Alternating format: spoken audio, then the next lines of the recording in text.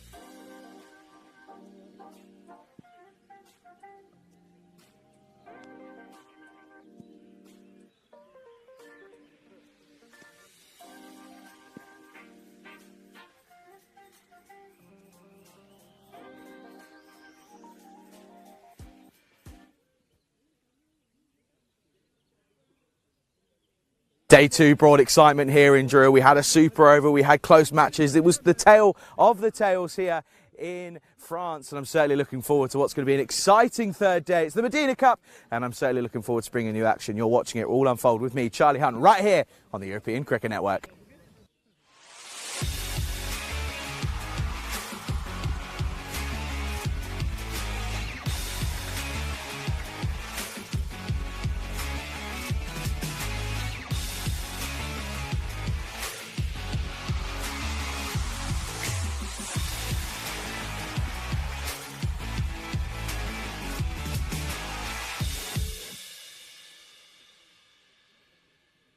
Morning everyone, and welcome to the Mdina Cup, the third day here of course at the Sports Cricket Club here in Dreux, France. And again, what a day of cricket we brought you yesterday. It was a first ever on the European Cricket Network. We had a super over, of course, France up against Belgium. Of course, it was the host team, France, who took the victory there. We'll run you through the results a little bit later on, but of course today, well, it's a little bit of a tricky day for Malta. They are currently winless here in this tournament. They've got it all to do here this morning. They of course take on Belgium in match number 5 here. It's essentially a must win for them. It's almost out of their hands. They've got to get a victory against Belgium, and then they've got to hope that France can get another victory over Belgium in the last game of group action. As for Belgium, it's a little bit of a relaxed day for them. They know that a victory here this morning cements their place in the final, and of course they'll probably go on to meet France if they do get a victory here this morning. So we could get an early preview of the final later on this afternoon, but it all depends if Belgium can get one over on Malta. A little bit of interesting news for you though for the Belgium side. Ali Raza, the skipper, picked up an injury yesterday, so it will mean that Sheraz Sheikh will take the captaincy. He'll lead the team out today. It's going to be an exciting day. I hope you're looking forward to it. As you can tell, it is a glorious Saturday here in France. The sun is out, highs of about 24 degrees. Looking forward to a perfect day for some cricket here in France. Let's go ahead and go out to the middle. The captains, they're out there in the middle with the umpire. Let's get the coin toss right underway.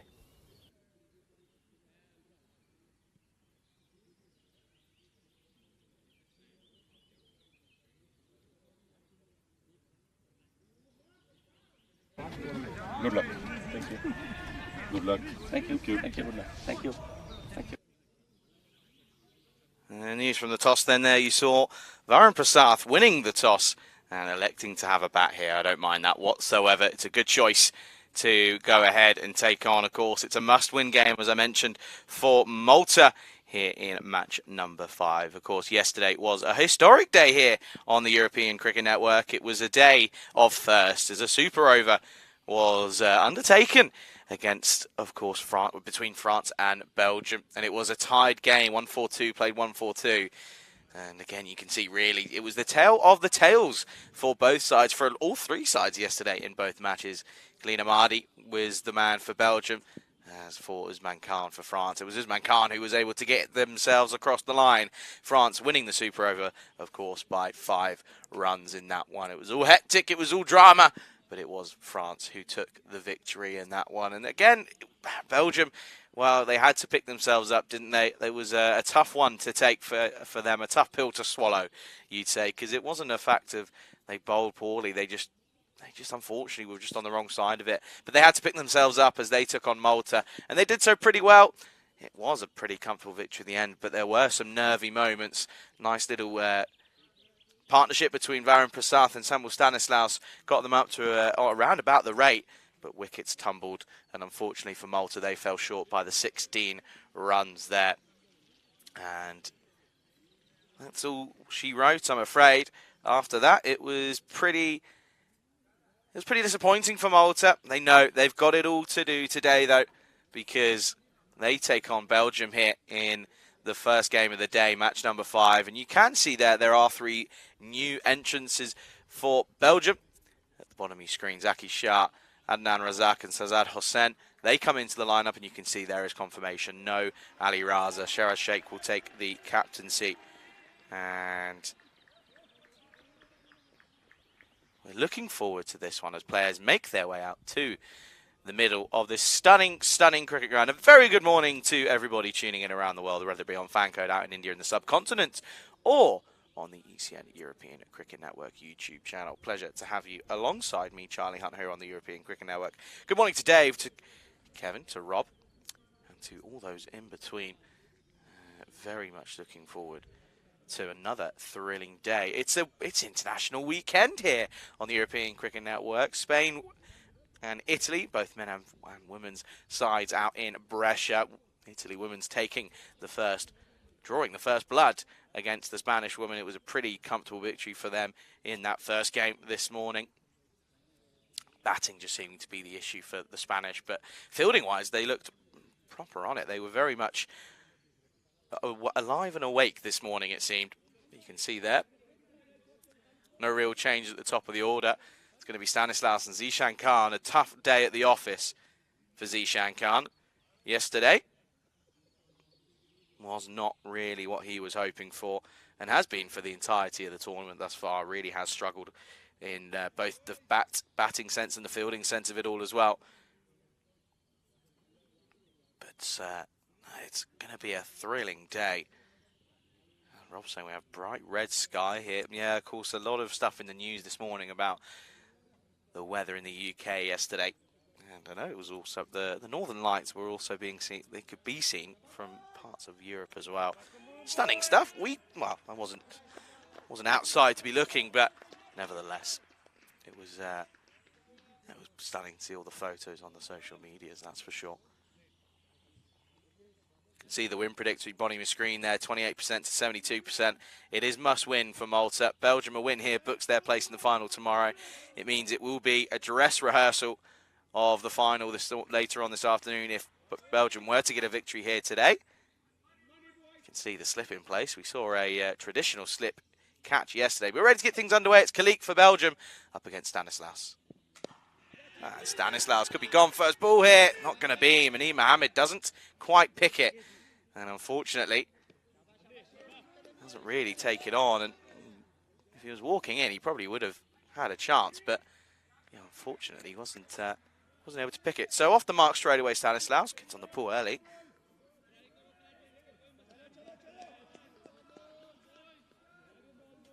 It was a beautiful day of cricket yesterday, and it was here looking as if it's going to be again here today with what is set to be another scorcher of a day, 25-degree highs. Zishan Khan just pushes this away, has a little look early on. He'll be hoping and praying that he can get things going here just because, as I mentioned, it's been a real struggle for him.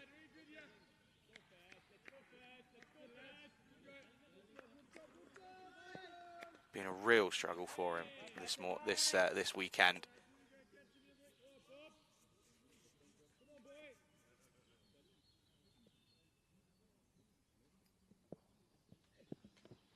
Almost chops on, was not far away. Of course, no Ali Raza, which means that Saeed Jamil takes the gloves this time around. Been warming up pretty early this morning. Bottom edge, very nearly chops onto the stumps. We've seen that quite a lot this weekend. We've seen a lot of wickets coming just simply down to the fact of batters chopping on, just playing a little bit late.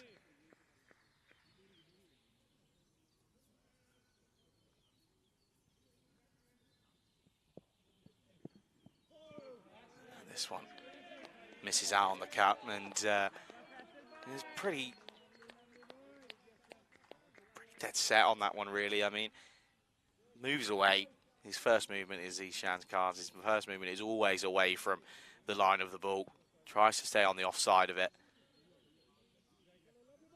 Never going to really play an effective cut shot with that sort of technique. You can see, though, the sun is out. Stunning conditions for cricket today. And again, all you can do is push back. So this is good areas from Khalik. Not giving him any room, not offering any width, not giving him the chance to swing back, and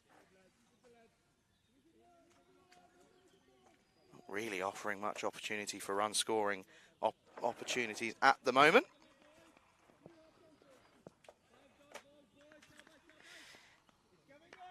See the robots there. The robots alive and awake this morning. There's an issue for Saeed Jamil. Wasn't able to get his shoelaces done up properly this morning. Good first over this so far for Khalik, with one ball left.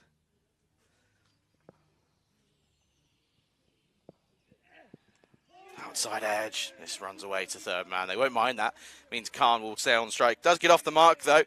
Not quite the most positive start for him. But 2 runs on the board for Malta off the first. It is 2 for no loss after 1.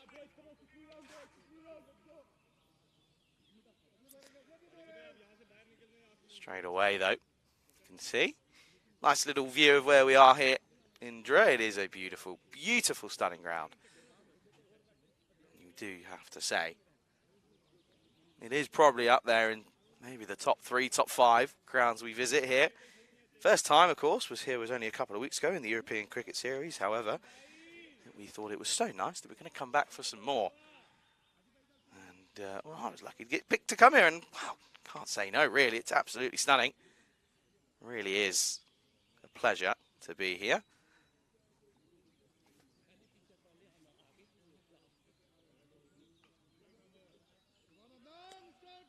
Well, new into the side. No real involvement in the first 2 days. Or, of course, yesterday was Belgium's first day. Razak is going to... That's Adnan Razak, of course. He's going to get the second over. He's going to open from the other end.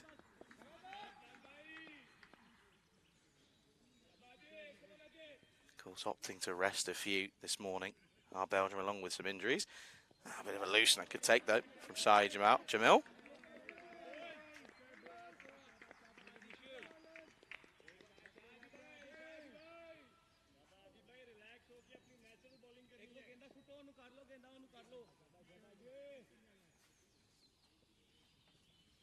Just a little bit of a wayward start, but he's on the money second time around.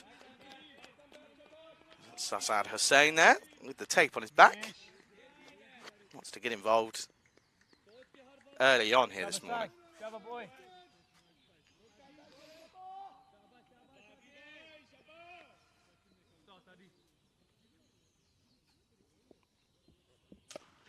This is hit firmly by Zishan Khan, and he'll get a boundary, so that'll do his confidence a wealth of good as he slaps this one through the onside.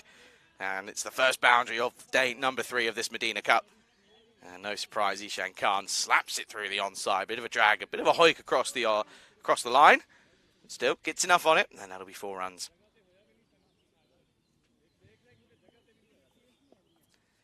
Very popular man amongst the community is Zishan Khan, and yeah, it's not to harp on about it, but has struggled this tournament. Maybe a little bit of rust. Early start of the season. Coming into what will be a very busy summer. This is driven nicely straight to Zabir Sakil, and very nearly could have been a run out for Stanislaus. Bit of an interesting story for Stanislaus, really. He's had a good tournament, has scored runs, but it's not been an effective rate, and he's also got starts and not gone on to convert, which again has been a big issue for a lot of players, a lot of batters here this weekend. It's not an easy place to come and bat. That's what we've seen. And Stanislaus trying to get on the aggressive side. Not the best execution this time around, however. I have to say, what was a bit of a topsy-turvy day for Belgium. Bit of a diamond in the rough was Deval Demon. He bowled and batted very well yesterday on debut in his first game. And also in the second. It's good areas, but it's over the top. It skews away. Once again, Sabir Sakil will do the work. Of course, Sakil. We've seen a lot of him on the network. Plays domestic cricket in the 2nd division in the Netherlands. Of course, a lot of players do. In fact, Sherry Butt's there as well. As is, or I believe, was Dawood Ahmadzai. I'm not sure if he is again this season, but he has been there in previous years. He was saying he knew Sherry Butt from that. Driven nicely straight to cover, though. Good pickup. Sassad Hussain. Nothing getting through him. End of the second. 8 come off it. Score is 10 for no loss. What we can do as well is we can go ahead and have a look at what the standings are looking like after the end of play yesterday. Of course, it was another victory for France and a victory for Belgium, which puts them in 2nd. So that just confirms that a loss here for Malta would make it 4 losses from 4. And well, they wouldn't be able to get into the final, which would mean that Belgium would play France in tomorrow morning's final.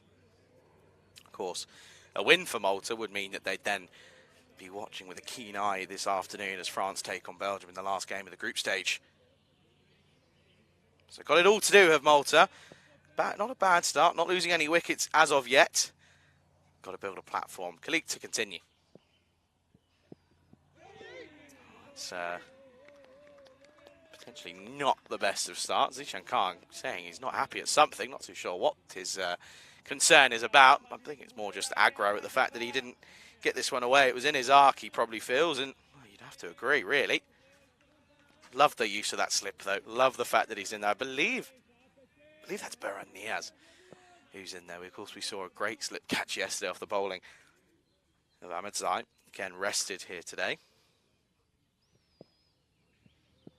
It just cuts away. We'll take on the arm of Sheraz Sheikh. Doesn't release the trigger, though. Yeah, that's something you got to remember as well, folks, is, you know, this T20 Cup is a bit of a warm-up for, of course, the T20 World Cup qualifiers this summer. It's a busy summer of World Cup qualifying action. Off the top of my head, I'm aware there's obviously Guernsey. Well, there's Mr. Van. That's our taxi driver. Well, obviously stuck around for a bit of cricket this morning. Just drops in to the onside for one.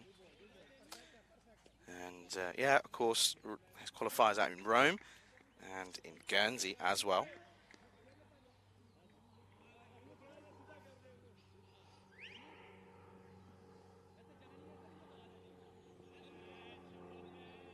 Of course, Guernsey.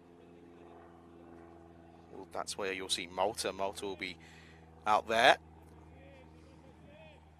And of course, a busy week in the general cricket world as well this week. We'll talk about it after this delivery. Shot. Lovely pickup. That'll be Maximo Tai. That's a brilliant shot from Zishan Khan. And we do know that when he's in and when he's on form, you don't bowl to his legs. He hasn't been in form this weekend, but showing signs of early promise here, as that's a lovely pickup into the onside. 6 runs. Just straight 2 straight is Khalid, and it's in the slot.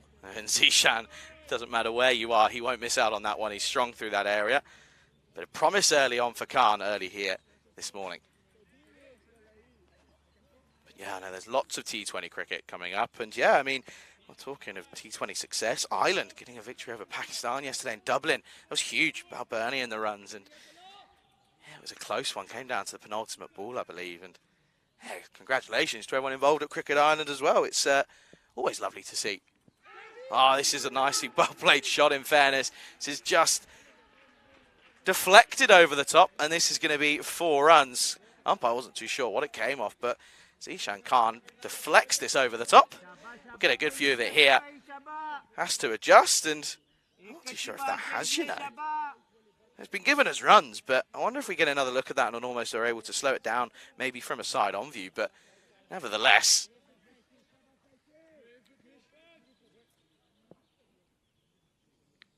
No, I'm not too sure.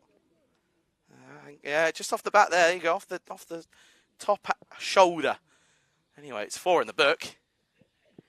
That's sensible. This is really, really positive from Zishan Khan. He's woken up this morning, clearly had his Weetabix. Other brands are available. And we'll say his oats. He's come through for a good over that time around. End of it. They pick up 14 off it, the score. 24 for no loss after 3.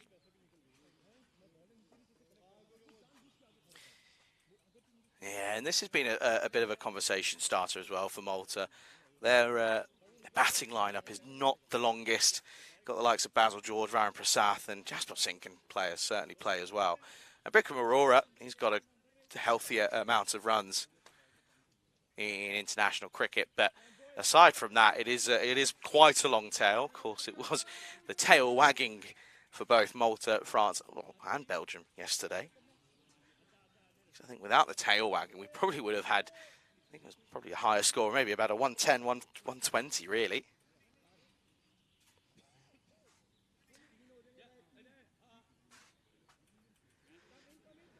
Razak's going to continue after a pretty good first over. Only went for the 8.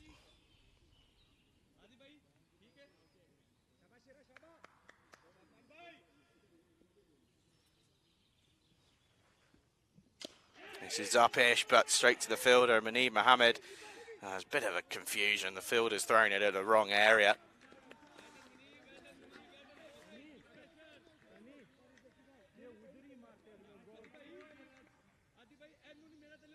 Starts with just a dot, though, this time around.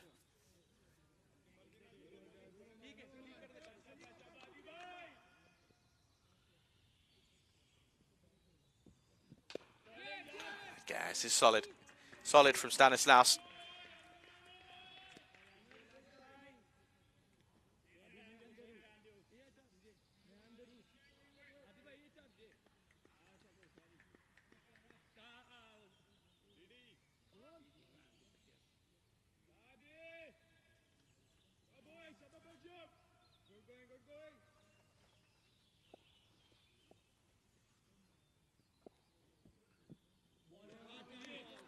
Better.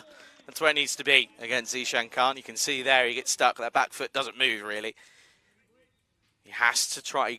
That's an area he's got to work on. He's got to be able to fend off those shots and utilise the offside. He is a very leg side hit dominant player, but that's where he's got to look to improve. And well, those sort of deliveries will help. Gets through the keeper, but luckily there is a short fine leg. It'll just be the wide.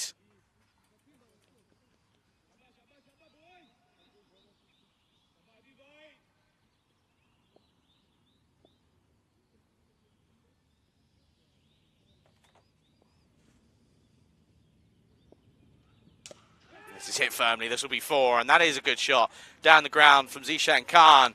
And Khan has liftoff here at the moment, playing some beautiful cricket shots, in all honesty. This is a lovely one of them as well. Great example. Offered width, and this time doesn't really look to stay leg side. Uses the most of it. And that one is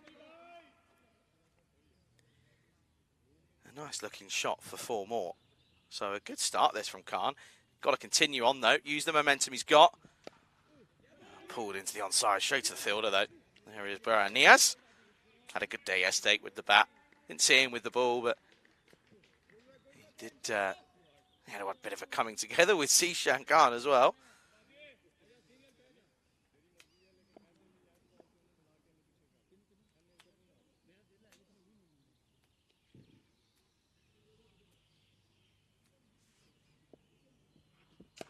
Oh, now he does pull again, gets through the field. That's a little bit unfortunate from Khalid Ahmadi.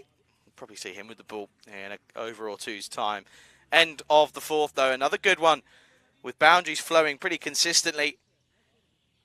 It is 31 for no loss after 4. And well, these are the total stats we've got for you at the moment. 4 matches played. This was as of this morning. As you can see there, maximum rate. Nothing drastic. Of course, T20 a little bit different. But you can see there that yeah, the runs 6.7. So average score really. You're looking at around about that 130-ish mark more than anything. But yeah, good to see. And yeah, shout out to our partners at HCL Software powering the stats gun.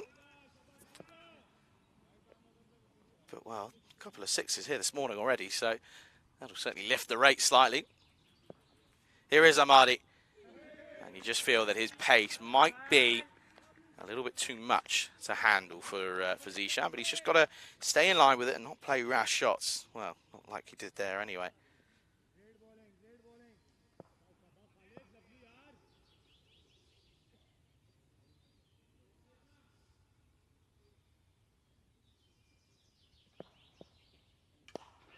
Yeah, stays in line with it and gets it away, in fairness. This is going to run away down towards the rope. I think it's going to get there, and it will. So that's well timed, using the extra pace. And Zishan Khan off to a bit of a flyer here. And for the first time, we're seeing an opener really take the attack on. Feels like I haven't seen this since Hamza Niaz all the way back on the first day. But this is well timed through the onside from Zishan Khan. And he'll get 4 for his troubles.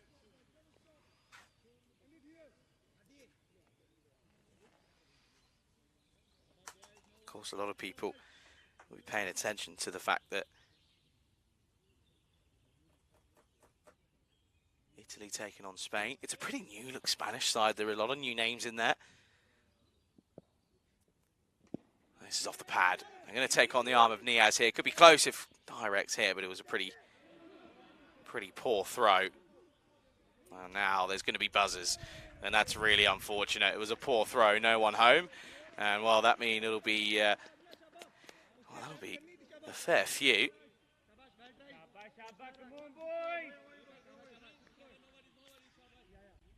That's a little bit unfortunate, really. So the buzzers this time. 5 off it then.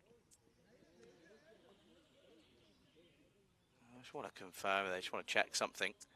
I think that goes down as, should be down as 6 really, because they, if it's not 6, if it's 5, then they have to swap over. I'm sure. Then that's what we're seeing here.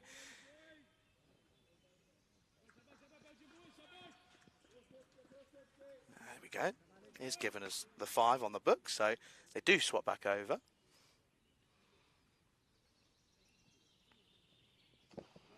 That's well bowled. Well bowled, but well batted. Keeps it out, digs out the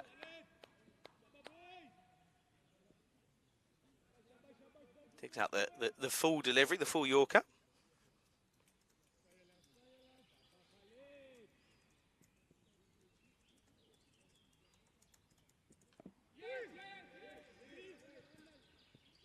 And again, bit of an outside edge, but keeps it out.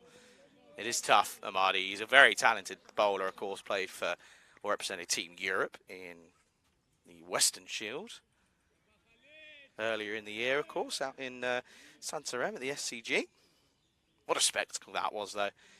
And I don't know if any eagle-eyed viewers have taken a listen, but our very own Corey Ruckus did a podcast. He spoke pretty heavily about it and the situations following it. Zishan, though, again pushes. Confident push, though. I'm liking the confidence we're seeing here from Zishan Khan. At the moment, Malta making the use of the power play. There's 1 over left in it, but it's a good start, this, as Malta are 41 for no loss after 5.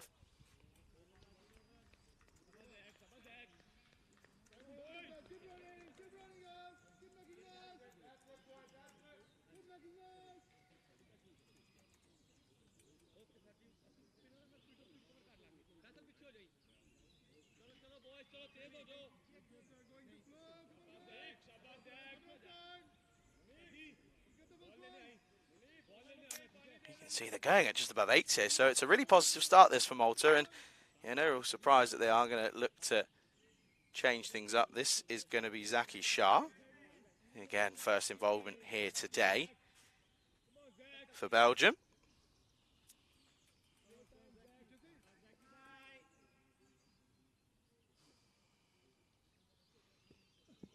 On the money straight away. Good Yorker. They come through for 1 there. That's good batting.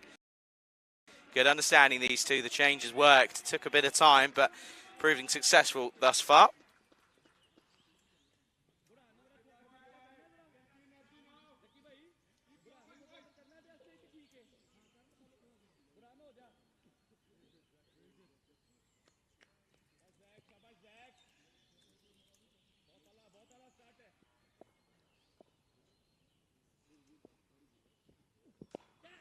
And Zishan goes large into the onside. It's going to be another 6er. That's 6 up then. And Sispois. There you go. Is that Gus? I think that is Gus out there. He gives us the signal there. And Zishan Khan finally comes good. And a lot of people are going to be enjoying the fact that they're witnessing Khan in the runs. Picks up nicely. Bottom hand gets involved. And lifts it, lofts it over the top. That's over the tents. Good pick up. And Zaki Shah under a bit of pressure early on this morning.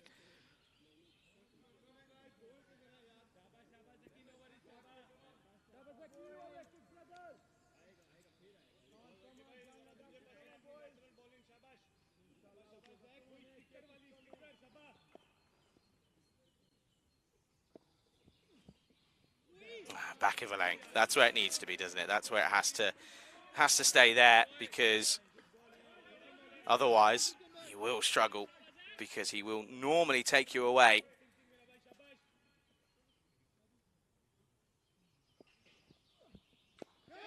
Well, saying so, he's just played a beautiful cut shot through the offside. Zishan Khan clearly woken up this morning and said, I've had enough of this dilly-dallying.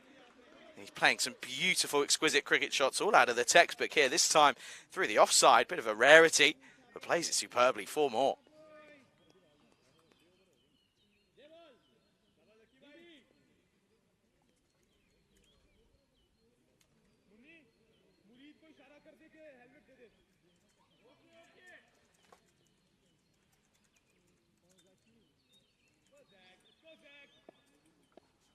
Need to respond to those shots. He's gone for 2 boundaries already. Oh, this is hit firmly. Fielder out there. Devolved them on as well. Keeps it to just 1. But this is positive from Zishan. And the difference that it makes when one of your openers does make a bit of a good start here. 39 off 25 in T20 is perfect for an opener. And Stanislaus again, all he's doing is just getting Yorker after Yorker. It's clearly the plan they've set to him.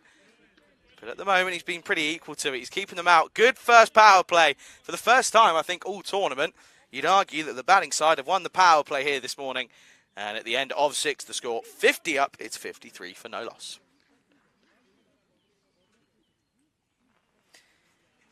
You can see there, Stanislaus has just sort of had the best seat in the house, really.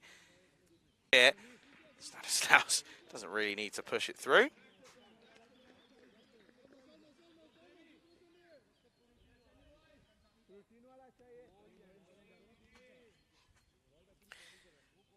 Really, all Stanislaus needs to be doing is getting Zishan Khan on strike at the moment. He's 40 off 26. It's a great start.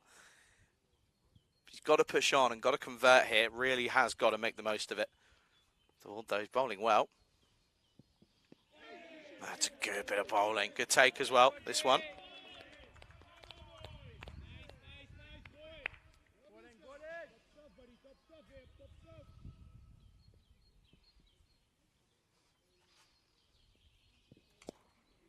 This is a Gundy ball and it gets the treatment. This will be 4 runs down the leg side.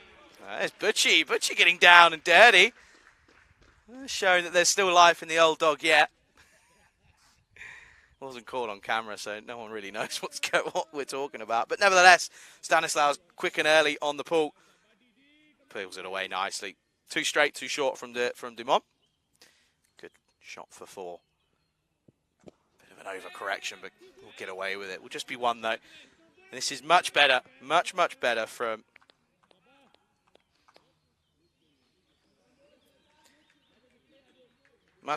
the openers here. Really setting a good tone here. 7 overs down, score 61 for no loss.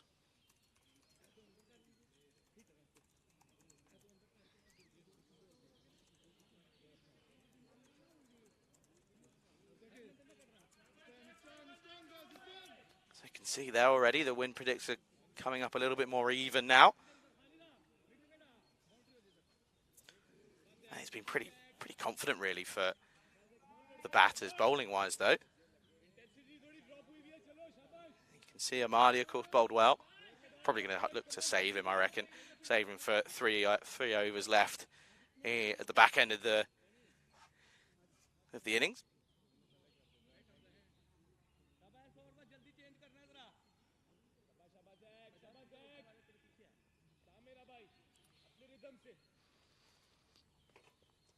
Sharp went for 12 off his first. Stanislaus just plays down the wrong line there. Gets a little bit of a rush of blood potentially. Plays a little bit in front of him, bit early. Zishan keen, very keen to get at the other end, which is completely fair enough.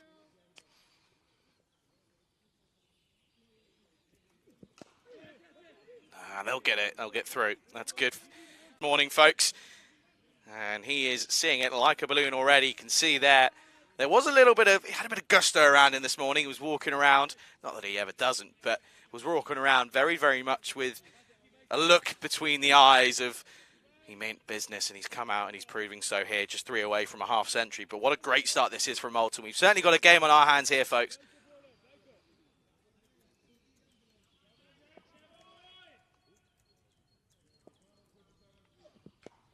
Now plays to the offside, and it's going to be a half century, and that is a beautiful way to do so as well. He's played a stunning innings here, Zishan Khan, and there you go. You can see what that means to him.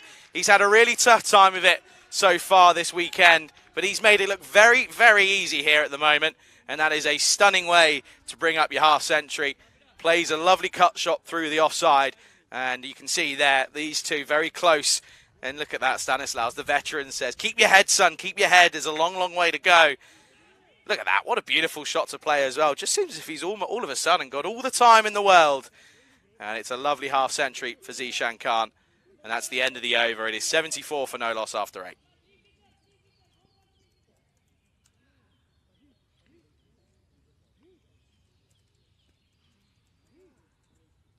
A bit of the unprecedented about this for Belgium at the moment.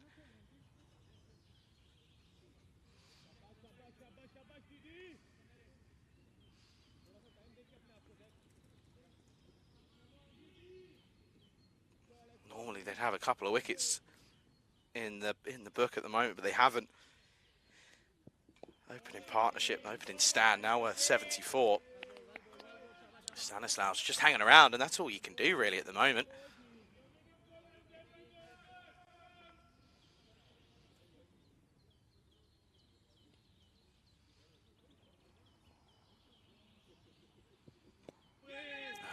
Just tickled into the onside. Should just be a single once again. You can just see signs of frustration now starting to come into play for just starting to come into play as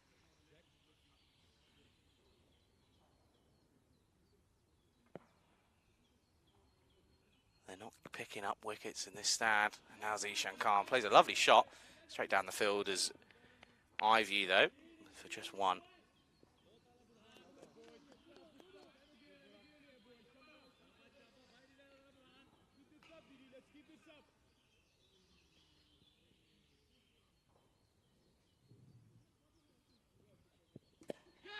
To the onside again, hasn't quite picked it up, but it might split the field here. Oh, there's a kill, almost has a bit of a stinker there, and Stanislaus thought it was going to go. He was pretty much wandering back, almost had to get, had to get the skates on. Gets home safely though.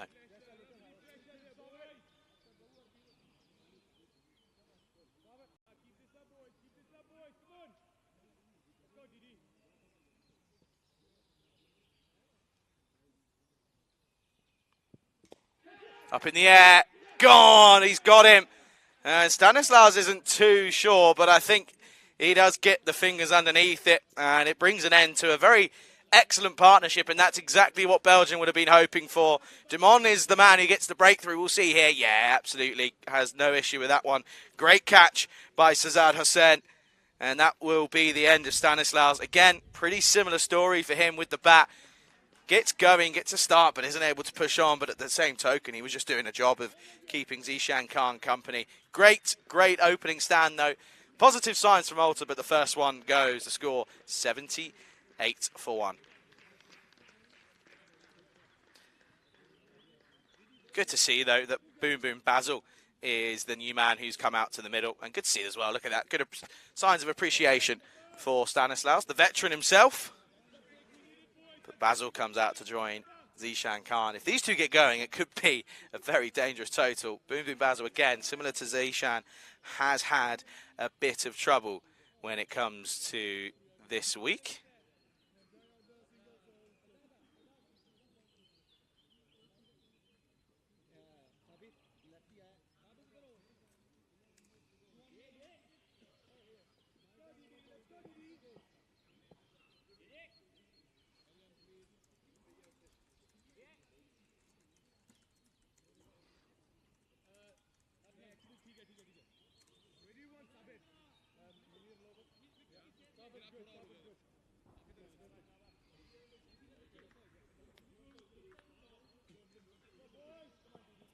So then, Basil is the new batter. Last over. The ninth is going to drop a run. Could be gone here if he's not close. Great start this, though, for Malta. Lovely opening stand of 78 for both Stanislaus and Zishan Khan. And it is good to see.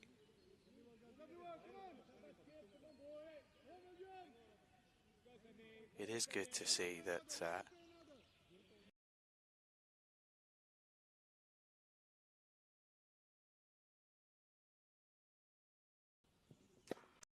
Zishan takes him on. Fielder out there, though. Straight to him, though. One bounce.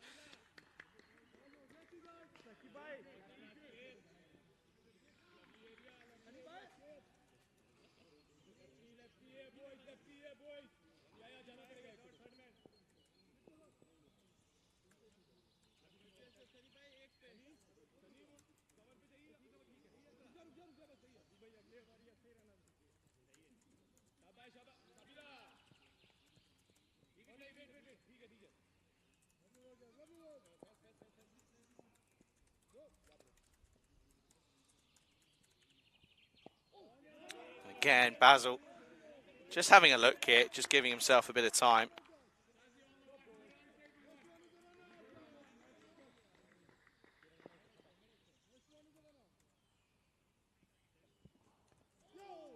Oh, man, this time gets through. Basil just taking a bit of time here.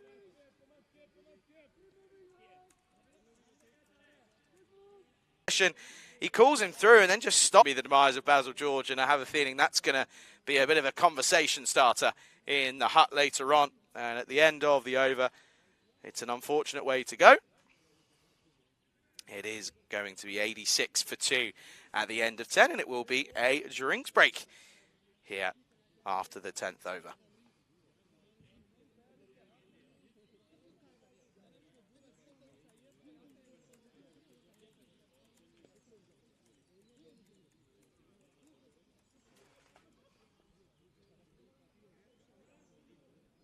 And this is what, of course, is coming up. It's May Madness here on the European Cricket Network. As, of course, we're here in France for the Mdina Cup, whereas Vinny's out in Brescia. We've had the ECS, that finished yesterday. Punjab were the winners, of course, of the ECI and the ECIWs at the moment. Then we're off to Estonia. That starts on Monday. And on Tuesday, the European Cricket Series night event will take place in Coimbra in Portugal.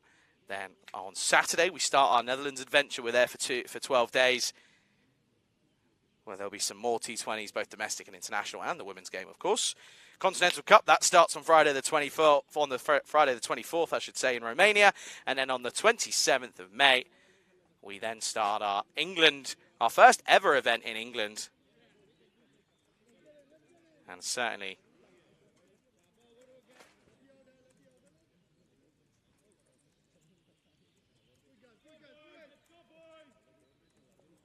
looking forward to those events, and I know a lot of people will be there as well.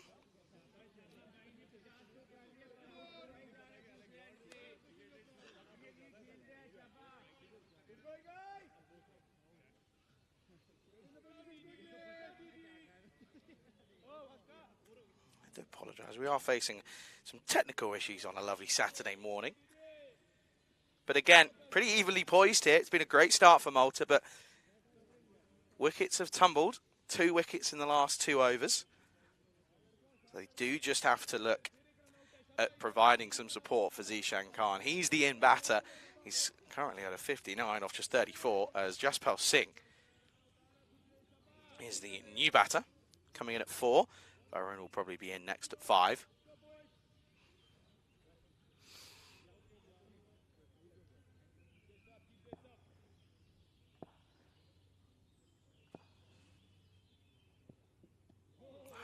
Going to be a wide to start. I think Devol knew. He did have a little peek over his shoulder to see if it was going to get called. Umpire took his time.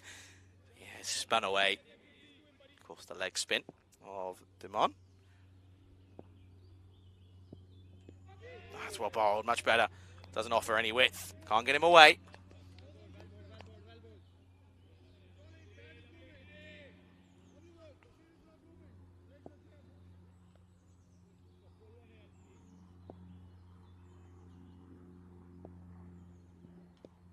That's much better. They're going to take him on here. Could be close. And I think he might be gone here. And I think he is. And you can tell by the celebrations, that's a huge wicket to get. So once again, another run out here. Imploding a little bit here, Malta. Not giving themselves much opportunity. It was a quick single that was opted to be taken. And he's gone by a long way. Good work again from Devol to take it cleanly. He was on the wrong side of a close call yesterday. He's on the right one of one here. And unfortunately, 3 down now. And this is not what they would have been hoping for. They found themselves at 78 for no loss. They're now 87 for 3. And that's going to be unfortunate for Singh.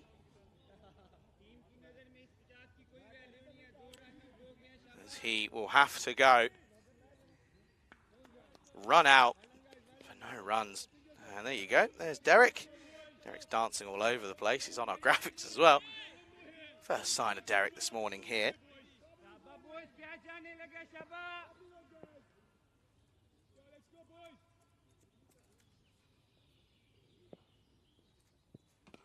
Zishan Khan. Oh, and again, offering opportunities here. Fielder wasn't quite alert to it, but no sign of Varun Prasath yet, which is interesting. He's got his helmets and gloves on, so we're probably coming in at 6 then, which is a little bit, which is a little bit interesting, but yeah, so it's now 88 for 3. Apologies for the on-screen graphic just a little bit behind.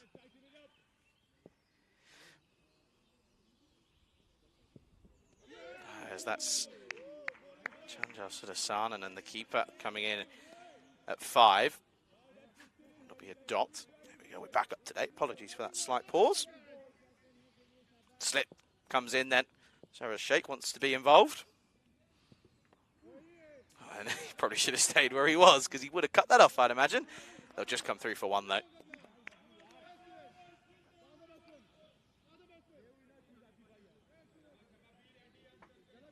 Moment though, over back in Italy.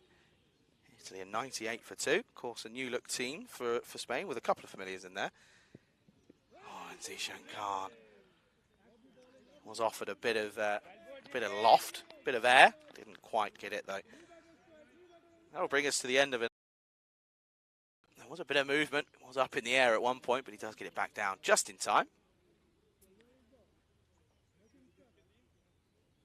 And that'll be the close of the 11th. Score 89 for 3.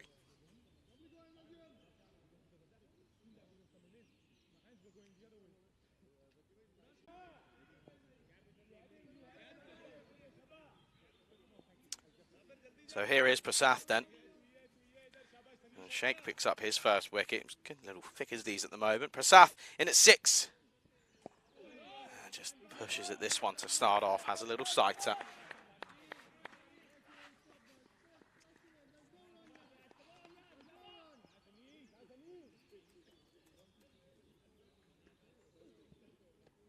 Back of a length, and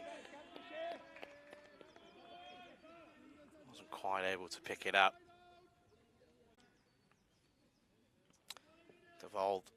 It's good running, confident running at that. Apologies, folks, if you are facing a few issues with the stream. Trying to work on it at this end.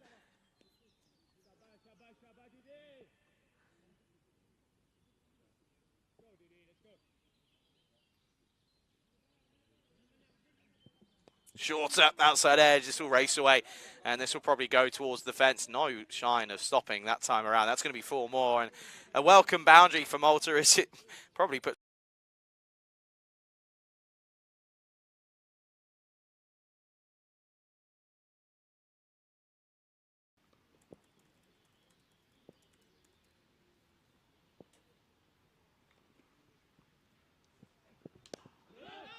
Just defends this one. Again, good cricket from Khalik. Finds the line and length as to where he would want to be.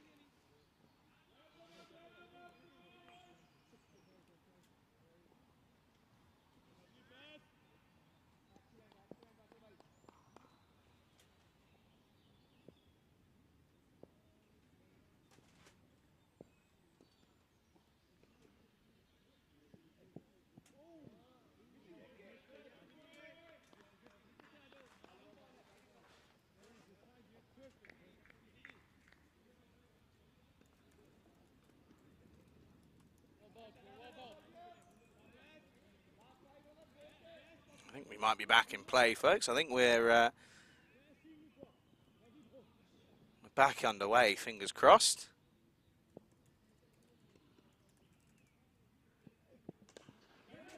join us back as Kalik finishes off his over. And that'll be 112 for 4 after 15.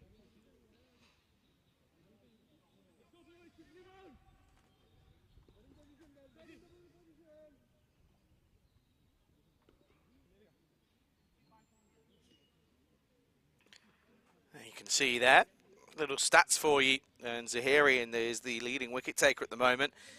And yeah, of course, we'll see that France later. Of course, they probably might have a few rotations because they're obviously confirmed for the final. So it'll be interesting to see what they go for. But both French at the top there as we come back to live action. And they come through for one. And Sheriff Sheikh's going to continue out and bowl out his spell, a good spell at the moment.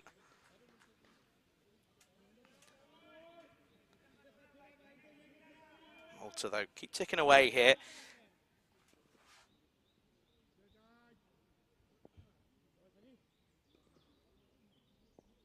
I've just got to try and keep things going here. And Prasath goes large. That's going to be 6 runs. And he reaches for that. And Butchie was trying. You can see him there. He was trying to get involved. Well, we said there was life in the old dog yet. But, well, not enough, clearly, because he couldn't quite get there. But still, good shot from Prasath. And that will be 6 runs. Yeah, if you are still facing issues, just refresh your browser, folks, and hopefully the stream will reset itself for you. I believe we're back underway and all in the clear. Luckily for Prasath, because we were able to see a nice shot there. Now over the top on the offside, and this time will just be one. Well, they're going to think of 2 here, and that's poor fielding. As long as he gets the throw in, well, he doesn't. That's really lazy. Belgium just starting to falter there. Lack of understanding, lack of pressure from Khalid Ahmadi, who's out there on the offside for the left-hander. It's poor. Come back for 2. But good running, though, from Malta. Good standards. Again, short. And just sneaks it in. Umpire lets that one go. I've seen them given. All we ask for, of course, consistency on the network by any umpires. And I know that's something that gets spoken about regularly, is the standards of umpiring is very much improved over the last few years. Well, he's properly reached for this, and he's going to get it again. That'll be 1 bounce, and well, 1 bounce over the rope. That'll be 6 runs. There's nothing I could do about that. Apologies, folks. But lovely shot this time around once more, Prasath. That's back-to-back 6s now over that area. He's very much reaching for it, levers. He loves it there. He will take it on. He backs himself 9 times out of 10. It's a long old way out there, but gets all of it, picks it up cleanly. That'll be 6 points max for Malta. He wants a drink there, he's saying. He'd like a drink anyway. There you go, he's waving. Please, sir, I'd like a drink next over, please. Good to see. I think that we're back in play, stream-wise. But not quite the best end to the over. As evasive measures are being taken for some of our protection. Not my protection, equipment more than anything. It's interesting equipment that's being used to protect, but protection nonetheless anyway. 15 off the over. Could be a magical one if he goes again here. Oh, he could be caught in front here. Sheikh's keen. Umpire not so much. And I guess the question there was impact and potentially height as well. Sheriff Sheikh was pretty dead set on it, but it's a leg by to take us through, and that'll be the end of the over. It's 128 for 4.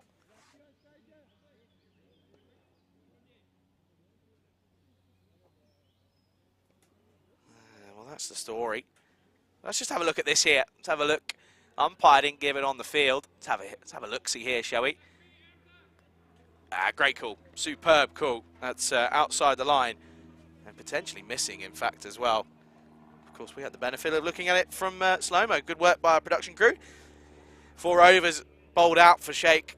Again, good from the spinners, though. Going for 52 for 56 off 8 overs. You'd be pretty content with that, really, in the grand scheme of things.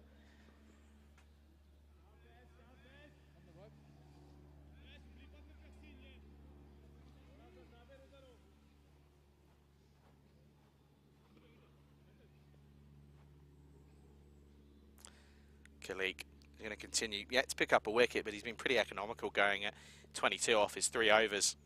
Prasath, though, 30 off 18. He's gone for it again. I think he's going to be just safe, and is. It'll just be a single comes through. As Amadi not going to make the same mistake twice. He's alert to this one first up.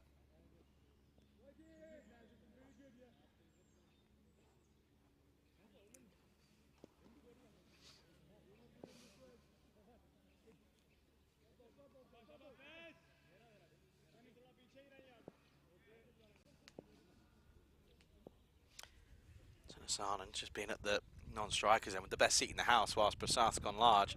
This is a lovely shot. This is carved away through the infield. They're going to take on the arm here. They go for two. It's good running. Very good running from these two.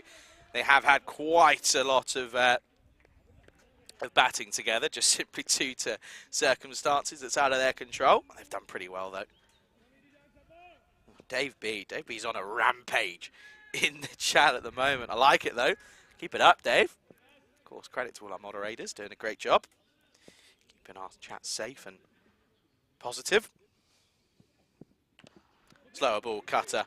Oh, he will get it away, but they won't come through for a single. A little bit lucky for Khalik there. He'll be a little bit annoyed that he's not taking a wicket here. He hasn't bowled badly, to be quite honest with you. Prasath, again, really good. But I've got a question. You know, he's one of the, if not the best batter in the lineup. Why is he coming in as low as 6?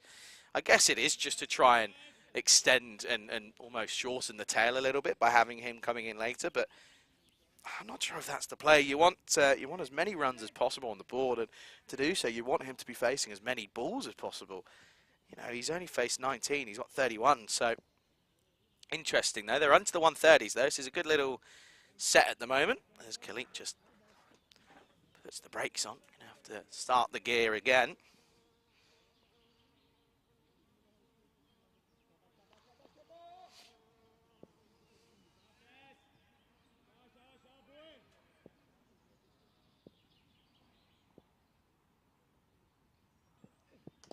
This is up in the air, straight to the fielder, and gone.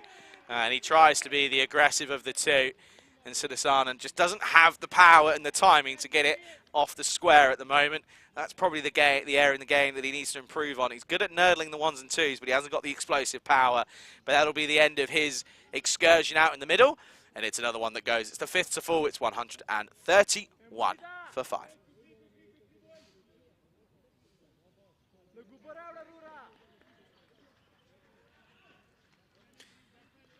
Runs off, and I think he knows that he's done his job though, really. He comes off, and out comes Bikram Arora. But a good little innings from Sudarsana, and again, a little spell where he had to just keep things going. But these two played a lot of cricket for Malta in recent history.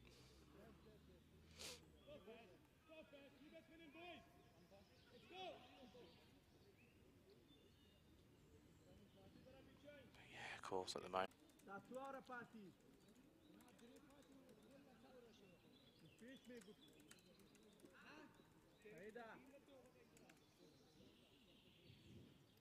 It is stunning though here, isn't it? I know I've said it multiple times, but just that sound of like being on a nature program. We can hear all the birds chirping. There's a bird of prey here yesterday.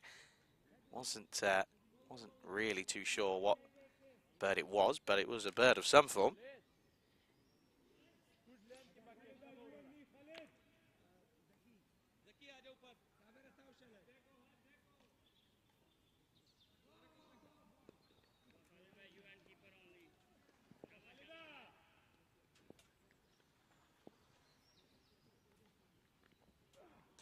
And this is off the toe, and luckily doesn't time it at all off the toe, and is a misfield as well. It'll be a comfortable 2.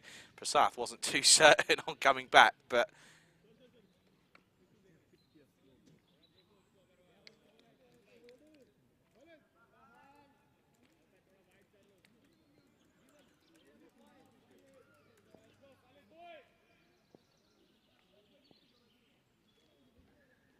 Marty. Well bowled, but well paid as well. Well played. Just nicely dapped down. And Bikram Arora, by the way, not exactly a stranger to the T20 game. Yes, very much a veteran of the sport, but I think that's where 41 years of age is Arora. That's where Malta have got to start to maybe look at bringing a few youngsters in.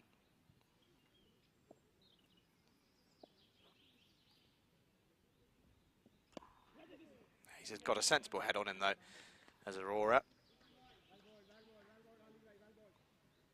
Got a high score of 66 not out. That was back in 2021, but can play. Certainly can hold a bat, but he's got a good record with the ball. 24 wickets in international cricket. That's a real quicker one. And what's this come off? And oh dear. Oh, Prasath saying straight away that that's come off his arm, and well, umpire says no, it's come off the glove, and unfortunately he's going to have to go nevertheless. It'll be interesting to have a look what this does come off here.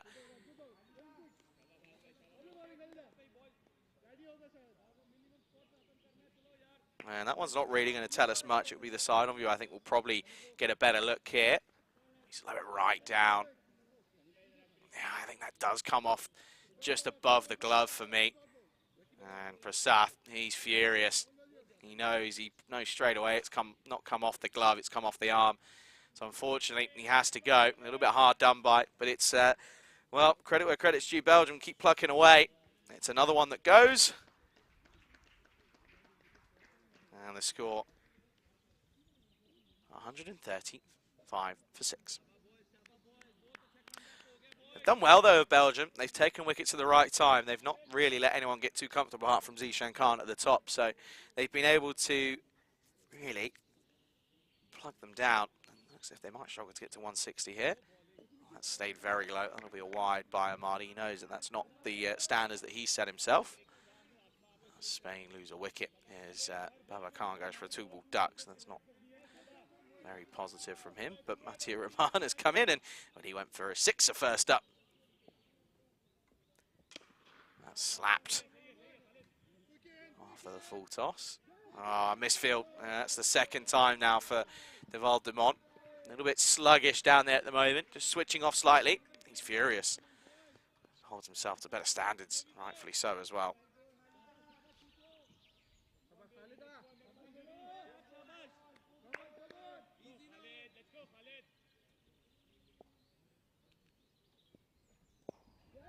And again, Aurora. Think of 2, but probably not the partnership that you want if you want to look for quick 1s and 2s, really.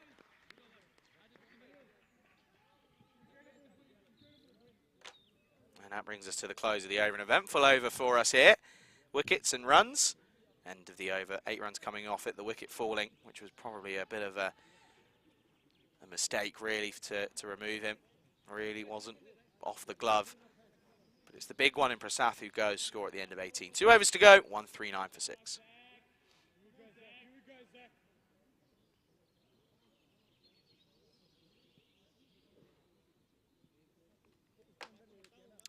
They're going to go back to Zaki Shah here, who struggled. He got a bit of tap. Of course, actually, Zishan Khan took a liking to him, but now he's got Finya Mughal. Of course, he'll probably take one of the first 2 overs in the return innings. Well, he's gone now, and that is a superb delivery from Zaki Shah. He's done everyone up and confused everyone. That was a superb ball, full, straight. Simple game, really. You miss, I hit. And a perfect Yorker with perfect execution. See that, in dipper.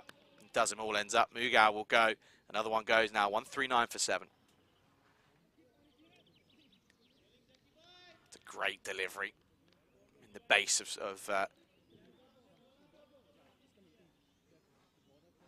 square leg gone. He has to go, and to be fair to me, he's actually faced a few pretty decent deliveries this weekend.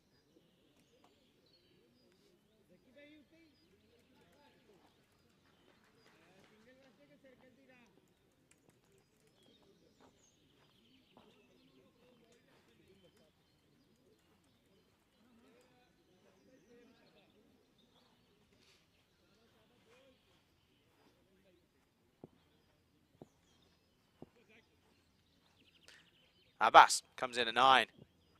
Oh, that's going to be a dot to start. Abbas came in at 11 yesterday.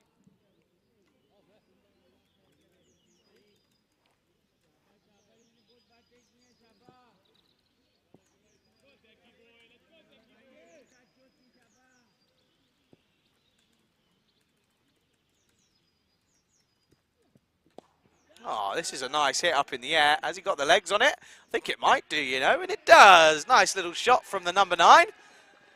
Much to, I think, potentially the surprise of a few of the Maltese camp. Wassim Abbas picks it up cleanly, and that will certainly help proceedings as they look to get up towards that 160.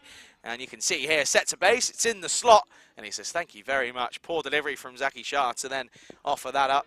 Now we're going to come back, and this is again hit nicely.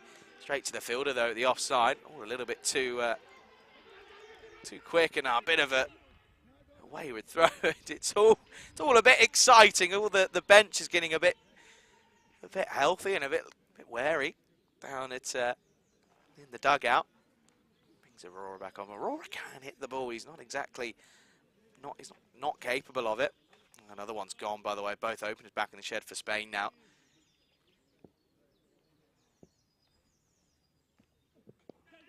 Again, played away nicely. Straight to Razak. They're going to come on back for 2 here.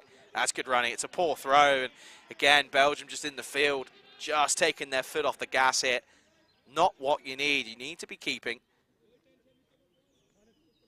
Need to be keeping the pedal to the metal. We really got to keep applying the squeeze.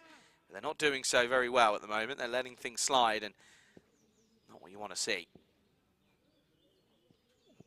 Oh, wow, he stepped right across here, but he was waiting for this sort of delivery, and it gets it away nicely. And that will bring up the 150 for Malta, and it's a great way to end the over. It was an interesting one. It had some runs, and well, it also had some wickets in there as well. 2 boundaries, a wicket, 13 come off it. End of the over. It is 152 for 7. Look at this here. Nice little embrace between those two, having a little conversation. 7 and 9 batting together. It's always fun. A story once again that the tails are wagging at the moment. And you can see not the best of efforts from Zaki Shah. Probably one of the more expensive economy rates we've seen this weekend at going at 12s. Almost 13s, to be fair. Last over, it's Amadi. And this is off the bat. This is going to run away. Big chase on as it runs down to fine leg. The ball's going to win, though, and it is. It's another boundary. So we've got 3 boundaries in the last 7 deliveries now. That's 17 off the last 6 deliveries, to be fair, if you take out the wicket on the first ball of the last over. And this is a lovely little flourish of runs to get Malta to a decent total here. Of course, it is really last chance saloon for Malta. It's out of their hands. They've got to get a victory here to have any chance of maybe taking part in the final tomorrow. We've seen weirder things happen. Of course, they'd have to then rely on France beating Belgium this afternoon. Abbas. That's not what you want to do. You've got to stay still. But he does get Aurora on strike, so probably not the end of the world.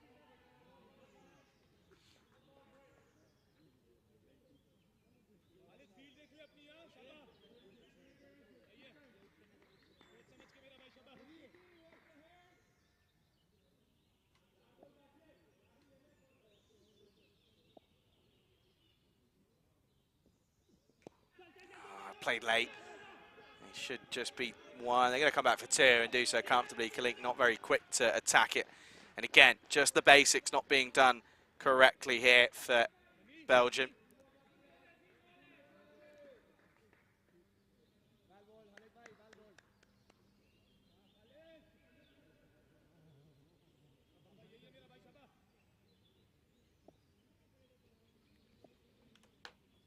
.159 now.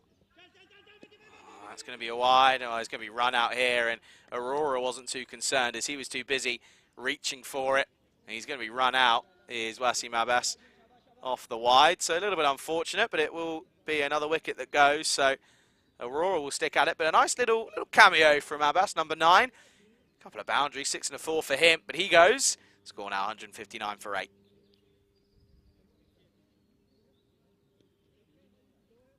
John saying, of course, what happens in the 19th. It did, didn't it?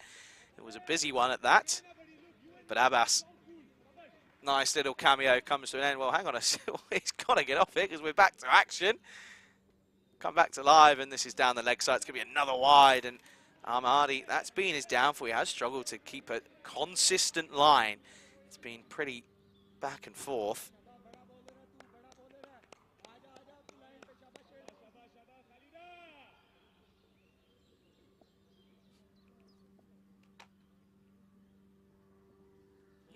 That's better. That's a well-directed delivery. That's where it's got to be. When he gets it on the money, he is very tricky to get away. Hence why Corey Rutgers picked him in that Team Europe side. He is, although he wasn't first choice, he is more than capable.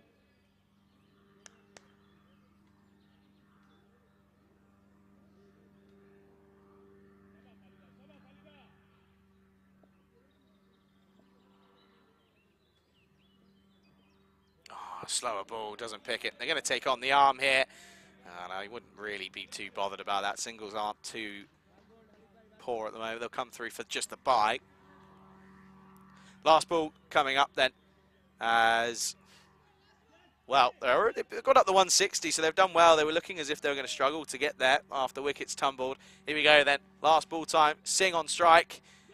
And they're going to get through, and they should just be the bye, and it will be. So they'll finish on 163 for 8 off their 20 overs. Yeah, it's a great bit of batting for Malta. Much better from them. It just shows you the confidence that you can get when one opener really converts onto a pretty decent score. It makes a wealth of difference in terms of confidence. And it will be the end of the innings then. And it's going to be an exciting chase. It'll be 164 for victory if Belgium are going to knock Malta out of the Mdina Cup. It's going to be an exciting one. Let's have a look at the highlights then. And it was that man, Zishan Khan, finally getting some runs to his name, and he was able to pick up some momentum for his side. And that was a well-directed little flick over the keeper.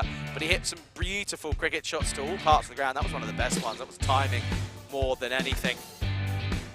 And there were some big hits down towards that mid-wicket area. And it really was impressive hitting, and that was how he brought up his half-century. But he went for one too many. Well, it wasn't that one. That was a good one that was played, and that was a really nice way to bring up his half-century. I think he was also pretty confident, but that was a disappointing way to go for Stanislaus. Just chipped up, and it was a good catch. But then there was an issue. There was a mishap between him and Basil George, and well, Basil had to go for not very many either. Varun Prasad used his levers, the long-armed man himself, was able to get a few runs, but he unfortunately was on the wrong end of a decision. He was given out, caught behind, and I'm afraid it probably wasn't the best decisions, as it was deemed to have been off the glove, but it was pretty much almost confirmed to have been off the arm. But that was a good delivery to remove Mughal. That was a good ball from Zaki Shafi, but he then got a bit of tap as Wasim Abbas came out and enjoyed a little bit of fun out there. That was a nice little flick down towards the rope, but he was eventually gone, and it meant that they finished on 163 for 8 off their 20 overs, 164 the required total. And certainly looking forward to what is going to be an exciting little comeback here. And Belgium, of course, looking to knock Malta out of the Mdina Cup. You can see that Zishan Khan, good scorer, top scorer.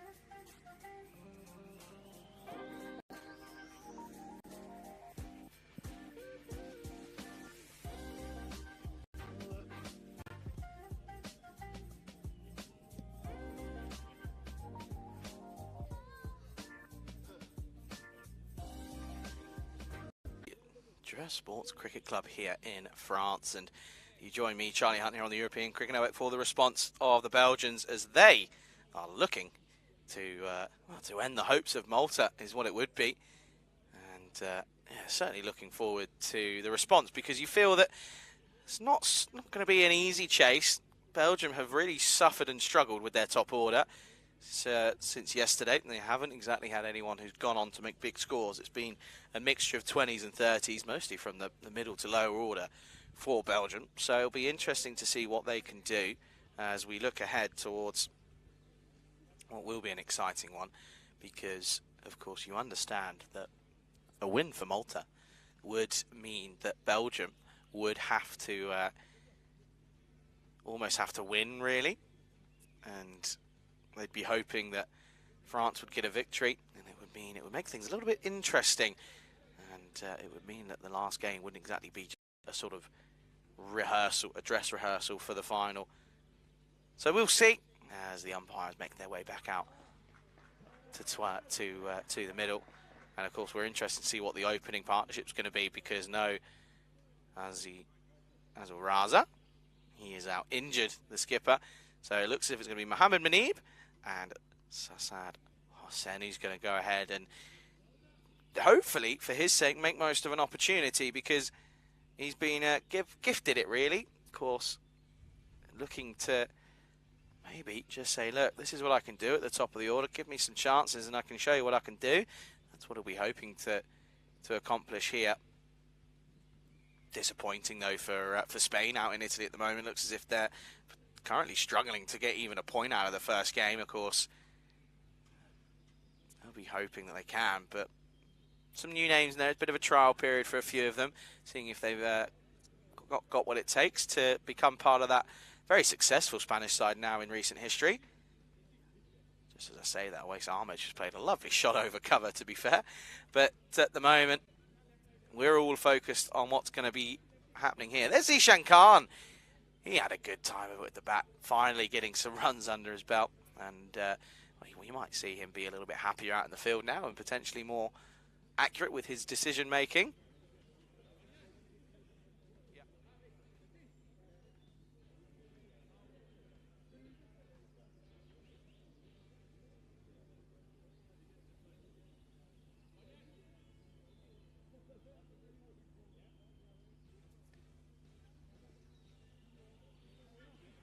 You know, a little bit on Manib Mohamed, and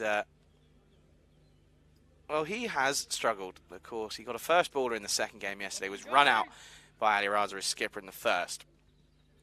Of course, we've seen him time and time again on the network, and he has got a pretty decent record, to be honest.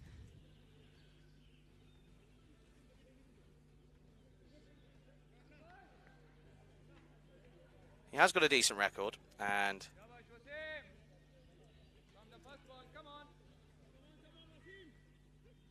this is going to go for another boundary. That'll be back-to-back 4, so 8 off the last 2 deliveries already.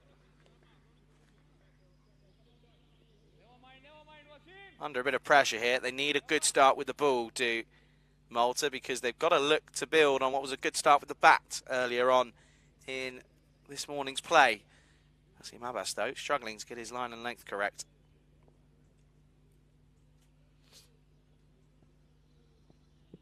Does go full up, but it's an overcorrection. It's in the slot, and it's going to be a hat-trick of 4s for Mohamed Manib. And this is a much better positive start for the Belgian with the bat again, similar to what we saw this morning for Malta.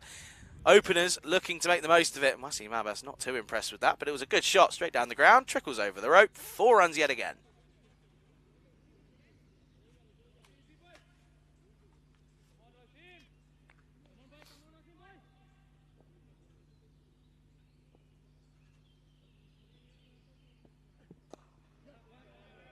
And now we'll just rotate into the onside. So that's good cricket from Mohamed Manib.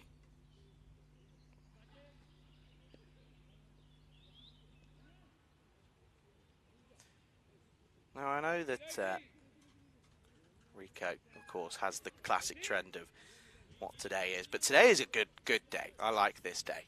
All right. Today is National Eat What You Want Day. How good's that? That's a great national day And, well, folks, make sure you make the most of it because it's National what you want day. So let us know what you're going to go for.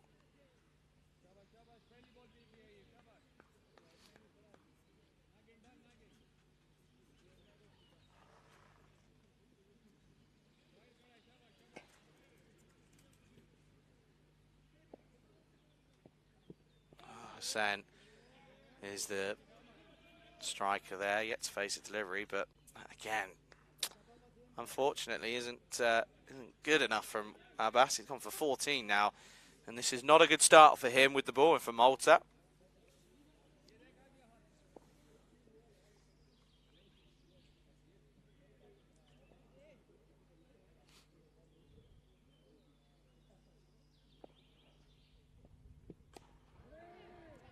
A confident push from Hussein. It's only a second delivery phase, first legal was one, but a good over this for Belgium. Good start for them, 14 for no loss after one.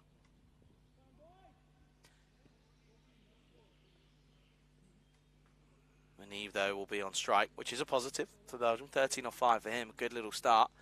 Of course, it will probably be Fanyan Mughal who will take us away from that forest end. Yeah, I'm going to call that the forest end, and then we'll call it the pavilion end here at nearest to us where the camera's positioned at the moment. I like it. Could call it the road end. There's the road that gets in. Let me know, would you rather go road end or do you want to go the forest end? You have to let me know in the chat. Of course, if you are watching on the YouTube, do get involved in that live chat. One of the unique aspects of the ECN is that there's a direct link between viewers at home and whoever's on commentary. Of course, only if you're watching on YouTube, but if you are watching on Fancode, it's unfortunately unable to do so unless you can work the magic of certain services. There's going to be Mughal, though, up against Manib. Manib looking in fine touch already here this morning. Should say afternoon, really. It's nearly 1 o'clock local time. Current weather of 21 degrees. Bit of a breeze, though, which is nice. The French side were here very early this morning. Very keen to possibly see the outcome of this game and see what it was looking towards. But at the moment, you'd probably say Belgium on top after the first over, but a lot can change in a long time. And again, confident pushing, good running. Always a single to the edge of the circle. That's Basil there. He's had a pretty quiet tournament, to be honest.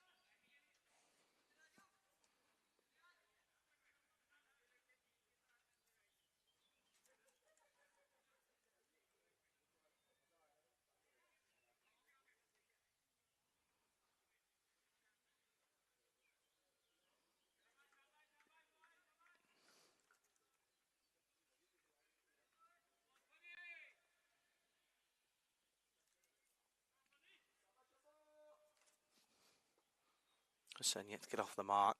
Only faced one legal delivery, though. Confidently just lets this one through.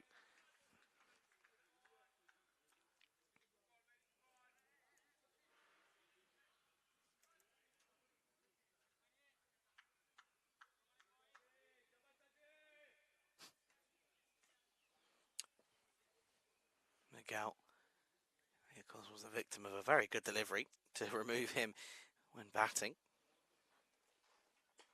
Back of a length, and Hassan will get off the mark.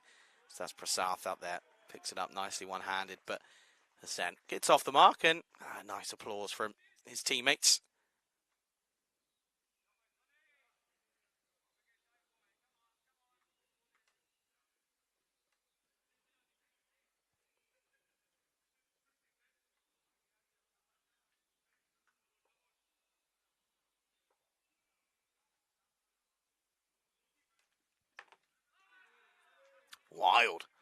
Wild swing from Manib, bit uncharacteristic, probably not really necessary. But again, Mughal in the good areas, in the correct areas. That's where it has to be, doesn't it? That's where you want to keep it.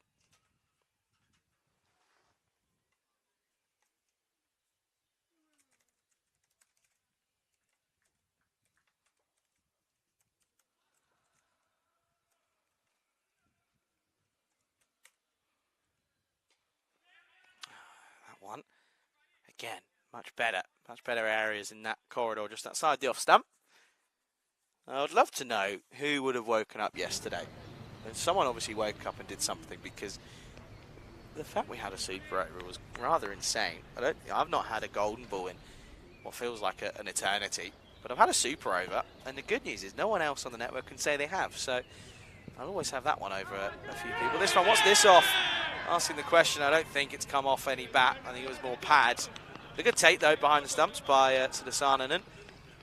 There's the question of whether or not he played it onto his pad, but I think it was more off the iPad, and yeah, there you go, there's confirmation. Definitely off the pad, but still, good take nevertheless.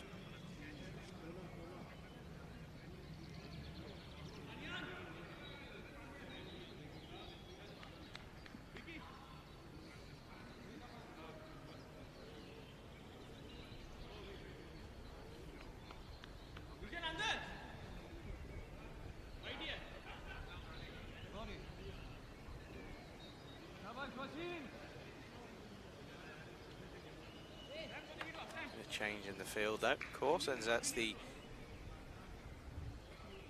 end of the second. 16 for no loss after 2. Abbas going to continue. Needs a comeback though, really.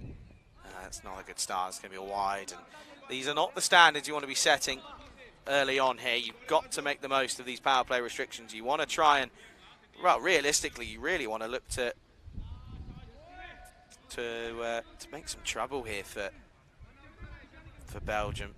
But they're not really doing so. It's proving to be a little bit too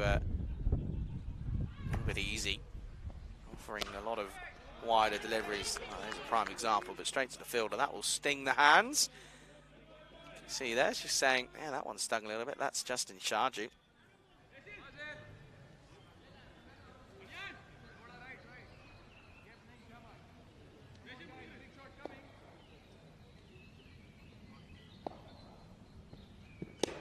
Better areas, much better. Straight to Khan at cover. That's where it's got to be from Abbas. That's where he's very, very effective in that little lane outside off stump. It's where it has to be.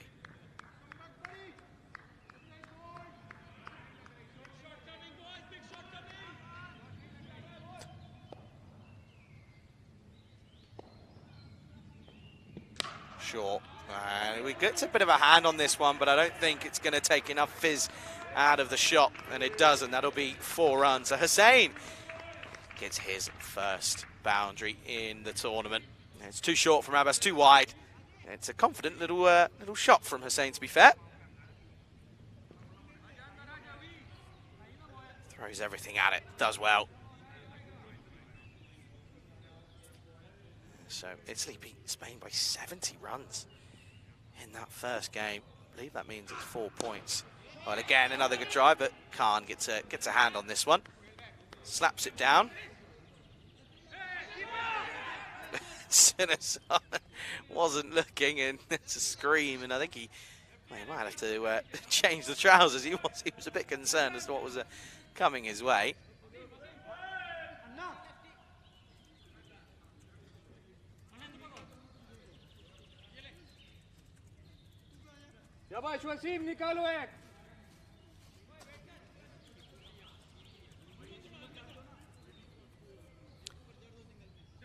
Then 14 off 9, good start for him. As I said, probably he's again similar story to Zishan Khan. Very talented player, hasn't quite been able to do so. It's going to get over and will come through. Just one. Oh. Clearly like that one. Did Belgium.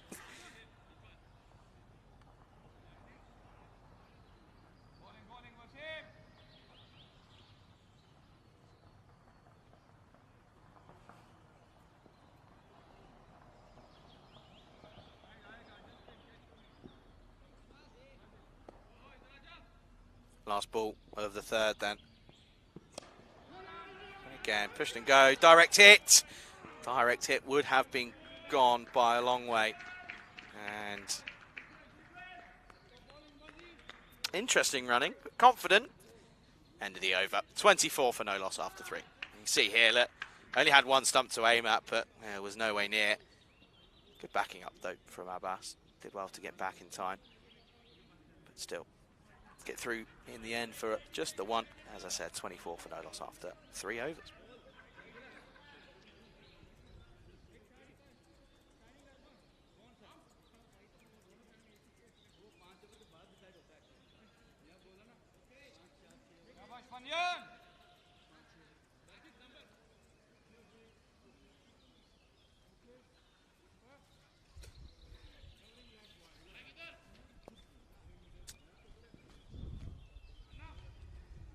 Mughal going to continue on after a decent first over, and he went for 2 runs, so a very healthy start for him.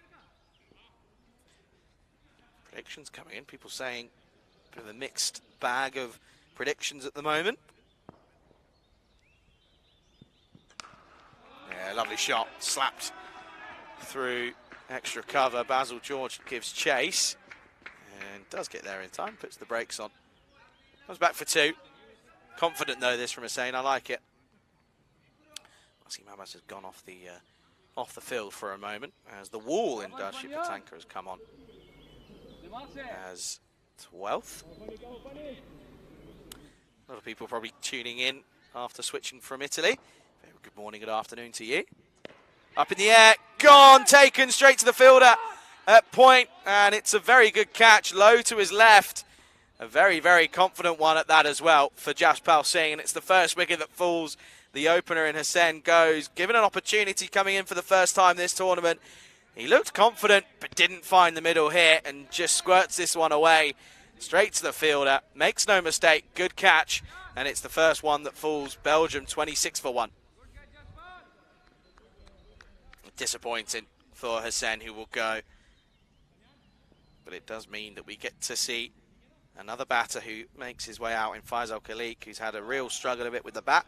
Bowled well, but again, not quite come off with the bat. But there is Hussein. Disappointing for him. Oh, well, sorry if you get a bit motion sickness there, folks, to apologise. Anyway, it is going to be 26 for 1 then here, and these two, they need to build a little partnership here. That's what we have not really seen, as partnerships haven't really been built. Wickets have tumbled at the right times for the bowlers. Shabash, shabash, Fanyan. Batsman thak gaya hai, shabash.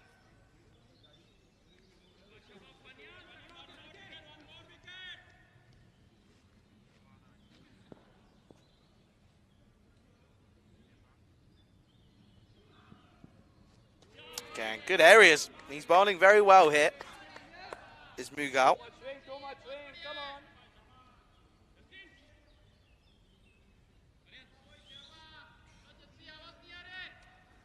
on. Come on, Fanny. Bowling karke thak gaya hai, shabash.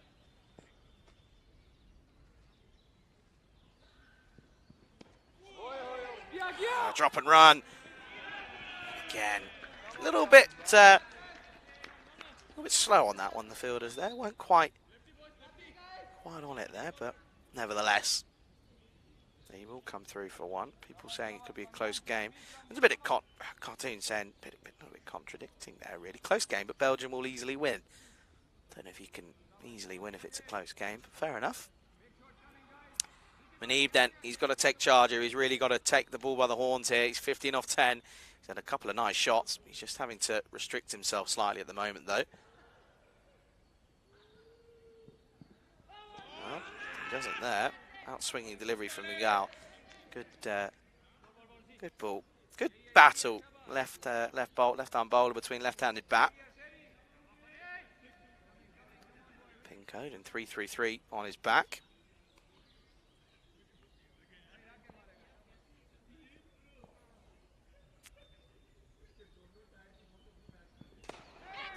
This is a nicely played shot. Tipped off his pads. Will just be 1. Good fielding.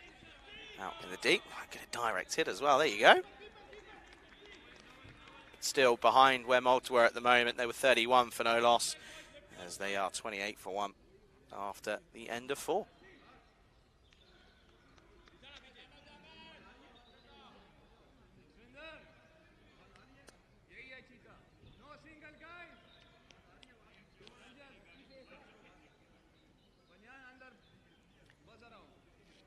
Below the rate at the moment, aren't they? A crowd weight of 8.15, going at 7s at the moment, so have got to keep things going. Of course, they bat pretty deep, though, you have to say, and we saw that yesterday. Khalid Ahmadi was the top scorer, coming in at around 8, so you've also got Baran Niaz, who can certainly play pretty good cricket shots, and of course is a very experienced player for just 20 years of age. You've also got the likes of course, Shara Sheikh, who will probably come in at 4, I'd imagine. Syed Jamil, is certainly a decent batter, as is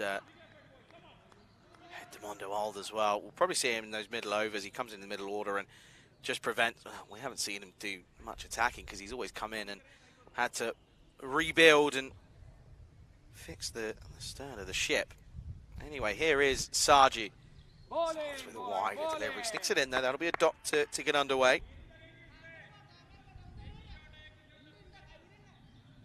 Shabash, shabash, batsman thak gaya hai, shabash.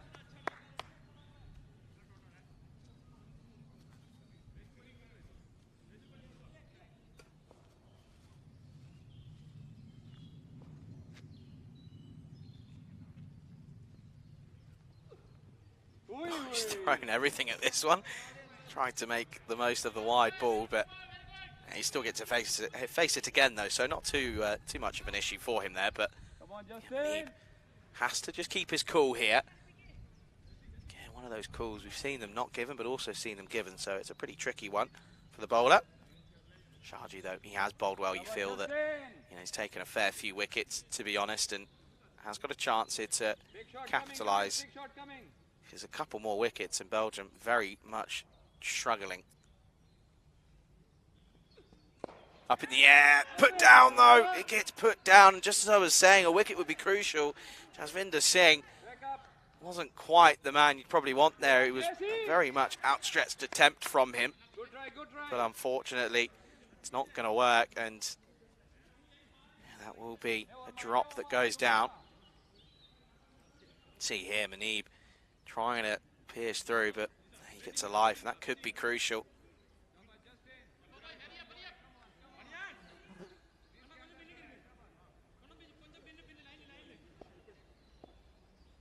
And Sharjah, of course, is third on the wicket takers list at the moment with 6. Drops and run. Zishan Khan puts him under pressure. Again, comfortable single though.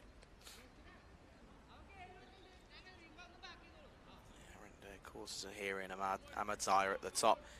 Credit to Zahir Zahiri. He's had 2 3-wicket hauls, whereas Dawood touched the 1 6 for and then 1 wicket, but nevertheless, both very talented. This is a bump ball from Manib.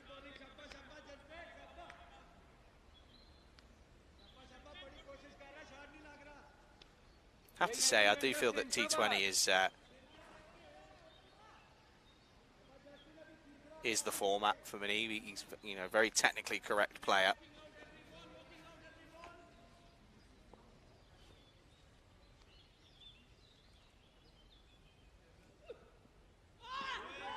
I'm asking the question. Wide given though, so nothing on it clearly. Again, never mind, shabash. Definitely wide. Moving away though, so getting a bit of lateral movement. There was a potential nick on it, but given as a wide, so clearly the umpire thought otherwise. Big shot coming.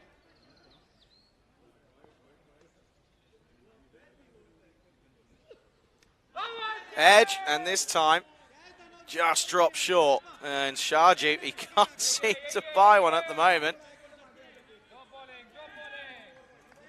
It was a genuine inside edge and just dropped short. Doesn't quite carry, and that's the issue with this. This wicket does have the tendency to misbehave slightly, but Manib living life a little bit dangerously at the moment.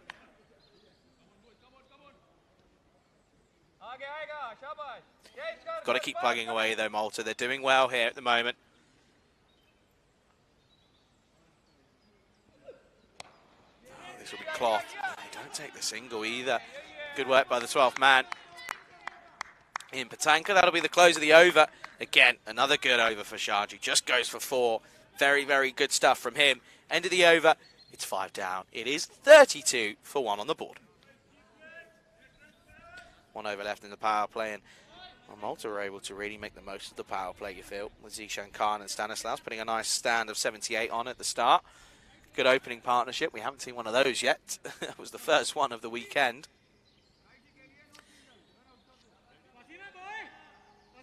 one left of the power play, then they'll probably go to both Aurora. Aurora probably will go at the middle overs, maybe 10 onwards. But I have a feeling that Prasath will probably come on and offer a bit of spin from this pavilion end, close end. Here's Miguel, though. He's going to bowl his third.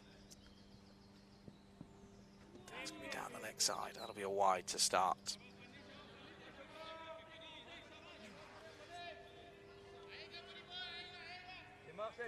Come on, Funny.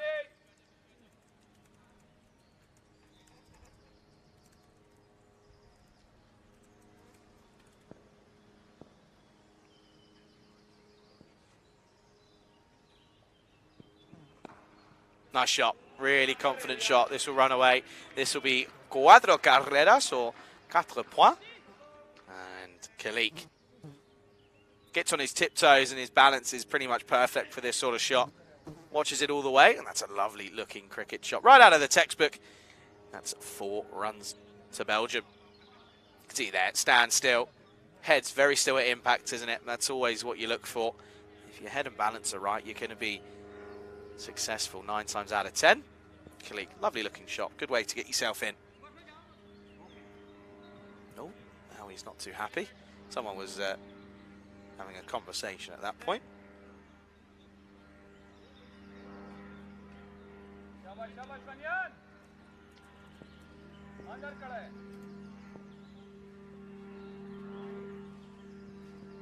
And again, similar sort of area, and it will get through, but they plug the gap. Just be one. Yeah, I remember listening to, I can't remember what it was probably watching something. And the great Freddie Flintoff used to say that in T20s used to come out, he also at the test matches as well, he used to come out and sort of he'd try and hit a boundary early on. It would just settle the nerves a bit and almost be a little bit of, I'm here, let's see what you can do. And yeah, he used to say it used to settle his nerves and just make him feel confident and comfortable at the crease. And it certainly is a comforting feeling when you get that first one away, especially if it's out of the screws. Always makes the confidence skyrocket. Oh, here we go. I tell you what, first sign of invention that we've seen here this weekend. It's tough to bat here in Dreux, but this is a stunning, stunning exhibition of inventive cricket shots. Gets the scoop out, does Mdina, watches it all the way. Prime example. What a shot that is. 4 carreras. Really nice shot, and no fine leg, so has all right to take it on. And well, perfect execution, really. Could be an early shot for one of your players of your day there, I reckon. Okay. ये छावा पे रख रहा हूँ।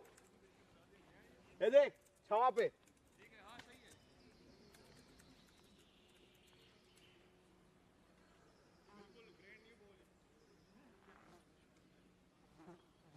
Now, that does bring a bit of a change. They don't have a deep fine leg, but they've got a short fine leg. So the shot certainly is still on as an option. I'm probably going to have to change his line now. That disrupts it. It's such an effective cricket shot, though, isn't it? Because you really can change the field as a batter with that option. And now goes short, and this is over the top. This will be 6 runs. So this is really good hitting from Mdina. I did say that T20, you feel, should really be his ideal format. It suits him perfectly, and we're seeing it now. Bit of the invention, and now the textbook pull swivel, and it helps it on its way. 6 points. Lovely shot, really is. Gets over the rope, so 4 and 6. Looking slick at the moment is Mdina. And again, another batter making the most of it at the moment.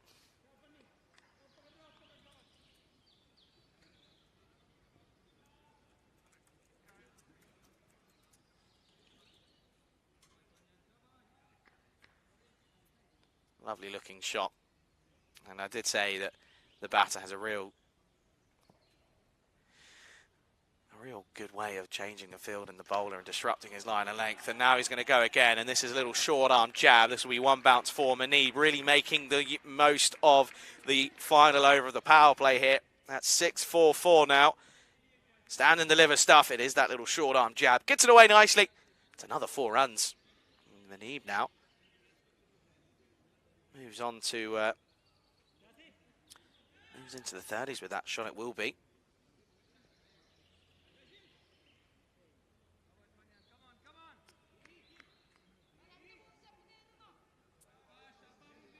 Over's gone gone wide, 4-1, 4-6-4. So this is currently a really, really good over for Belgium. Not so much for Malta, proving to be pretty tricky at the moment. As Minibi's very dominant on that leg side and proving as to why. The guy's got to keep it outside the off stump. He's got to find a way of hiding it almost. Too straight, but he'll just keep and rotate the strike. That'll be the end of the over. Good over for Belgium. Good way to end the power play. It is 53 for 1 after 6.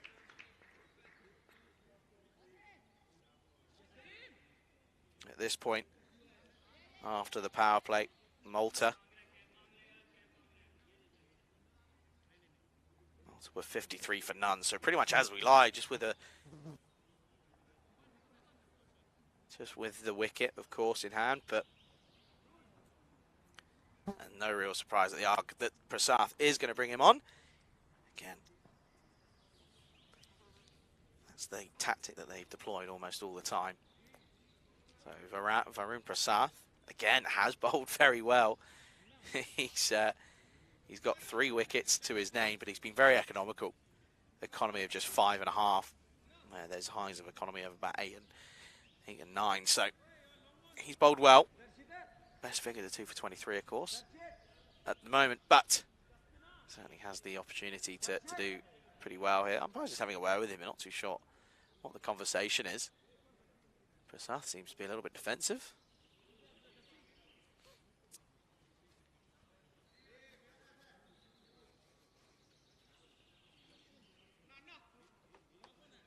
Not too sure what the situation is.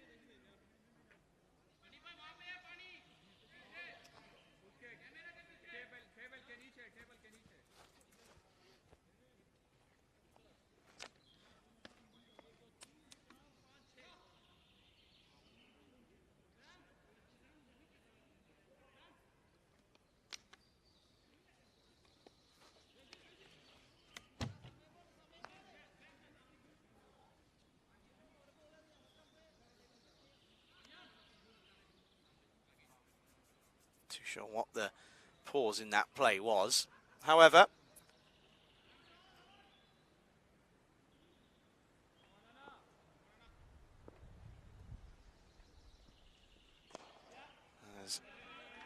does start here, does Prasath, and Manib just pushes it into the onside for just 1 to start us off.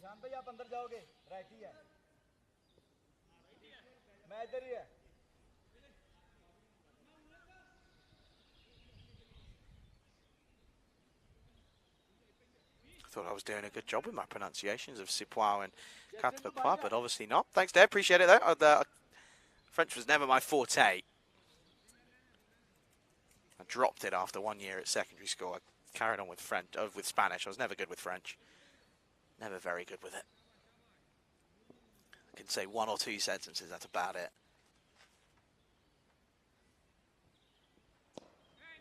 Nice shot. Really nicely played. Come through for just 2, though. They're going to take it on here. And it's good running from Manib. Poor fielding, though. Has to be quicker than that, Stanislaus, the veteran. Come back for 3. Good running.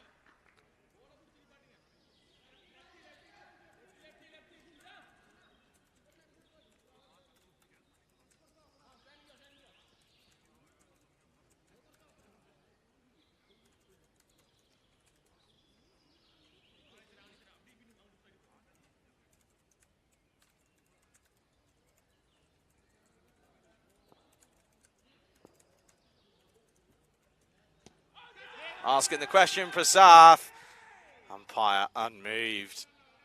Decent shout. Manib trying to, again, play into the onside. Let's have a look here, then. It's going to be tough pitching outside leg stump, so never going to be given. Now does take that shot on.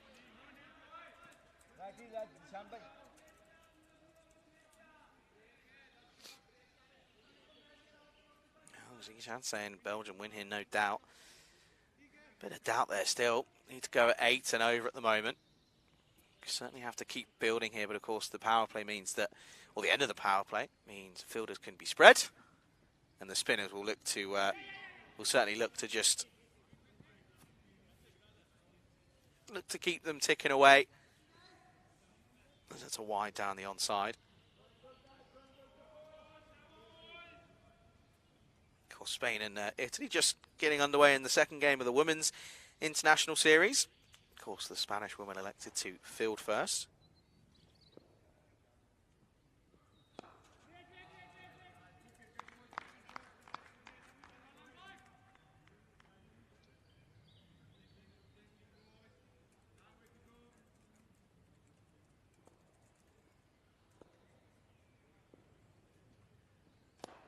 And again, a little bit Gundy, a little bit on the leg side, too straight from Prasad. Bit of an expensive first over for him, really. Quite unlike him this this weekend. To go for 8 off it, it'll be 61 for 1 after 7.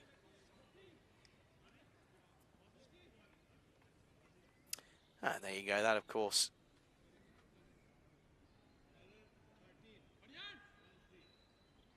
that was just a little look at what was to come to expect. Yeah, at the moment, Italy 2 for no loss out in Brescia, looking to make it 2-0. Good start for the Italians in both men and women's. 2 comfortable victories over the Spaniards. Got to say a little good luck to La Manga Torrevieja as well, my home club out in Spain. First league game against Sporting Alfas. A little bit of controversy in over the last 24 hours, so good luck to them. That's all involved, but of course, a special good luck to LMT. Anyway, it is going to be a bit from Aurora here, so I wasn't too sure as to whether or not they were going to hold him back and see if they can save him. But I think due to the flourish of runs recently, that they're going to have to look to maybe just keep things a little bit quiet for a few overs. Here is Aurora. Leg spin to start, but that's a really nice shot. Perfect placement over the top on the offside, and that'll be 4 runs. Mdina looking in fine form at the moment. As I mentioned, you do feel that this really should suit him perfectly, to be honest. It's a great format for him. He's a very technically correct player.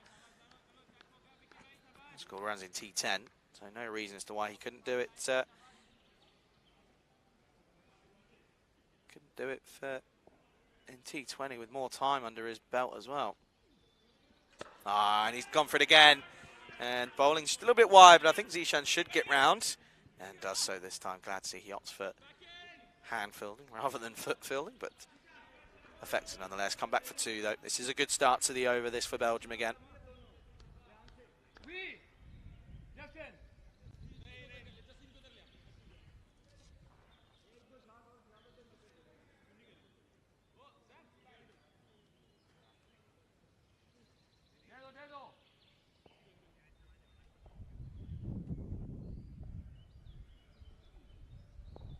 Now gets out on the sweep, and there's no one there once more, and Marcy Mabas gives chase, but there's no point. It's going to just trickle over the rope, and it will be another boundary. Mdina Mohammed is loving life out there at the moment.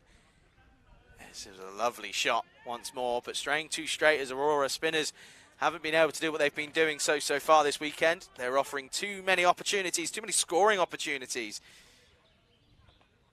And it's another boundary. Mdina just looking a little bit rushed. 45 now on the board. Another opener looking to go big. Oh, once more, and another positive shot straight to the fielder though, and Zishan Khan does well.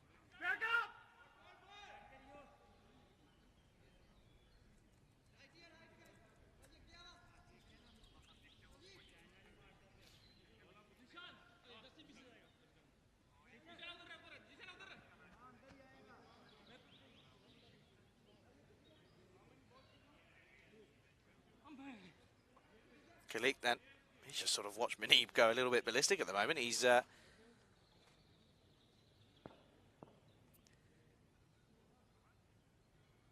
the best seat in the house as Kalik. Again, similar sort of story, hasn't really got going with the bat. Again, well played, straight to the fielder though. There is Abbas, donning the wide brim. Yeah, John just says, yeah, Belgium finally finding some form in the top order. Both sides, really. Of course, we had a stand of 78 for the first wicket in the last innings. Seeing a good stand between An opener in number 3. That's well played, but straight to the fielder. Good work by Jaswinder Singh. Smothers it up.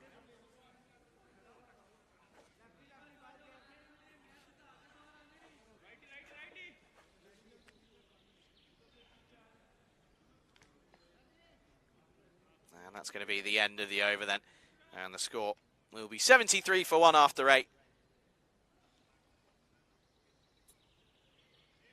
I don't know why they're bringing drinks on, considering we've got drinks in 2 overs, but I guess we'll take drinks again now anyway.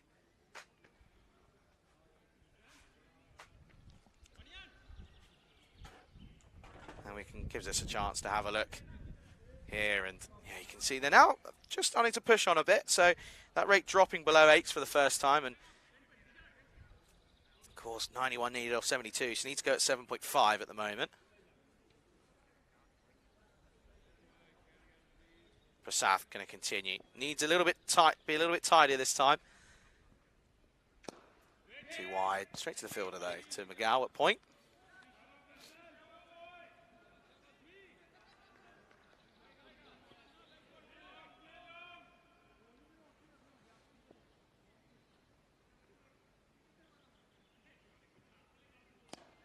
Up in the air, but no one there. They both sort of just look at each other. A bit of the Spider-Man meme about this one. Points at you and says, it's you, no, it's yours. And unfortunately, it doesn't matter. It runs away towards the boundary here. And once more, too much width third offer here. Allows it to swing away. Look at these. They both sort of look at each other and, well, neither of them make a move. And it's 4 more. Yet again, another boundary. Kalik now gets involved. Good shot, though, that as well for him. Of course, again, another very good player. Just hasn't clicked for him thus far, but it's looking as if it might do here in what would, of course, be the last chance saloon for Malta at the moment. They've got to win. Too short, but chipped up, and there's no one here. And they've got an immobile Wazzy Mabas, not the quickest along the ground, and they come back for 2. This is good from Belgium, showing their class here, showing why they're a fair few ICC rankings above Malta here. 44 takes on 62. Belgium just showing a bit of class here, just hitting at the right times, but also nurdling 1s and 2s. That's much better, nice and full, but still pushes through, and they've got to be tighter here, but there's no one backing up, and there's a few arms flailing about here now for Malta. Panic starting to settle in here. I think they know that this is a big partnership that's on show at the moment. Probably a bit frustrating having to deal with the left hand, right hand as well. Italy women going nicely, just again keeping an eye on it. 21 no loss after just coming to the end of the 3rd.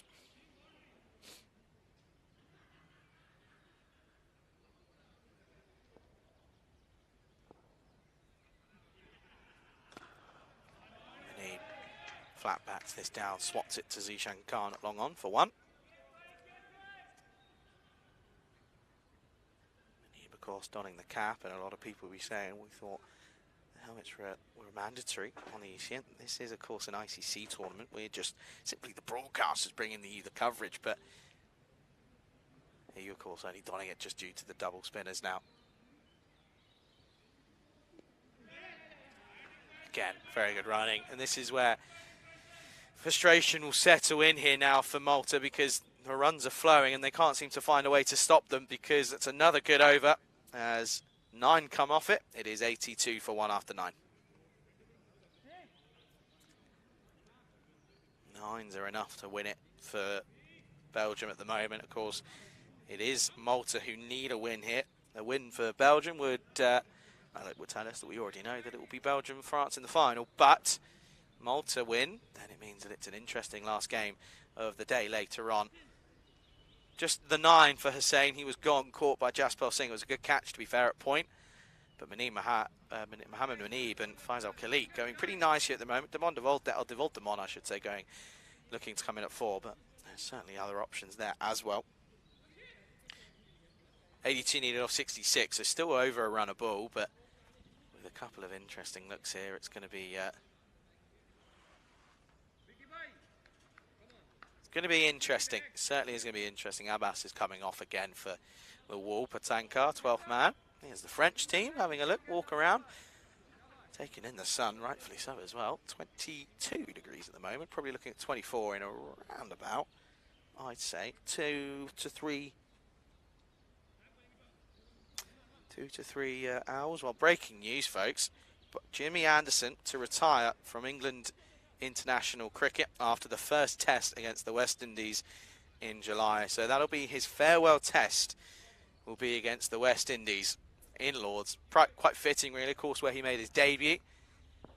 And that'll be where his farewell is. And that'll be an emotional day for almost any viewer of cricket and any enjoyer of cricket. That'll be an emotional one.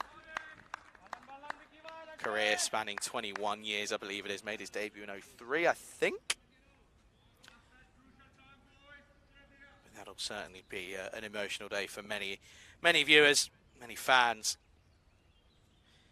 One of the best to have ever put on an England shirt. Khalid plays away, going to take it on, and again a misfield, and Malta just not playing with the sort of oomph that you'd imagine. They surely want to get into, have a chance at the final, but at the moment in the field, not good enough at the moment for me.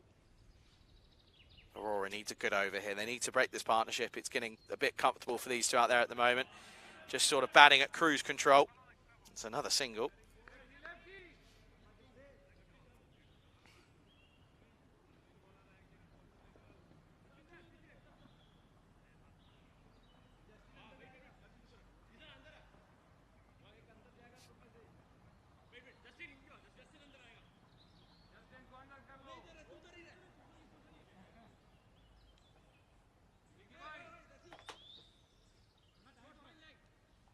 This is a thing now as well. They're not exactly quick through these overs, are Malta. Of course, there would be penalty runs if they're slow on their over rate, which would not help them either. They're not quick through these overs, even though there are spinners on. Oh dear, that is a terrible, terrible delivery. That's a proper Gundy ball, and he's lucky that it's not straight, because otherwise it probably would have got some treatment. He almost gets away with it being just a wide.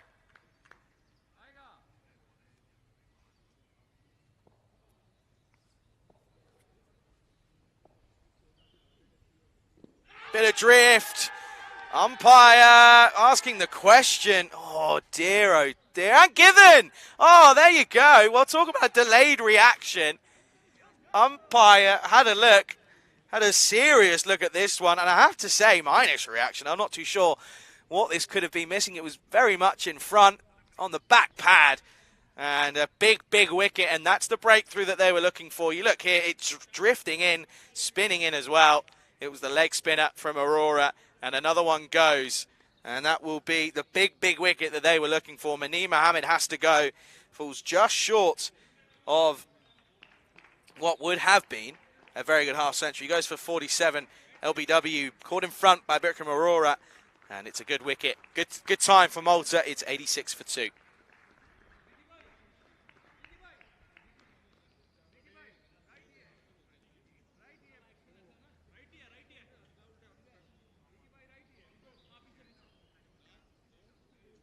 I did say that they had other options, and they are going to use it. Baran Niaz getting elevated to the number 4 spot here.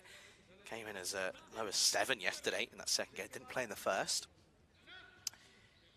So Niaz will now come in, and it's an interesting time because one could bring 2 for Malta. It's the classic cricket saying, but you do also feel that there is potential that Niaz could have a little explosive run here and make the chase ever more comfortable. That's a short delivery. Does get purchase off the pitch, but they'll just come through for a single. Khalik's got to really take charge here now, hasn't he? No single, guys. Come on.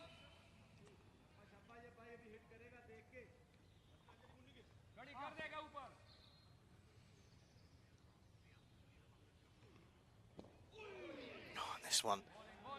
Again, this is better bowling from Aurora, and you just feel that that wicket does just change the momentum ever so slightly, but still, it should be, you would expect this to be a pretty comfortable chase, you feel, with wickets in hand, but well, how many times have we seen the big red button and self-implosion sort of occur for a lot of the batters?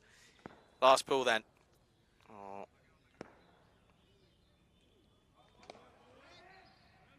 Oh dear. That looked to have been an extra delivery anyway. That'll be 88 for 2 at the end of the 10th. Clearly the sun getting to umpires out there. It'll be a short drinks break. We can have a look and tell you what we've got coming up, of course, here on the network. It is the month of May. It is May Madness. We're, of course, coming towards the end of our time out in Italy, in Brescia, where the internationals are taking place, both women's and men's. Currently, Italy women's are 42 without loss, as Nanaya Kara is 35 off 14 for them. 47 for no loss at the halfway stage. We're here in France for the Mdina Cup at the moment, which is, of course, a beautiful location. And it's been a stunning couple of days of cricket. We, of course, start our Estonian adventure. That is, of course, starting on Monday out in Tallinn. And that's going to be, again, a really good series. We haven't been there for a while, so I know a lot of people are excited to see what happens out there. And then, well, on Tuesday, another one gets underway. It's the Portugal Night Series. That'll be across the period of 3 weeks, so that's going to be across the majority of May. Netherlands starts on Saturday. That's, of course, a mixture of domestic and international T20s, both men and women's. And then, of course, the Continental Cup as well. We, of course, had that the first time last year. And as for teams taking part, I believe the current list is looking a little bit like Romania. I know Gibraltar, Hungary are potentially involved as well. A couple other teams yet to be confirmed. England, of course, though, is where we will end the month on that last week of May, out in Rains Park near Wimbledon, London, England. Some big teams in there. Some really big teams. Some household teams. Some really big teams in there. Some big names as well. You know, Hornchurch, Wimbledon, Tunbridge Wells will be returning to your screens after a little hiatus. So certainly looking forward to that. And what I'm hearing is that Corey might be on the comms in Brescia with Vinny. So Vinny has a little partner. He's been on his own for the majority of the week, so he'll enjoy that. But at the moment, though, you can see pretty level playing field. 87 for 2, plays 88 for 2. Belgium at the moment looking to knock Malta out of the Mdina Cup here. A win for Malta would mean that they'd be relying on a French victory in the second game of the day, which would be the last group game, of course, before our final tomorrow. France definitely will be here returning, looking to defend the Mdina Cup, of course. They won this tournament last year out in Malta before they played and took part in the Valletta Cup, which they lost to Malta in the semi-finals. In all fairness, it was a thumping victory for Malta as well, so just shows you more than capable.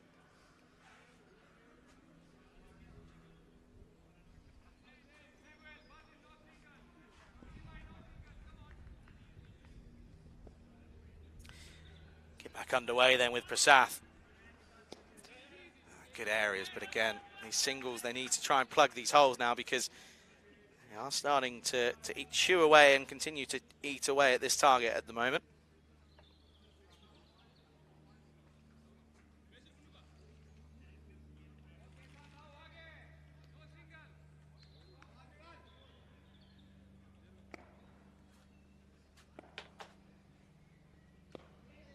And again, just clipped off the hip. That will just be one.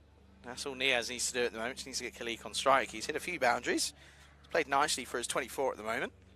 But Niaz as well does, of course, have the ability and the potential to hit some bombs at the moment.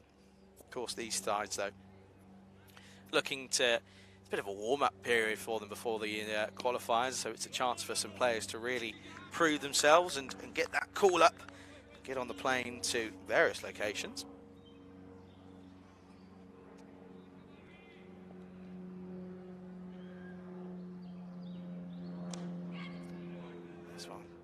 Played nicely down the ground.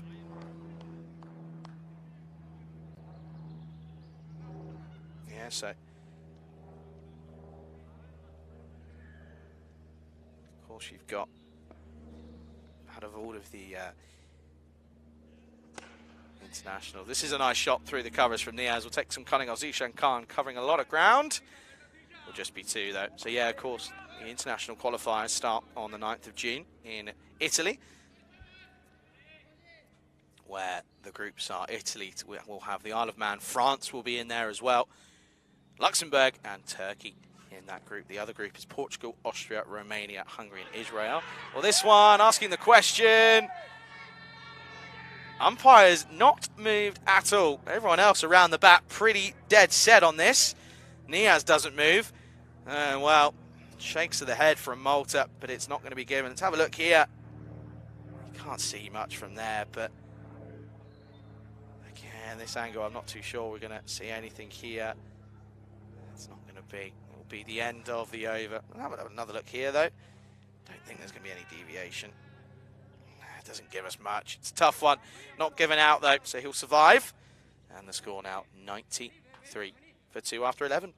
So, yeah, you've also got the second tournament will be in Germany. That's on the 7th to the 14th of July. Group A will be Jersey, Belgium, Switzerland, Serbia and Croatia. So 3 big names in there. Serbia and Croatia probably going to be looking the 2 weaker sides in that group. This next group's a really interesting one. Germany will, of course, be the host nation. They have Norway as this one. Well, this has come off the helmet, I think, of the wicketkeeper. I think this has actually come off the lid. They're going to check him to make sure he's okay. He says he's all right. Umpire's duty of care. They'll have a look and see here. Ooh, it comes right off the lid. Can't see he's okay, but of course just check and give him a little concussion check. But it means, yeah, Germany will host Norway, Sweden, Gibraltar and Slovenia in that group. And then in the last group, the last tournament will be the 21st to 28th of August in Guernsey. Again, Guernsey will be hosting Finland, and this is in their group, Finland and Malta, Bulgaria and Estonia, whereas Spain will have Denmark, Czech Republic, Cyprus and Greece. This is hit nicely by Beran Niaz for just 1. Spain, of course, looking for a little bit of revenge after Denmark got one over on them last time around a couple of years ago in Belgium, which saw them full dump out of the tournament. So they'll be looking for a bit of change there, of course. And the Czech Republic, Cyprus and Greece in there. So plenty of international cricket, and of course a big summer for associate nation cricket.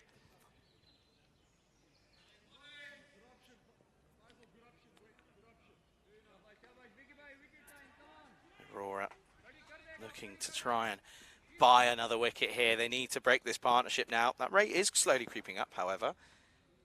Oh dear, well that's not going to help. That'll be 4. That's really Gundy. He's had a couple of those, and that's really, really unfortunate for Aurora. Not good enough at the moment, and these sort of deliveries aren't going to help, as that's going to be 4 carreras. Brings the 100 up as well for Belgium here in the 12th.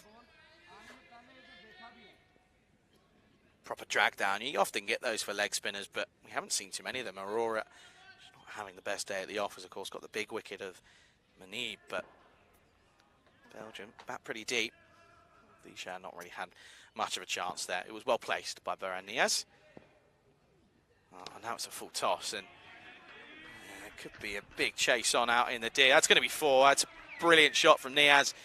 Pounces on the full toss from Aurora, and that's back-to-back boundaries, and the wheels starting to fall off here for Malta, and it could be the undoing of the Maltese side, because a win is what they need, and a win is a minimum requirement for them to have any chance of remaining out here at the moment, and that will be another boundary, and Niaz looking to make the most of the chances he's been given here at the top of the order, coming in at 4. Lofted. And it's going to be through the covers. It's another boundary, and this is destructive hitting from Niaz. It's class cricket shot from him once more. Classy out of the textbook yet again, and that's a really big over. With 15 coming off it, that is not what Malta needed, and Aurora, the veteran, not having a good time of it this time around. He goes for 15 off the over. The score for Belgium well into it now is 108 for 2 after 12. So this is what it would mean here. So a victory for Malta, although tricky, would put them level on points with Belgium. It would mean that they'd, well, effectively need a big thumping loss. They need Belgium to really struggle against France. But a win for Belgium would, of course, confirm that it will be a final between Belgium and France on Sunday morning tomorrow. Just the one game, of course, tomorrow. But don't you worry, there's plenty of action in Italy as well. Prasath needs to break this partnership. Sensible, very sensible. They know they don't need to take any silly risks here. 7 and over, all you need is to run a ball +1, plus a boundary here and there, and you do it pretty comfortably. No silly action needed at the moment.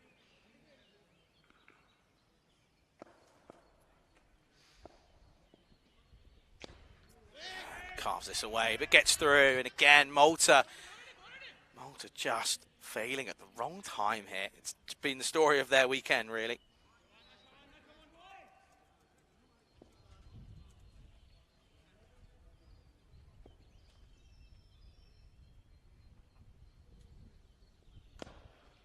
Confident push and well timed. Chases on for the fielder. Mughal's got a lot of work to do. Gets the foot out, and they'll come back for 3 here. That's good running. And straight away, that just takes the pressure off the rest of the over here. It's just proving to be a little bit, I said it earlier, it seems to be they're in cruise control at the moment of Belgium, not seeming too concerned about what they're facing at the moment.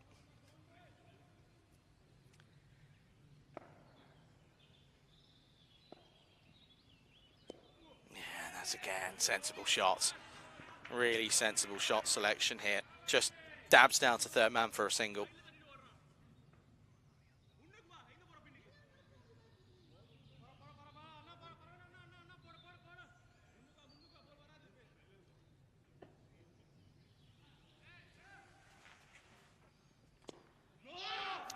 Finally a dot ball. Need a few more of them, need to start joining them up really.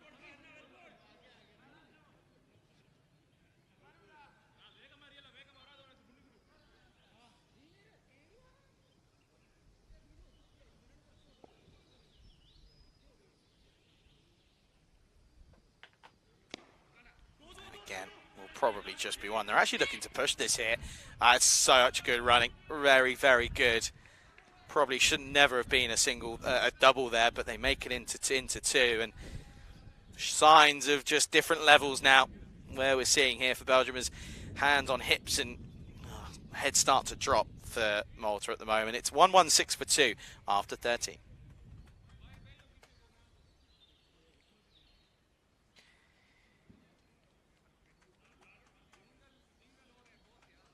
As you go, you can see Aurora. First time that he's failed really with the ball, going at 11s, as was Abbas, and not a good day for him. Aurora, though, did pick up the big wicket of Manib, but after that, just bowling dross, really, to be honest. And Prasath also going for 7.5s, no wickets for him. Sharju only got the one over in the power play. He only went for 4, probably looking to save him, but it's going to be Jaswinder Singh who's going to come on then for this 14th over. Big over this, you feel. Got to get the big wickets of either of these two pretty soon, otherwise it's almost game over. Only a 7% chance at the moment, according to the computer. Wicket or 2 changes it though, the joys of cricket. Here is Singh. Starts well, outside off, will just be a dot.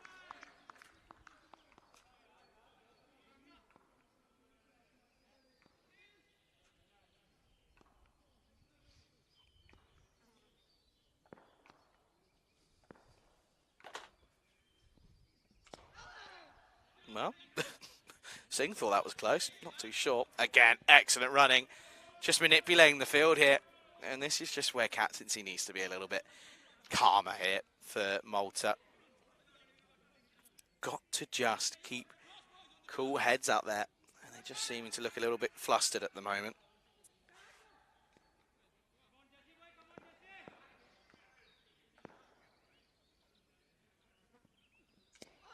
Again, this time will probably just be 1, as it's actually well timed from Niaz.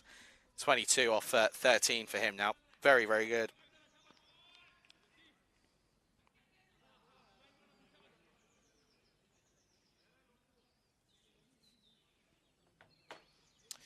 Wickets fallen in Italy as Spain finally break the partnership worth over 100.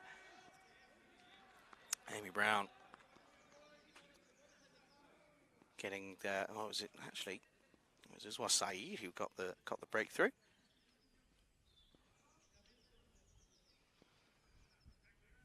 Going to be a tough chase that though for Spain. Khalid was just trying to nurdle that again into the onside. No one in the ring, so they were just trying to see what they could do. But just gets a bit of nip off the seam there. Did see it's been a good over really, but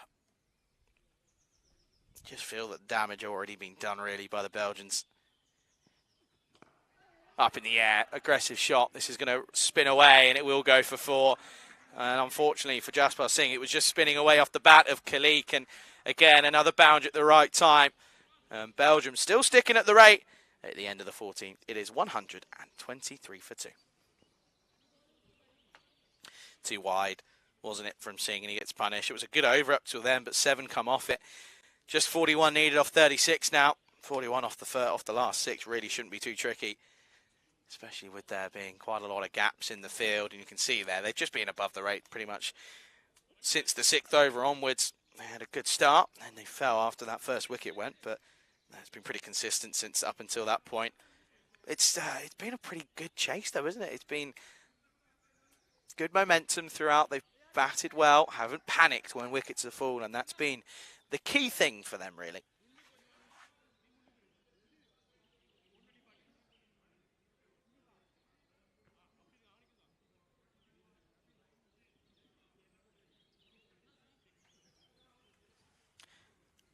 Good little partnership this, of course. Came in at 86 for 2. Partnership just worth the 37 at the moment, but it's not off many deliveries at all.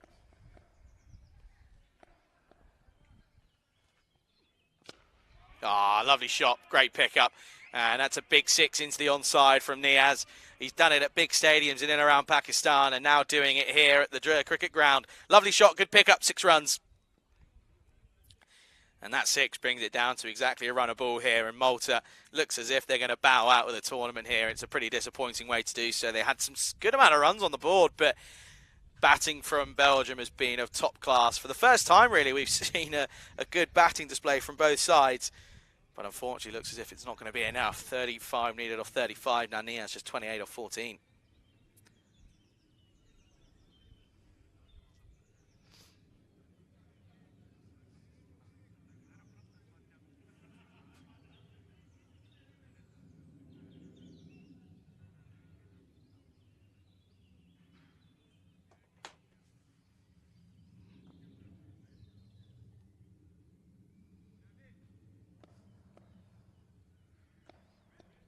Needs a response to Shaji after dropping one short.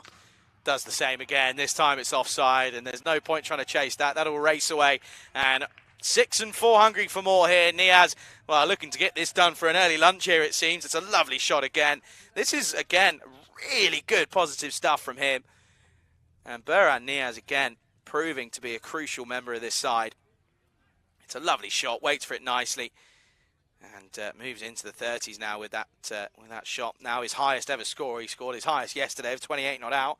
Now up to 32 not out off 15. 20 years of age. Plenty of experience at high level has Niaz. But now proving it here. 31 off 34. Niaz is looking to do it in quick time. Gone for it again and gets it. Splendid hitting once more. That's into the clubhouse. And it's going to be back to back boundaries here. 6-4-6 for Niaz. Now looking as if he's staring down and potentially looking at a half century here. It's slot bowling. You can't bowl there. And this game is looking like it's going to be over pretty quickly now. And what this does do is it almost confirms that it'll be a France-Belgium final. So it'll be a double header for those two. They'll play again. France and Belgium will play against each other this afternoon. They'll probably look to meet in the final tomorrow morning. Goes again, and this is even better. This is destructive hitting from Niaz. Incredible stuff. And Khalik, you're very jealous of him because he's got the best seat in the house at the moment. This over has gone 6-4, 6-6 at the moment. 22 off it already. Just 19 needed for victory. He could do it. Well, he could almost look to do it and leave it for Khalik to do it in the next over. Sensational hitting this. It's short, powerful, strong base, high backlift. Great display of power hitting here. Going to go and look for it again here. He doesn't, checks it. It's a good delivery from Sharjah. He just holds himself back a little bit. But still, superb hitting this from Niaz. Now 45 of just 18 deliveries. Sensational stuff. Kalik had the best seat in the house. He's, again, good innings from him. Very well mannered. 37 off 29. He's gone at the right time. Coming in at 3, settling the ship after losing an early opener. And, well, when it rains, it pours for Malta. They won't get anything from this, but just switching off their Sidasana. And I think that flourish of runs have really taken it out of Malta, taken the sting out of their attack. It's 18 needed off 30. It's 146 for 2 here after 15.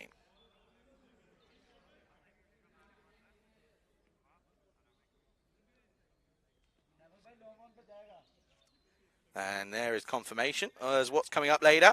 That will be taking, happening in around about an hour and 10 minutes time, as France will take on Belgium. And, what looks to be as if it could be a dress rehearsal for tomorrow's final. Of course, these two produced a thrilling match yesterday, which ended up in a super over.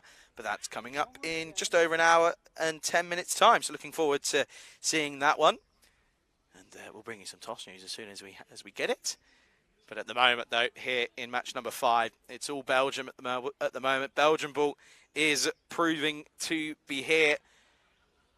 And proving to be pretty damn destructive at the moment. Niaz 45 off 18. Such a good player. Often gets overlooked in Belgian cricket, but at the moment, being elevated to number 4, this is why he can be so destructive. As Jaswinder Singh, he's only got 18 to play with. And well, if Niaz goes large, has he picked up the man here? He has. He'll go. So Jaswinder Singh will get a wicket, but you almost feel as if it's a little bit too late for Malta. Niaz goes for a destructive 45 off of just 19. Good catch out in the deep by Mughal.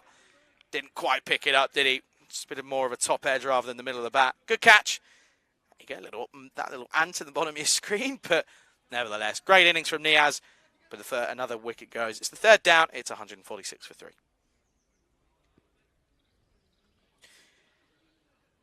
Look at that strike rate. First real batter that's really looked comfortable out there in terms of hitting. Just takes it on. 236 strike rate. 3 sixes and 4 fours. Superb stuff from him.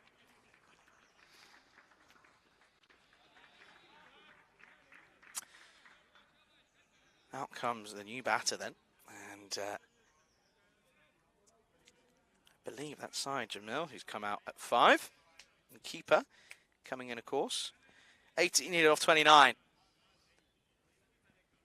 Oh dear. Oh dear. Well, that's gun deep. That's a wide down the leg side.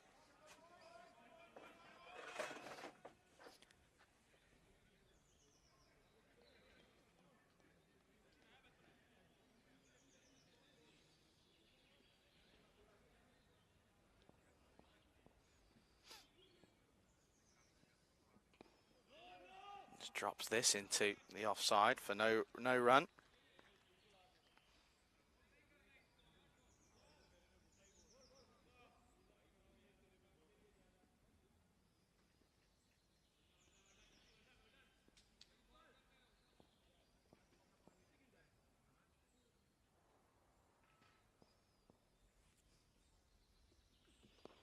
And again, similar sort of shot. Not quite working though. They've packed that area out for that reason.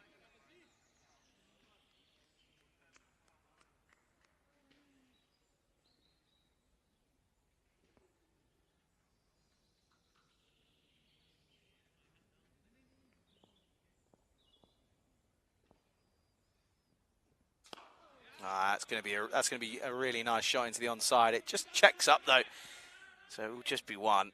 But it means Khalid will get on strike, and you have a feeling he might look to take it on here now.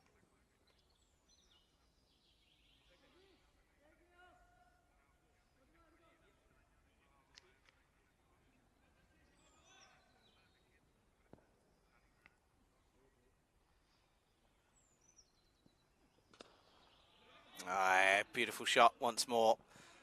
Been a great T20 innings this. They'll come back for 2. Good running. But it has been a really, good tempo in terms of this innings and the chase, really. Good start from Manib. They lost an early wicket in the opener. These two almost collide. But it has been a good chase here, and they are going to do it pretty comfortably here at the moment. It's going to be a bit of an early finish, but nevertheless, Malta, they've come to play, and it's not quite worked. This was going to be a big chase for the wall. Oh dear, the wall. Unfortunately, there's a hole in it. That's going to be 4. And, well, Khalik will move into the 40s, but that's a poor end to the over. And Belgium are 154 for 3 after 16.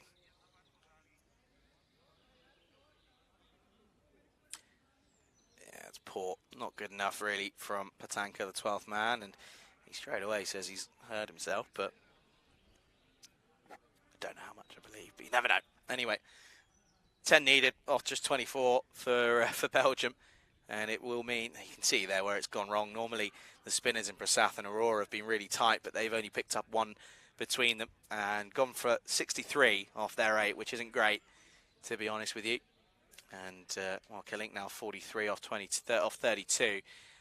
Looks as if Sharjah may continue after getting walloped in that over.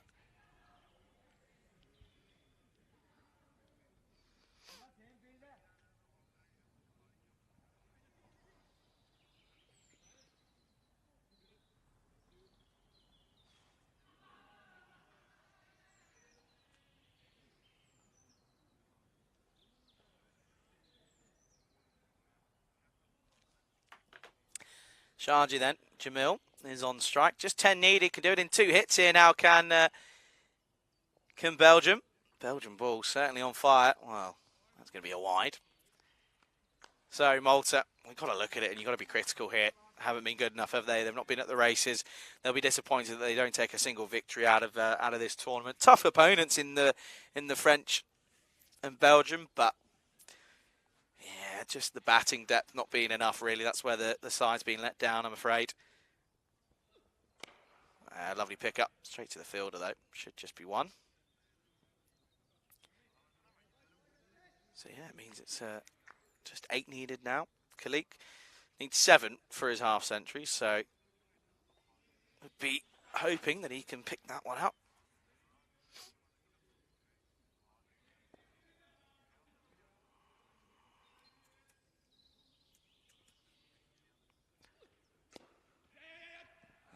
Straight to him, but it's a misfield. That'll be 1. Yeah, Faisal Khalik, and of course, was making his, in fact, was his T20 debut here this week. So he's improving his average. But he's of course got a great T10 record, hasn't he? High score of 88, not out in T10 internationals as well. That was against Bulgaria last year.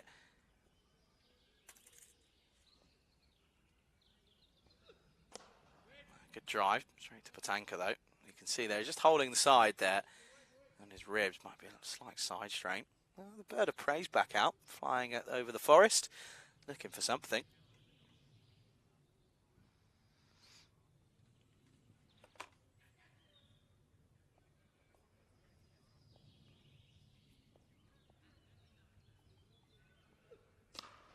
Yeah, really nice shot, straight to Prasath, who almost loses his footing. That'll just be 1. They can do it in singles now, they can't they? Looking to do it pretty comfortably now.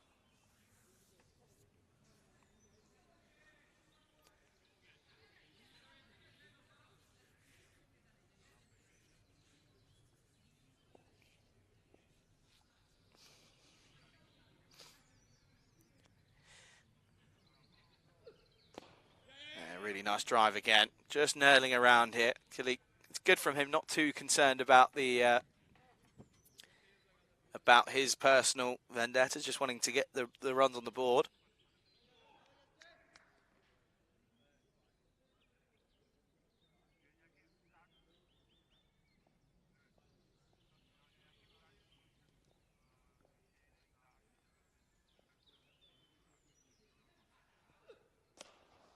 This is a nice shot. We'll take some cutting off. He's not going to get there. So that will tie the scores at the end of the over. It'll be 163 on the board. Lovely shot from Jamil. A good bit of timing. And that will be all. That will be the tie. The scores tied. End of the over. It is 163 for 4 at the end of 17. Anyway, Belgium. So it will be a dress rehearsal then of the final coming up tomorrow, as it confirms that Belgium will be taking on France in the final. So the hosts looking to make it a successful defence.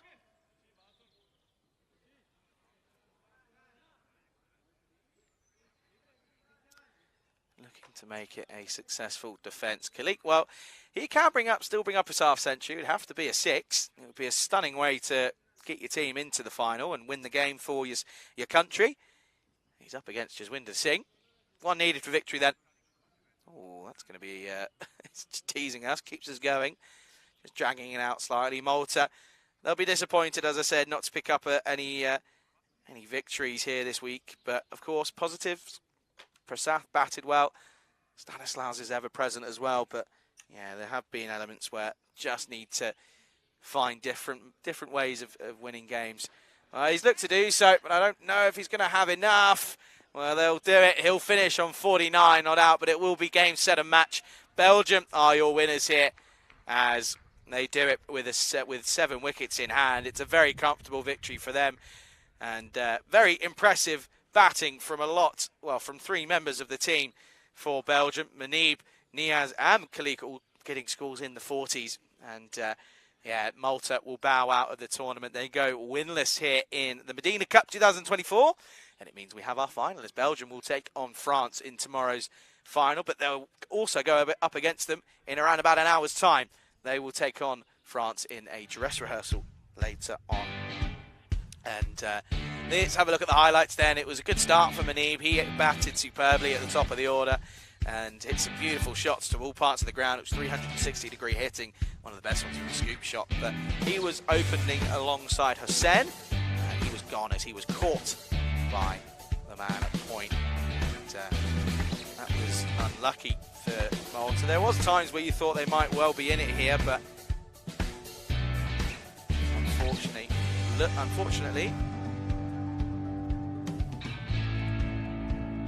there wasn't meant to be. And there were some brilliant shots though from Manib. He batted really well, took on a lot of the spinners, and the spin just wasn't there. It wasn't the best efforts from them. The fielding as well, a little bit drastic, but yeah, good to see that that was Aurora. And you thought maybe with Manib going, there could be potential here, but out came Khalik to join Niaz, and yeah, that meant there was a nice partnership between those two. Niaz really looked explosive, didn't he? He hit some beautiful shots. There was 3 4s in and over with cover drives, and Khalik also played some nice shots. And this was the over off of Shaji, who was able to really get going, and some lovely shots.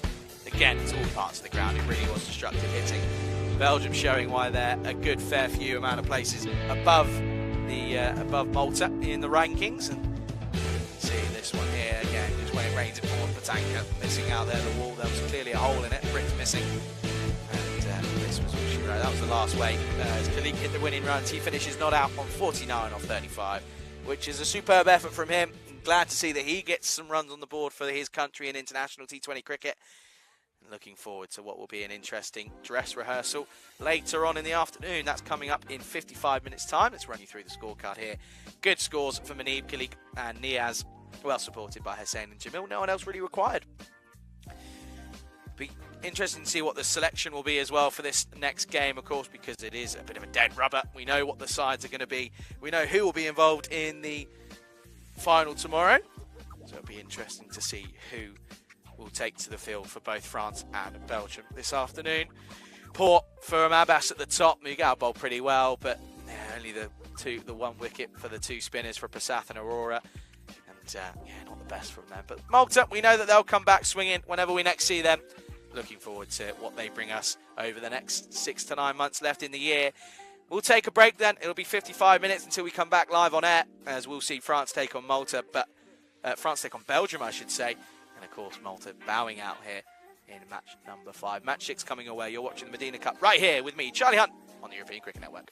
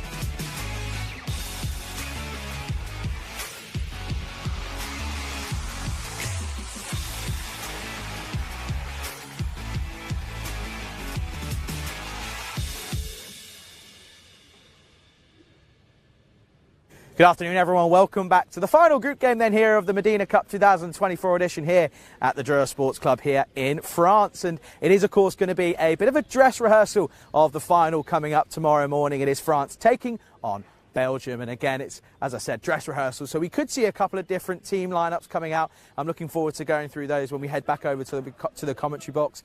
Of course, still no Ali Raza. I can confirm that. Of course, he's still got that injury. So I have a feeling, unless he makes a miraculous recovery overnight, we might not see him again over the rest of the tournament. So, of course, Belgium still being led by Shara Sheikh.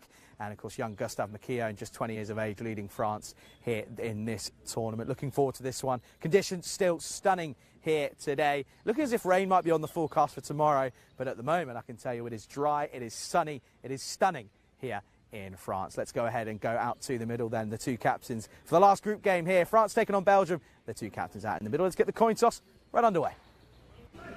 Heads. Head. Yes, you bet first. Okay. Good luck. Thank you. Good luck.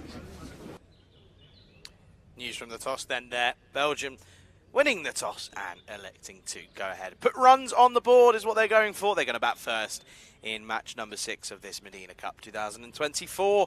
And a very warm welcome to everyone here into the commentary box with me, Charlie Hunt, here on the European Cricket Network. Pleasure to be talking you through this. Let's have a look at the two lineups then. And some new names in there for France. They're rotating for this one. It is a bit of a dead rubber, to be fair.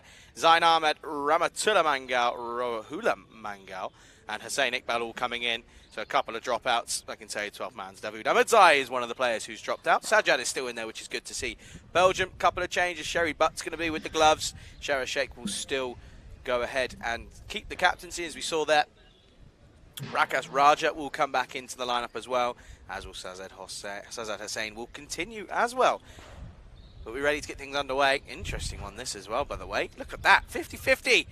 It's too close to call, apparently, according to the win predictor here on what has been an exciting and fun afternoon. And it's a beautiful time here in Belgium. And I think we're going to look at a couple of new openers for the Belgians as well. Looks as if it's going to be Saïd Jamil alongside Sajjad Hossain. Of course, Sajjad could have had the option of getting runs in the last game, but didn't. Doesn't matter, because he's got another chance now. So looking forward to this one. Of course, it is the precursor to before we get underway in the final tomorrow, of course. That's at 11. And what we are expecting, of course, is this one is a few changes, of course. A few international debuts, I'm sure. And new faces in and around the squad, but of course Rahmatullah Mangal, he's out there as well. You can see there Kanasane's got the gloves this time around, so no Jackson as well, and no Usman Khan either. So it'll be interesting to see what we end up having a look as. Iqbal Hussein for France is going to go ahead and take.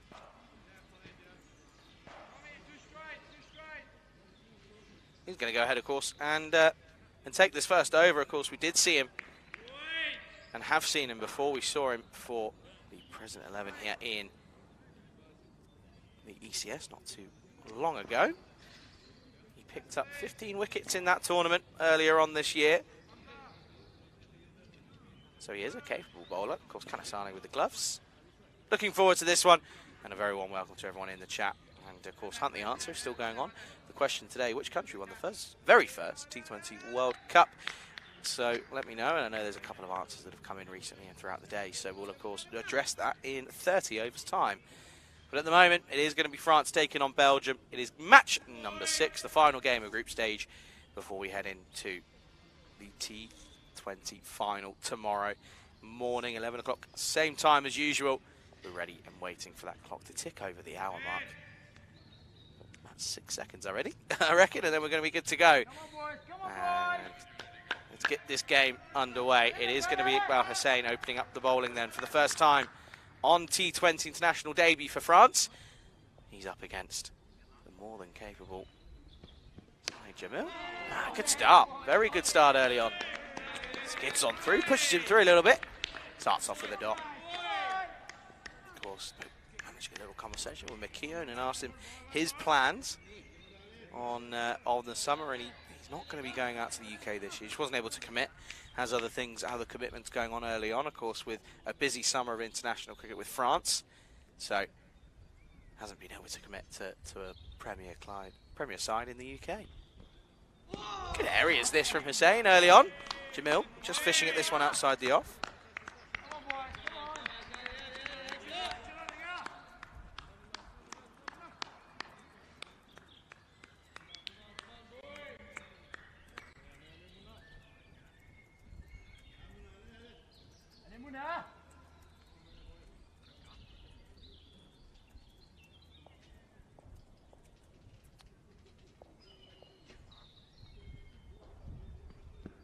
Again, good areas. There's half an appeal, but obviously a bump ball. Good areas though, getting it nice and full, getting the ball to talk early on here. No slip, but plenty of catches in and around that inner circle. But good areas for Iqbal Hussain, of course. As I mentioned, played pretty well in that series earlier on in the year, not too long ago, of course. Definitely an opener, not really known for his batting. This is played again, straight to backward point. That's well fielded. That's Hamza Niaz, topsy-turvy tournament for him. First baller, which was a cracking catch earlier on. However,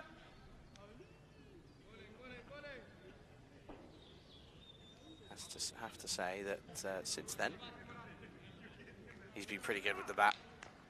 Again, was the victim of a peach of a delivery yesterday.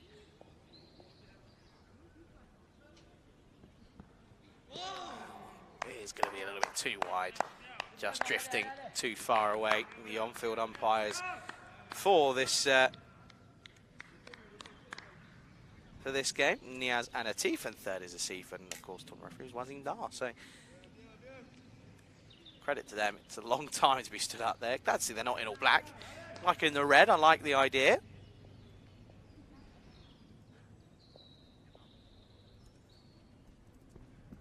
Too short, and in the power play that's going to get punished from Hussain. A little bit of a loose delivery. That'll be the first boundary then of the game. First runs off the bat for Jamil and for Belgium as well.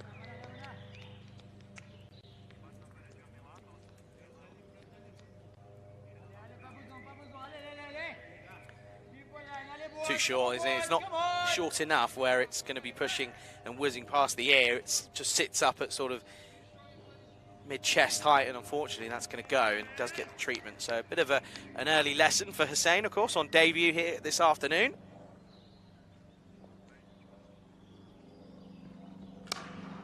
Similar area this time, just has to check himself as, oh, there you go, there's Rahula Mangal.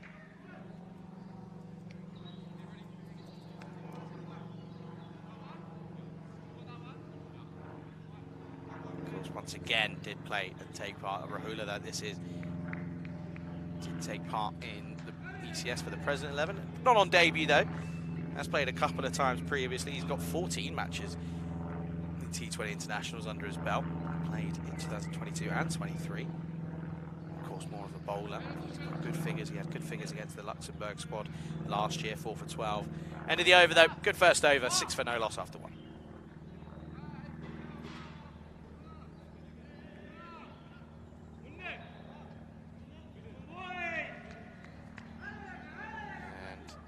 Be Amjad again. Bowled well yesterday, coming in for the first time, and yeah, I feel as if he was pretty consistent with his bowling. I thought he bowled pretty well, to be fair, being of course in that game against Belgium yesterday morning. He's got the nod to head and open the bowling this time around, which is good to see, given an opportunity at the top.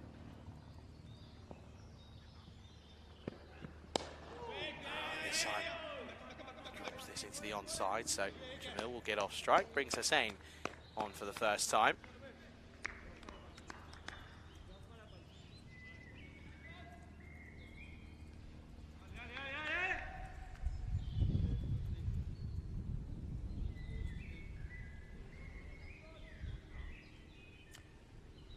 So Hussain then, early look at him once more. Got 9 in the last game, didn't he? But wasn't the most successful, realistically.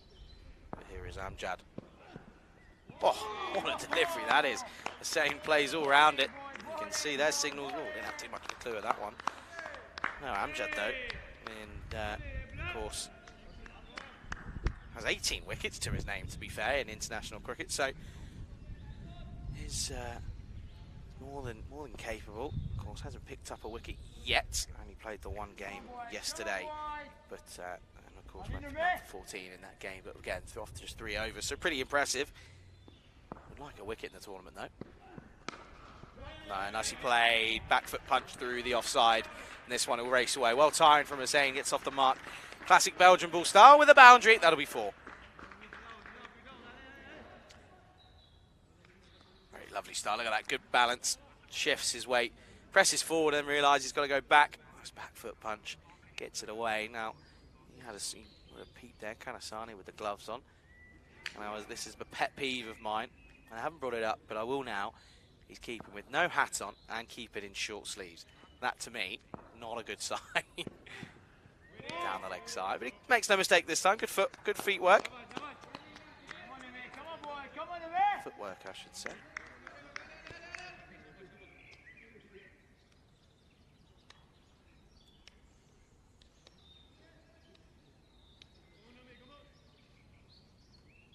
Come on, guys. Come on, boys. Come on.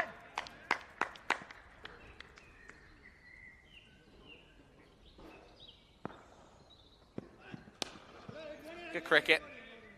Solid push back from Hussein. This is a good response from Amjad after a couple of loose deliveries to start off with.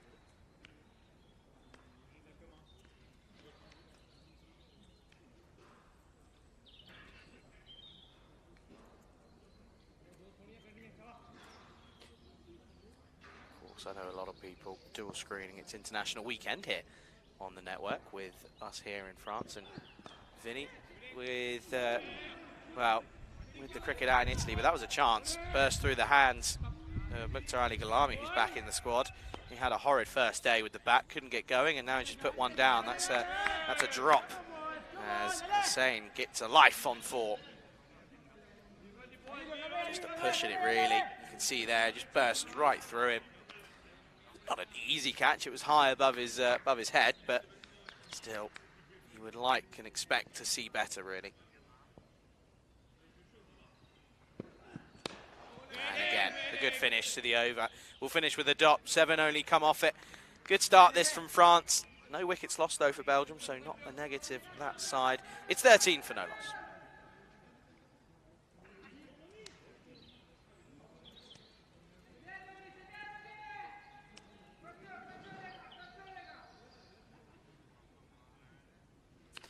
There you go, there is confirmation that France and Belgium have qualified for the final tomorrow. This game basically not really meaning too much. And Malta, you can see there, they won't return to your screens. They will finish on 0 wins, 4 losses. Not the greatest of tournaments for them, but start of the season though, so plenty of time to rectify that, of course, with a very, very busy international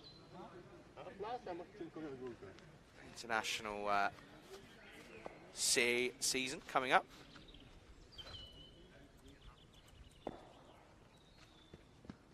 Up in the air, this should be gone. McKeown doesn't drop these.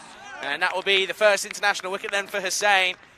And that is a great way to get it as Hussein has to go. First one falls, and it's going to be Hussein who has to go. So a disappointing day. Offered 2 opportunities at the top of the order, and unfortunately does not pay off. He will go score 13 for 1.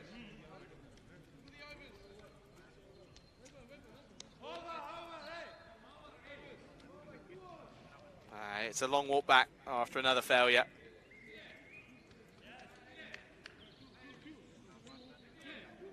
There you go, there's the change, and there is confirmation.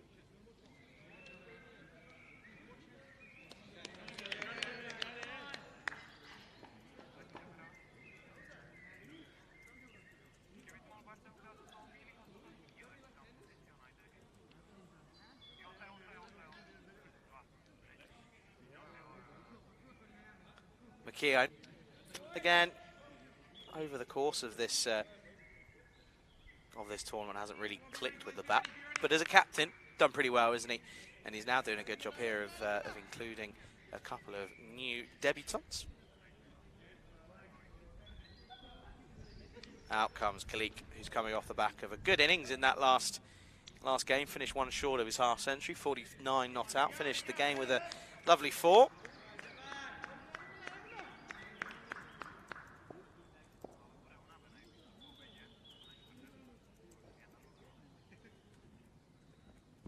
Into the pads. And Kanasane, well, they're appealing for LBW. And Kanasane, I think, is just asking the question of whether or not there's a bit of bat on it, but Hussein was very keen. Khalik survives, though. Let's have a look here.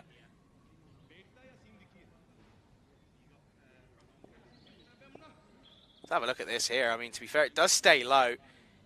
And I think really the question is probably going on to miss.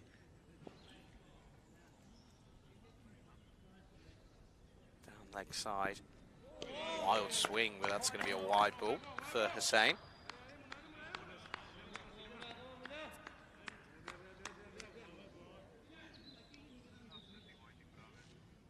And again.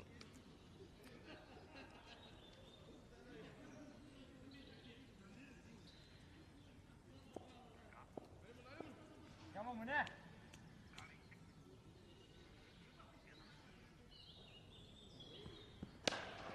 This is up in the air. Should be another one here. Oh, that's outrageous. What a catch that is by Rahul Mangal. He does it with style. Probably didn't need to make it look as extravagant as it did. Should have been a simple one, but, well, the outstretched left hand, and it sticks. And it will mean that it's the end of Khalik. He goes for a 2-ball duck. And it will be the end of an informed batsman. And in fact, to be honest, that's actually a pretty good catch. And from my angle, it looked as if it wasn't too far over his head, but he has actually done very well there. That's a great catch, and it removes the dangerous Khalik for a 2-ball duck, and it will be the end of him, and it's 14 for 2.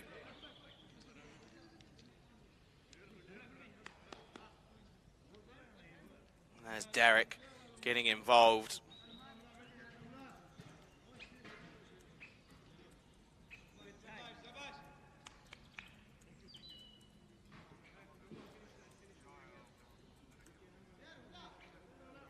So then another wicket goes, and out comes Niaz. So it's a question of, will it be a repeat for him, and does he continues in good form, or is it going to be similar to Khalik where he falls? And well, Khalik will be fuming because he had such a good innings in the first game this morning. Not to continue that now, but Niaz in at 4.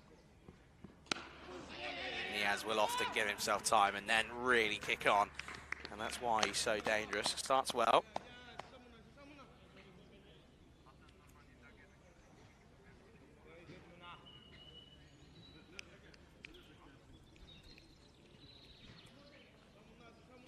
Good bowling this from Hussein, though, isn't it? Definitely putting a shout in for involvement in tomorrow already. This is back of a leg. Can't get him away, though. Splice to the bat. That'll be a dot ball there into the onside. So Italy and Spain go at it again in around about a minute's time. Spain, I believe, have won every single toss in both the men and women's format.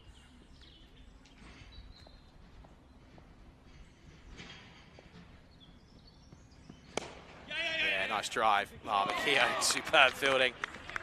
And that's just the level that he's got. Not only is he good with the bat and ball, but in the field he's there all the time and in and around it. That'll be the end of the over. Score is going to be 16 for 2 after 3. Yeah, so Spain taking on Italy, of course, and Spain fielding first. Debuts for Ali at the top. Nick as well, so plenty of action. But here, though, 2 big names back in the shadow, Hussein and Khalik. Great take, though, from Rahul Mangal to take that one.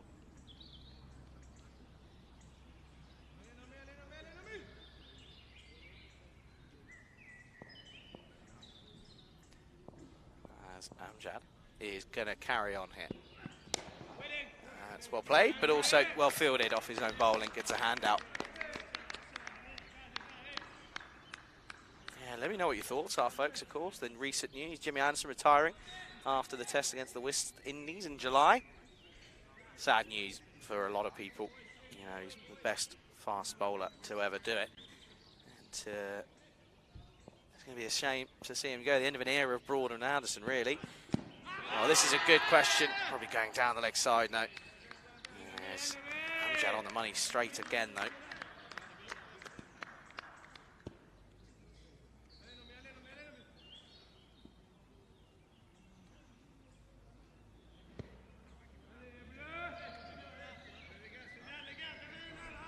Amjad proving to be a handful to deal with at the moment, isn't he?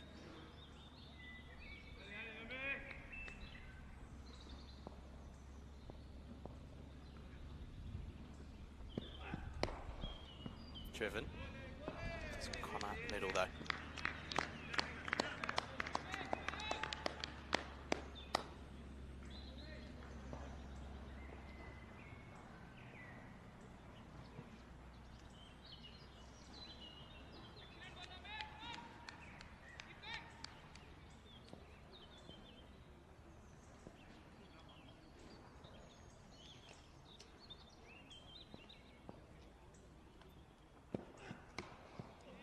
Squirted into the onside. Jamil just taking a bit of time here. They've lost 2 early wickets, so they don't want to make any errors here. Plays underway out in Italy as well. 5 wides to start off from Murad Ali. Not the best of starts.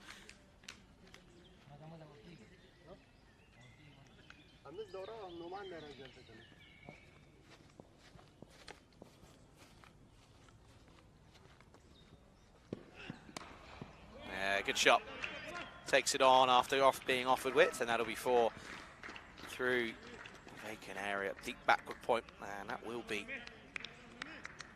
4 points for the Belgians.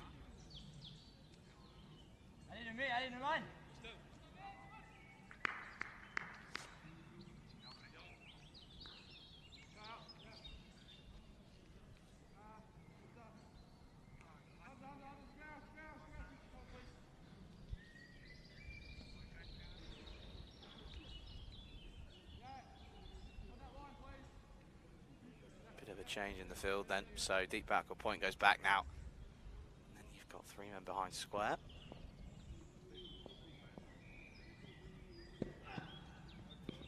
That's going to be a wide and a tumble for Amjad. Not quite out of the over just yet.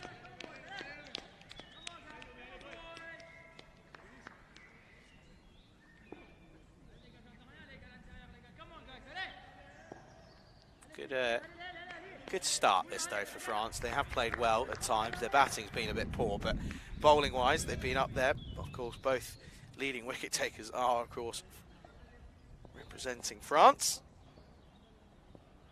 Both not involved in this game though. Appeal not given, and I didn't hear anything myself, but there was a lot of enthusiasm behind the appeal, but not given. It will be a dot to finish up, and that will be the end of the over. It is 21 for 2 after 4. Talk about comebacks out in Italy. Murad Ali starts with 5 wides, picks up a wicket the very next ball, so a bit unlucky for Naqvi, but that's a first baller for him.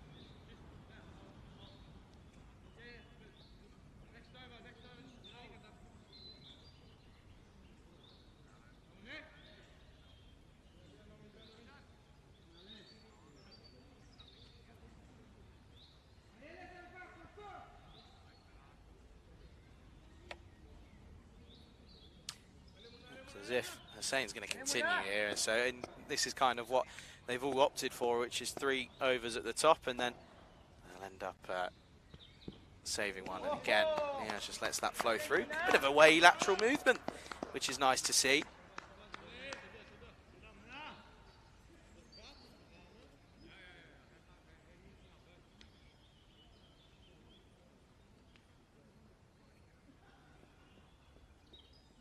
Big day in European cricket yesterday as well, with Ireland beating Pakistan in the T20 out in Dublin. Huge congratulations to everyone involved in that as well. Oh, he has fishing at this one. Normally have better temperament than that, but No real foot movement, doesn't move towards the ball. Bit of a waft at this one.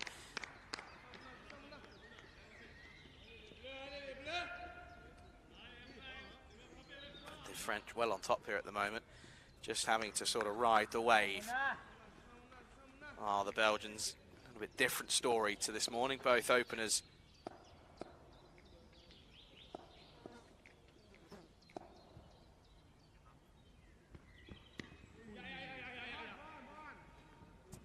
Openers, of course, for Belgium and for Malta were able to get a good start. However, this time around, not meant to be. Jamil's still there, but really going very well at the moment.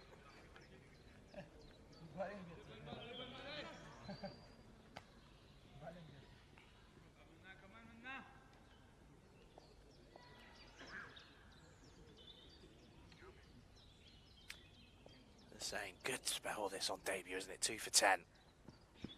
Slower ball up in the air, just over the infield, and it will go towards the rope. Mangal was interested at mid-off for a moment, but all he can do is watch it sail over his head. Good shot from Jamil. Bit of elevation, goes the distance. 4 runs to the total.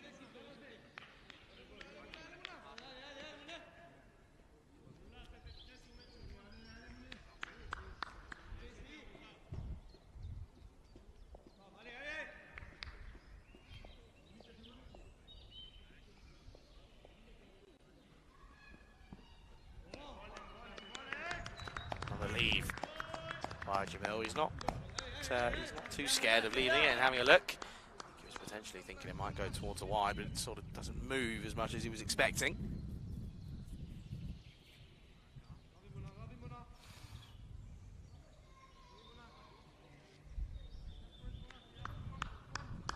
Needs to kick on now, don't they? They've got to make the most of these restrictions because they've only got an over and a bit left with 2 wickets down already. Yes, they've got batters to come, but well, they're going to need another one. That is a perler from Hussain. It doesn't get much better than that. Prime Yorker delivery. And Jamil's toes were on fire as that one fizzes past him, and Hussain picks up a third, and that is superb for him. Watch this here. Doesn't get much better than that. Tucks him, all ends up, and middle stump goes flying. And that's a brilliant bit of bowling. Angles in, does him, all ends up. That's a third to 4. It's 26 for 3 after 5.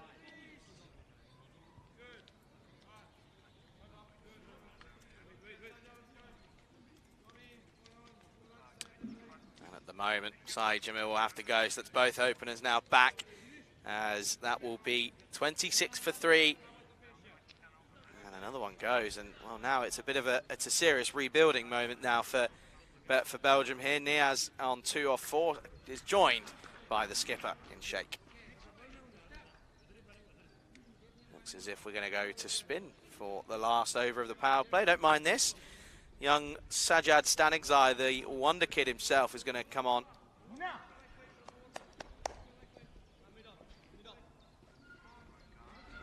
I don't mind this. Under pressure, see what he can do. He's the standalone spinner at the moment, with no Ahmadzai in the 11. So a bit of pressure on him here to just tie up an end more than anything.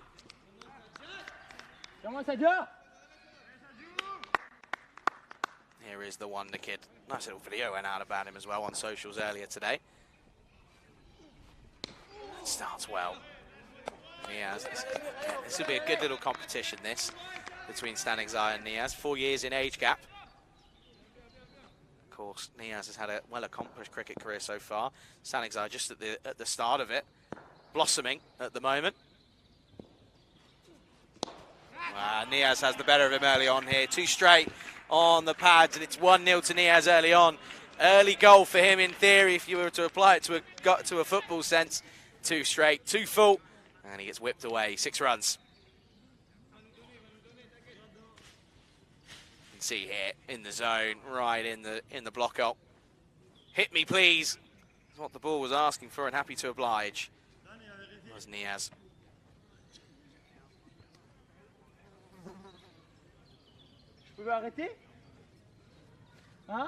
Got to get it outside that off stump, hasn't he? That's where it's got to be. Can't be too straight.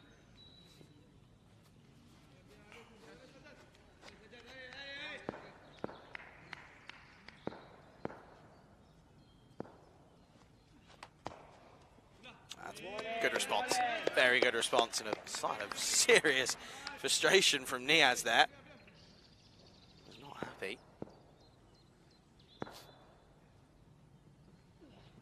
Oh, and asking the question and got him. And it's the googly that gets him, and Sajjad Stanigzai is the one that has the last laugh. He got a bit of tap at the start of the over, got tonked into the onside for a Maximo. However, 2 balls later, it's the wrong and then the variation that does Niaz. And well, now Belgium in all heaps of trouble. Look at this here. Prime leg spin bowling. One that the late Shane Warne would have been proud of. And another one bites the dust. And Belgium struggling at 32 for 4 now. Well, 2 batters that really went large in the first game this morning. Both back in the shed. Not good scores and not good signs for Belgium here. Baron Niaz goes for 8, score 32 for 4.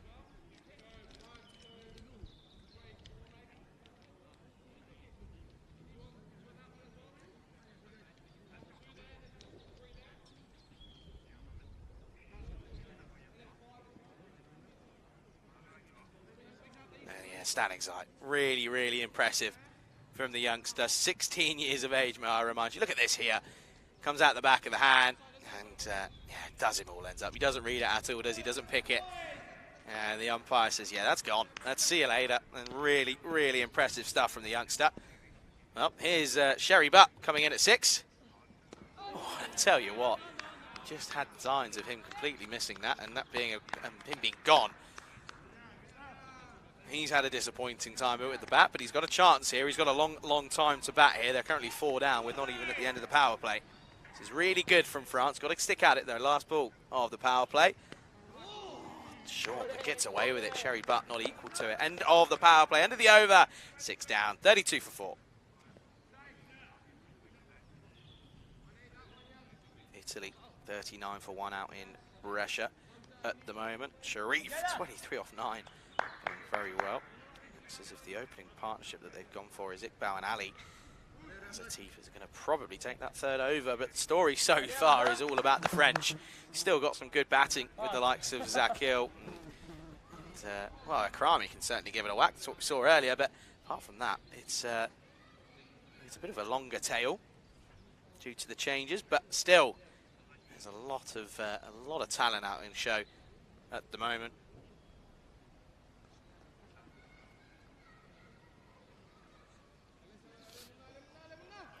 A lot of people, of course, interested.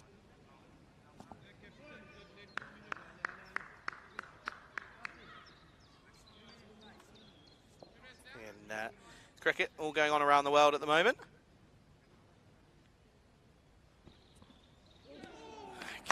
Well bowled, very well bowled from Hussain. I like this, even though he's only got an over left. They're going to take it early here, and rightfully so. He's currently on. He's got 3 for. Keep it up, boy. Keep it up, boy. Bowled very well on debut, may I remind you.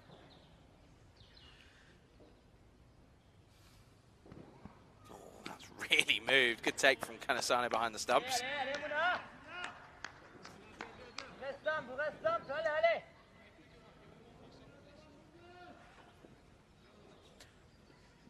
Nice elegant signal there from the umpire.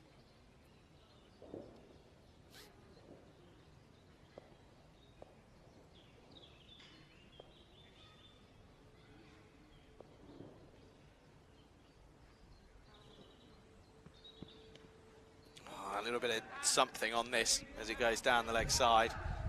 That will be runs. Umpire still hasn't moved. There we go, gets a move. Didn't fancy moving there, clearly. Anyway, Italy have gone large. 53 for 1 after I last updated you. First 3 deliveries of Atif's over. A little glove on that one. First 3 balls of Atif's over. 6-4-4. 14 off 3. Not great from the youngster. He's still young. He's played a lot of cricket though, isn't he? There's young Atif out there for Spain. Sherry Butt on strike. Just fends this one away. Just be a dot ball once more.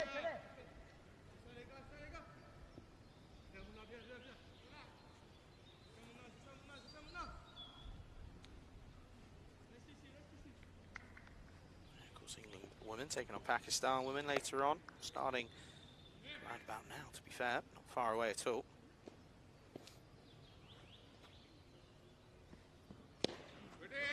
Again, straight to back of point, Mdina does well.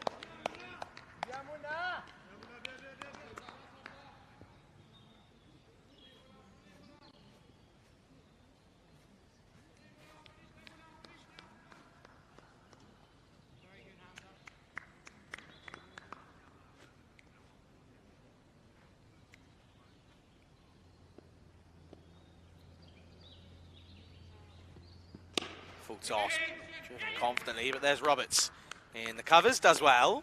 That will just be the one. Oh, correction, sorry, just a dot in fact. Getting ahead of myself, clearly. Very heavy for 80% to France now, isn't it? And you sort of understand it. There isn't too much left to come for the Belgians. Good, slower ball. I'm asking the question, but I think it was kind of Sane's not happy. He's really not happy. Look at the face on that. That was not a happy chap. I think my initial reaction was bat on ground.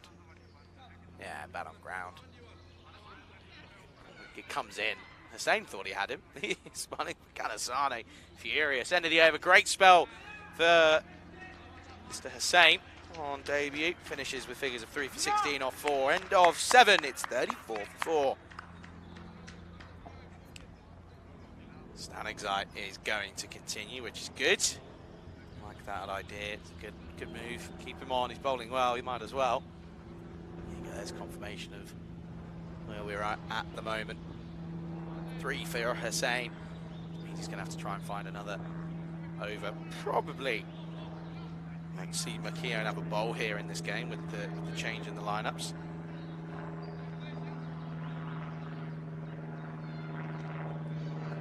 Shara Sheikh then up against Stanigzai. Drives confidently. Down to long on for 1.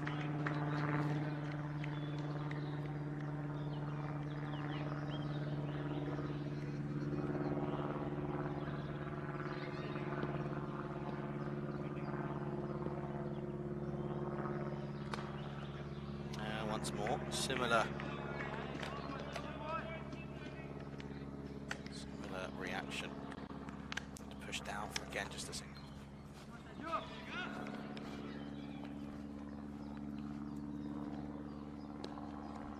Little tickle. They're going to take on the arm, and Hussein, he wanted to get through and have a shot at the stumps, but didn't quite pay off.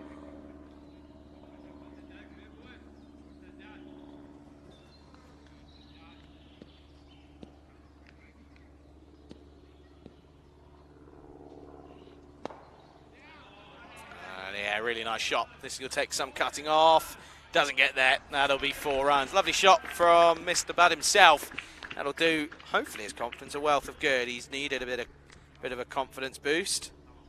However, that's a really nice shot. Plays it late. Backhand gets involved.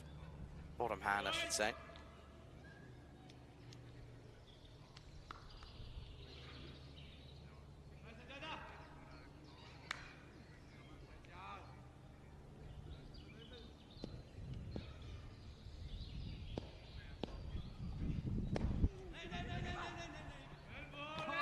More. Just be a dot ball. That's a good comeback from Stanigzai.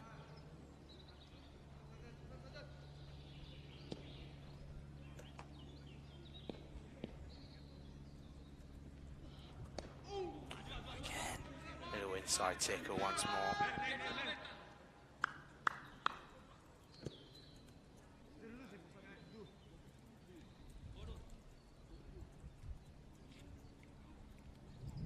End of the over. Again, pretty good one. Get a boundary off it, but just dealing in a couple of singles apart from that. And it is 42 for 4 at the end of 8. Of course, now 58 for 2 out there in Italy. We did the Italians. They lost the wicket at the start of the 4th.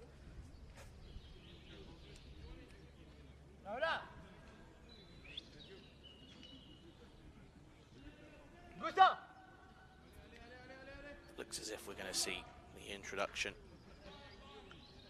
of Mangao, who's going to come on and take this ninth. We say it all happens in the ninth, normally in just the T10 format, but it is going to be Hula Mangao.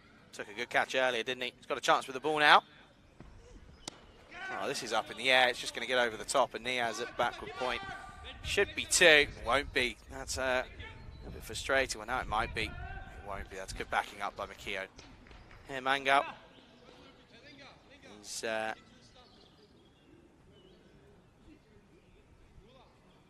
recently celebrated a birthday. He turned 20 just 11 days ago, so a belated happy birthday to him. Again, uppish. Straight to Niaz, he just gets something behind it. Yeah, for Mangao. Again, as I mentioned, 17 wickets in T20 internationals. No stranger to the format. Starting well though, hitting good areas.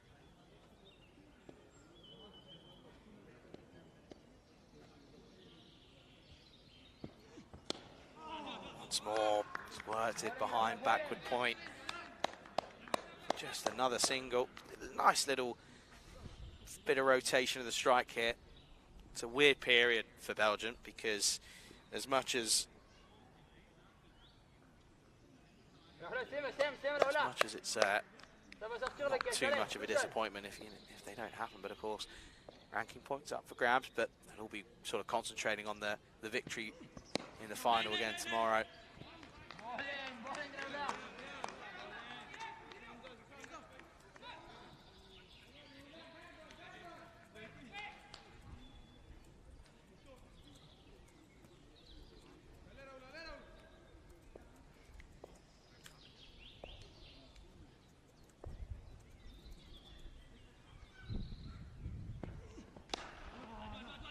This time they're going to take on Makio.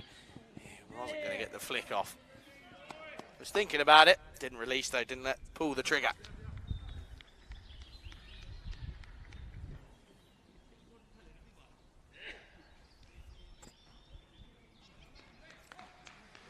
Good areas though this from Mangao. Seems to be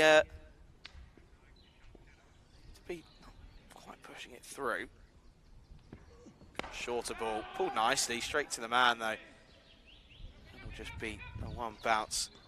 That's Zayn Ahmed out there. Takes it on the hard volley. That'll be the end of the over. Good first over that from Mangao. Goes for just 5. It is 47 for 4 after 9.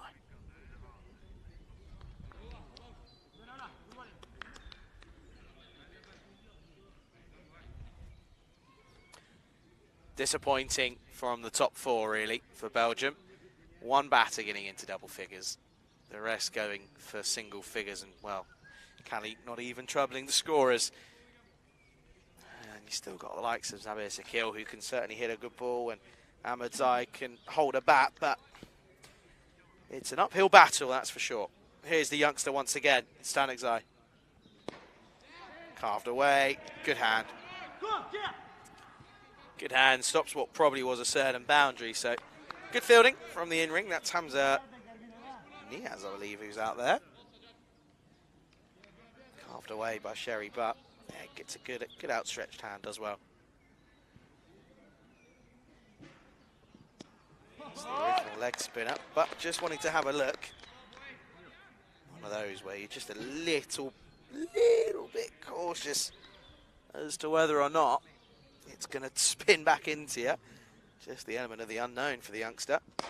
Oh, here we go. That's vintage Sherry, but you don't bowl there. That is a long, long way over cow corner. And he's picked that one up nicely as Sherry, but Maximo time. In the slot. He threw everything at that one. There was a little bit of frustration, I feel, behind that one. And it was the wrong one, but was picked and was equal to it. Used the spin that was going the way of the direction of the shot. And it's a 6, so it needs a response to Stanigzai. What's it going to be? Oh no, it's Gundy. It's Gundy, and the youngster's being pushed off his rhythm here. And that is going to be another boundary. So 6-4 hungry for more. Sherry Butt, we know, can do this. He's got some tons on the network before. He's scored runs already in recent history. This is a good shot. Poor delivery.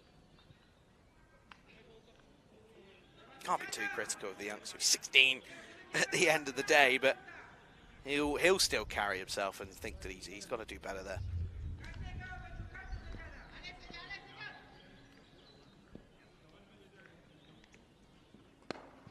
Carved away, straight to the fielder though. He has once again. Gets the throw in.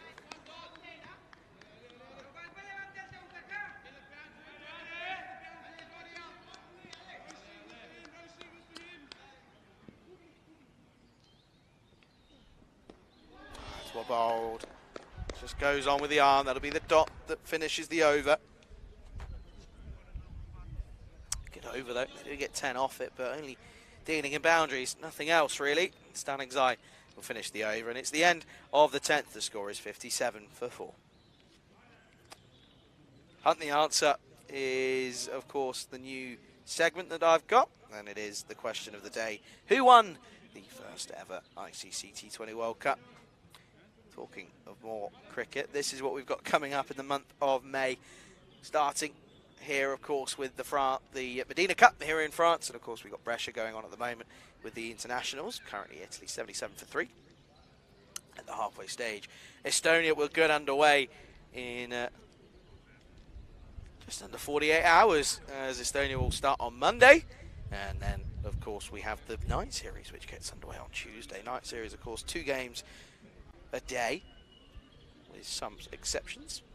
T20s continue though next weekend, as the Netherlands will get underway under action in the Netherlands, of course, with plenty of cricket coming up from there. Continental Cup as well, more T20s your way, and we finish, of course, out in England, where I know a lot of viewers will be tuning in and making their way to Rains Park. Get yourselves there if you're in and around England. Of course, everything's just a maximum 2.5 hour drive, so if you want fancy coming down for the day, there'll be I believe there'll be lots of entertainment on show, and not only with that on the field, but also off the pitch as well. So do get yourselves down if you can. Look forward to seeing you all there. But that's at the end of the it's at the end of the month. We've got a lot to go until we get to that point. Plenty of cricket to come up. I did ask Vinny yesterday if he had any clue how many games we were actually going to be broadcasting over the month of May. He said, "Let me have a look if I get a chance, and I'll let you know." I haven't heard anything, so you might have to go ahead and ask for me, see what he says in that chat. But certainly is a lot of cricket, that's all I can tell you.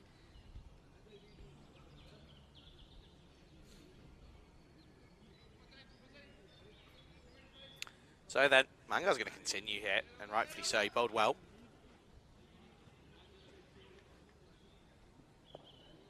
Went for just 5. Off his first. This is hit away nicely from Sheikh.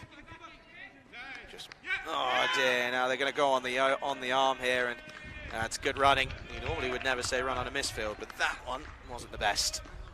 They do come back for 2.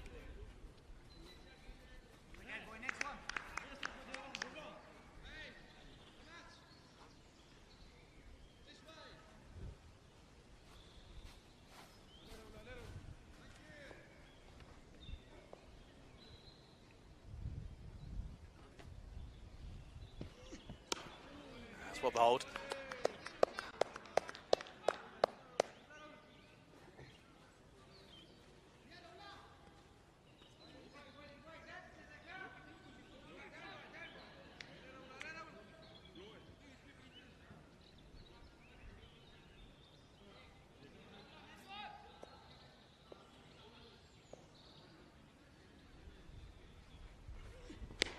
That one stays low.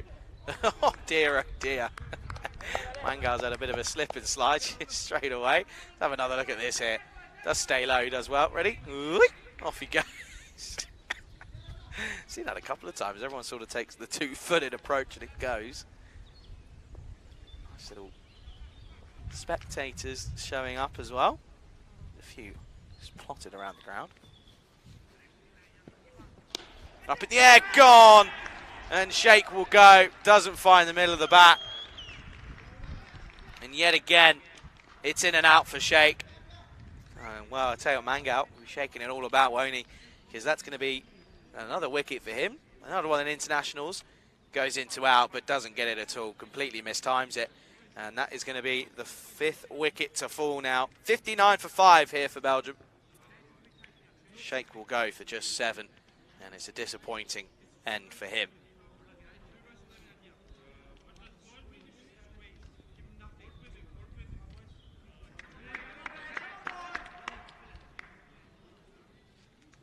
It's a long walk back for any batter. It's the worst one of any career is being sent back, and unfortunately, that's what Sheikh's going to have to do. But out comes, so there's a kill. Now he is having an interesting tournament. He's looked good at times, but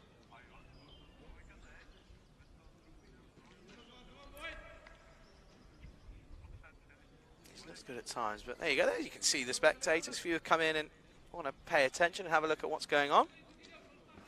A couple of players that represent Dru at the domestic level. Here is the kill then. Come on, Ola, boy, hey. Max spoke about earlier, plays a bit of cricket out in the Netherlands in the 2nd division. Off the pad. That'll be a dot ball to start his innings.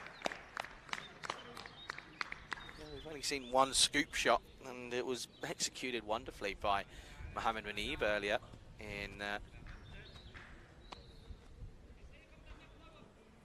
first game. He's not in this 11 for Belgium. Neither is Gamal Dumont. He is rested. He's played every game, to be fair, and been heavily involved in that as well.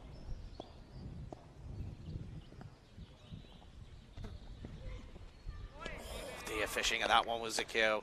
End of the over. Good over from Mangal. Just the 2 runs off it. Picks up the big wicket as well. It is 59 for 5 after 11.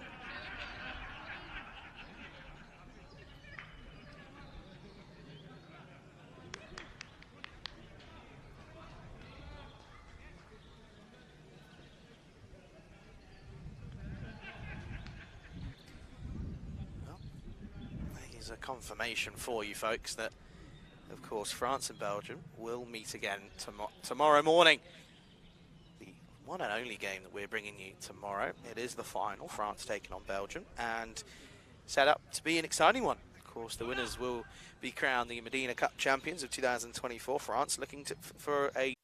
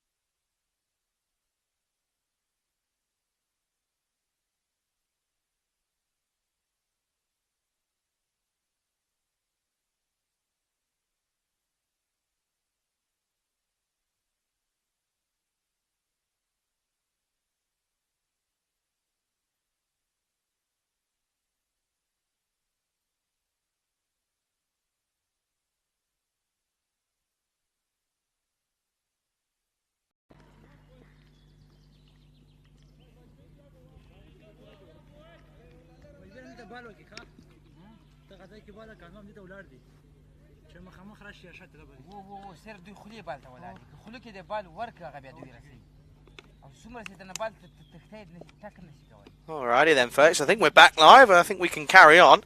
Apologies for that. I think we had a slight power cut. I think we're all back and running now. And, well, Mdina has, isn't he? He's taken a tumble, and now they're going to come through. And, oh, dear, well, everyone's gone over here. What's the umpire going to do? Umpire is not giving it. I think he's made his ground. We are just a couple of cameras down at the moment, folks, so you'll have to bear with us. But that's going to survive. Bit of drama, though. It's all happening here. And, oh, dear, what can you do, hey? What can you do? But at the moment, though, I do apologise.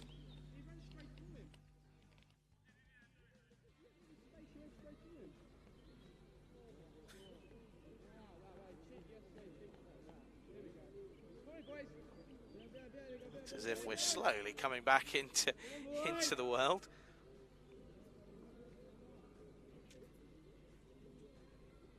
What I think the score is 67 for 6 after 13. With Sherry Butt on 23 off 26. Waqas Raja is on 3 off 3 at the moment.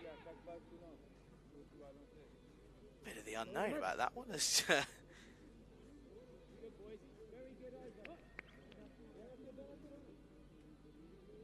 Bit of the unknown where no one really was able to fix the issue, but we're back, and we're up to date. And we're back underway now, so all is good and well. We might just be restricted to one camera at the moment. Wild swipe from Sherry Bat. 67 for 6 after 13.1 now, and this is Ramatilla Mangal back to bowl. And a good first over, 1 for 3 for him. We've got a couple of cameras coming back now, so yeah, appreciate you keeping patient with us, folks. The joys, hey, the joys. But anyway, we'll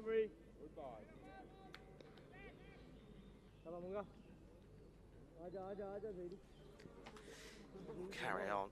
And this, again, it's looking like it's going to be tough for Belgium at the moment. This is a nice shot. We'll take some cutting off. Phil there won't get there. That'll be 4 runs. Unlucky for Mukhtar Ali Galami. He's out there on the offside, the boundary rider. And that one will go towards the rope. 4 carreras. Or what we should say, 4 points. Currently now 71 for 6 then after that boundary. Sherry Butch needs someone to bat with him. Rakesh Raja can't hold a bat. He's not exactly a stranger.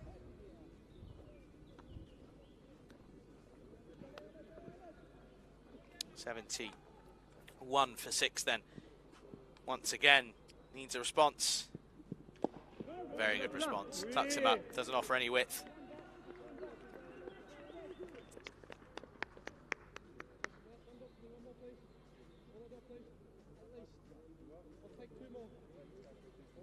Conversation for those two, but out there in the middle at the moment, of course. At the moment, it's Belgium 71 for 6 off 13.2, but 27 off 28. Raja is 3 off 3, 27 off 29, correction.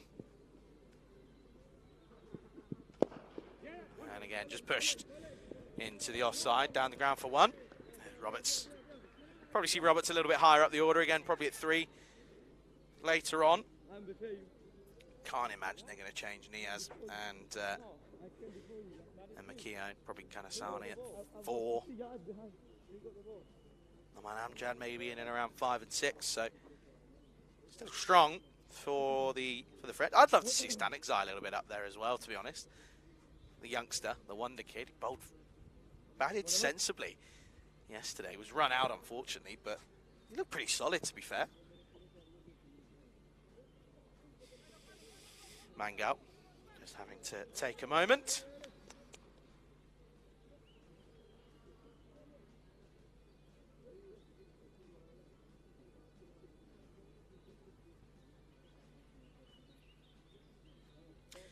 $72 for 6 after 13.4 here with Rakesh Raja on strike.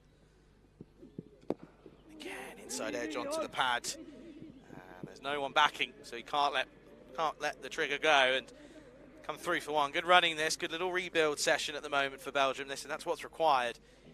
Can't really be too expansive with their shot selection because, well, there's not much to come due to the selection, of course. A couple of changes and rests being taken for this game, which is fair enough, to be honest.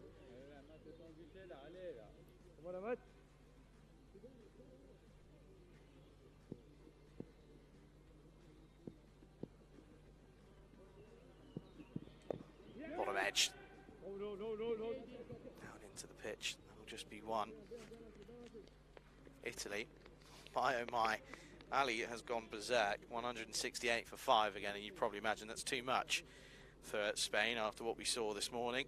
Arslan 31 off 10 as well. That is superb batting from Italy out there at the moment. End of the over. Score here though.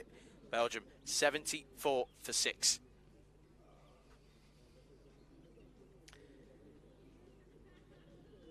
After 14 overs gone. Cherry Butt is 29, not out off of 31, and it's 4 off 4 for Roger. There we go. We're back underway. On-screen graphics have returned. Appreciate all your patience.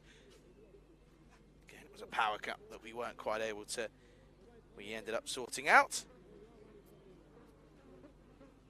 We got there in the end. So credit to all the staff and crew getting it all set up and back underway. There you go. 74 for 6 after 14. France still well on top here, though, aren't they? If their batting clicks, it could be over quickly. But, well, Belgium's tail does like to wag every now and then, so could potentially be looking at a similar situation here at the moment.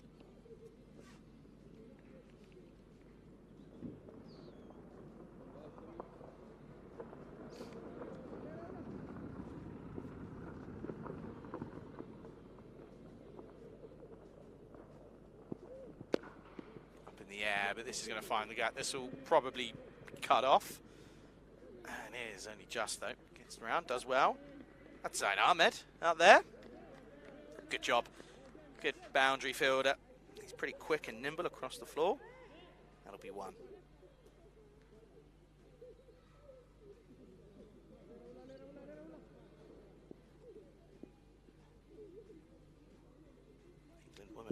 Early trouble at 12 for 4. This is up in the air. And, Kanasane gets round to it. Bit of conversation going on between here. Of course, bump ball. They really need to take a risk. There's a fielder there anyway. Nothing too crazy from Bud at the moment. He's just nibbling and nurdling away at this. With not many batters to come. He knows he has got to stay there till the end. Again, just pushes into the offside for one.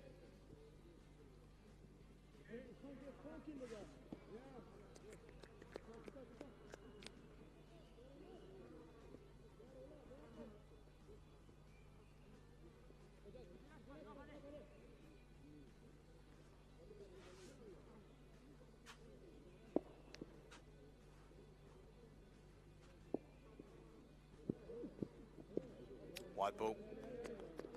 Mangal just losing a bit of rhythm. Good call from the umpire. Certainly outside that blue line. The wide line.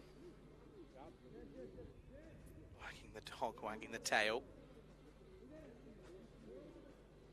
Probably need it here. They need a flourish of runs, but it's a question of, well, where are they going to get them from?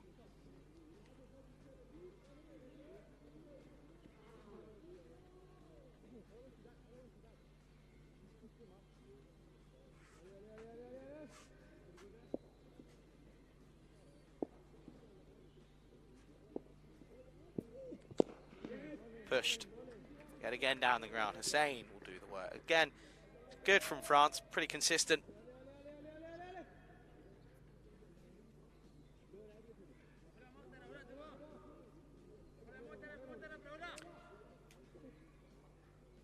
Going pretty well though, aren't they? They'll be happy. And the good thing is as well is, you know, from a mental perspective, this is a good shot down the ground yet again for one. From a mental perspective, bragging rights. France already have that over the Belgians after the super over victory yesterday. And now, a win in this game would be, you know, it's a 2-0 aggregate going into tomorrow's final. Certainly does play a part in it. Push and go, could be close with a good throw. It's not a good throw. Not come through for what is eventually a pretty easy single, but he's still there, isn't he? Sherry.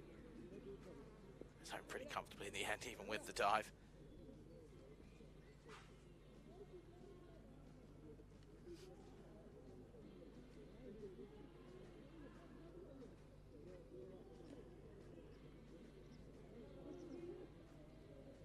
Well, more fluids coming on. That's good timing, isn't it? The Hornets come back to join me. How lovely. End of the over. Score is 81 for 6. Not having this. This Hornet is not staying here for long. Not having it stick around. It's not a friend. It's not invited to my commentary queue. I'm telling you that for free.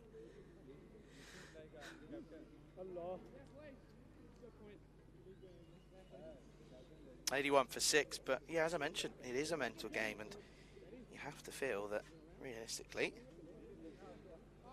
there's got to be some form of mental victory here, if not only a victory on the game, but also a mental one going in tomorrow. If you aren't aware, just the one game tomorrow is the final of this Mdina Cup. Innings is going to come on. He's going to bowl.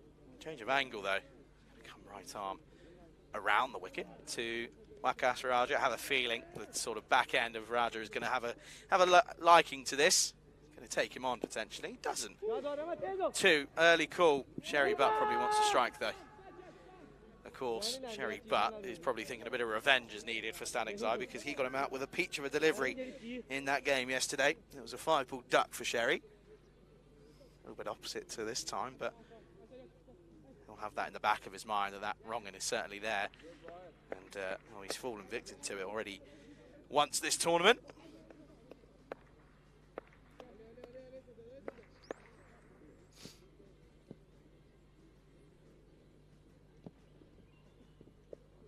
Too short, and this is going to race away, and the ball, there's no point chasing that. It's like a race car when it goes down towards that area. That's going to be another 4 runs, and Sherry Butt playing a very handy innings here at the moment. Gets it away nicely and adjusts, because he was going to come down, he saw early, but he realised it was back of a length and just uses the bit of pace, and it runs away down towards that fine leg area, third man, and it's another boundary.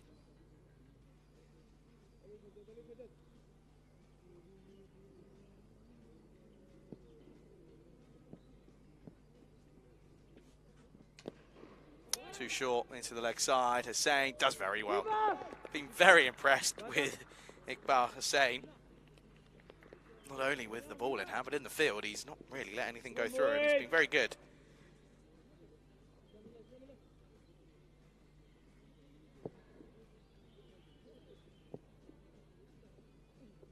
Comes down the track and yet again just squirts out, and should just be one. There's hell breaks loose as shouts and screams.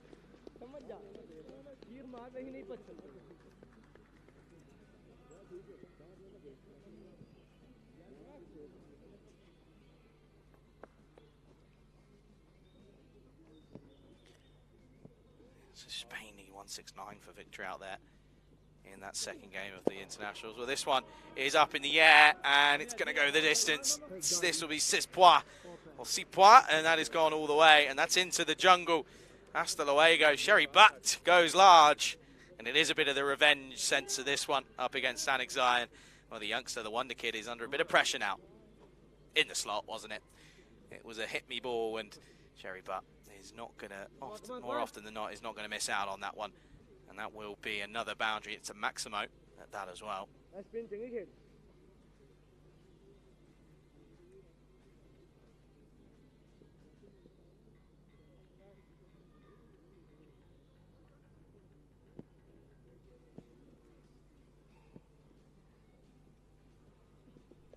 The quicker one, and well, was that a drop catch potentially? It sounded as if there was 2 noises, but to be is end of the over, and it's going to be another end of the over.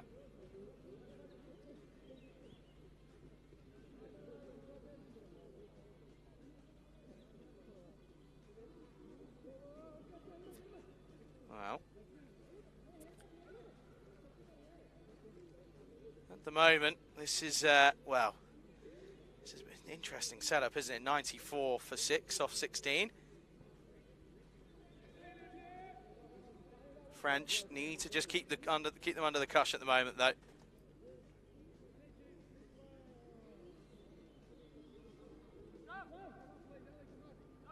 And good afternoon to Jeffrey and to Dave, to John, and to everyone in the group, in the chat as well. Pleasure to have you here, and let me know what you're up to. If you've got any random questions, we haven't done one of those for a while.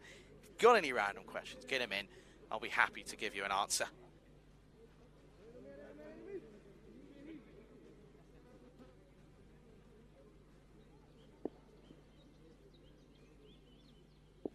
As Amjad is going to come on back to the attack. Tucks him up straight away. Good pace. Heavy length. That's what that is.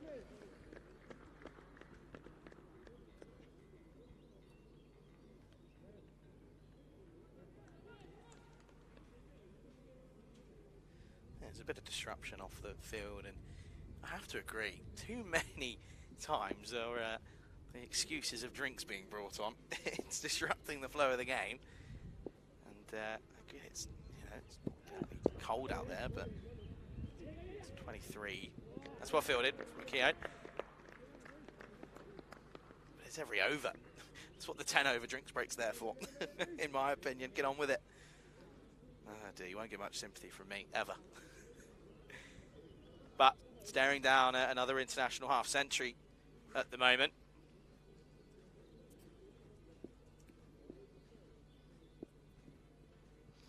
Oh, it's into the ribs. That's going to sting. Don't rub them. That'll hurt.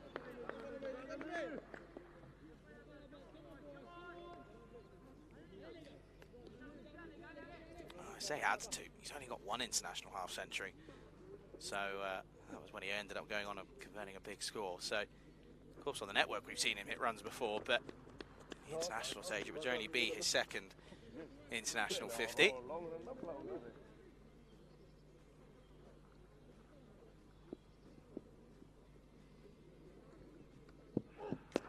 Oh, and he might bring it up here, or has he picked out the man? Oh, and he has, and well, talk about the commentator's curse. It's a prime example of it there. And Sherry Butt looking to pull into the onside and bring up his half century, and well, just try and get the score motoring a little bit here. Didn't quite get the length he was looking for. Got the elevation, almost too much in fact, and it's a pretty comfortable catch out there for Zayn Ahmed, who's been very good out there, to be fair. He's deserved a stat next to his name, and the big wicket of Sherry Butt goes, and that will be another wicket. And now Belgium 95 for 7.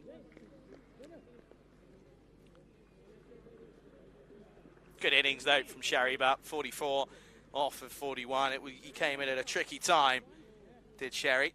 And he's not happy. He's a little bit annoyed with himself that he got out in the way that he did. He would have been hoping and thinking of a half century. Just watching him as he comes out, and he pads off straight away. Not happy. But out comes Murad Akrami, who, well, in the first game for Belgium in the tournament, got a few runs, so not all hope is lost at the moment, but runs certainly not coming easily for Belgium at the moment. Spain opening with Ali and Danny Long, so looking forward to seeing what happens out there. Long Martinez, that is. Of course, Akrami left-handed. Batter. Up against Amjad. Amjad deserved a wicket, though, to be honest. Bowled well in the opening spell.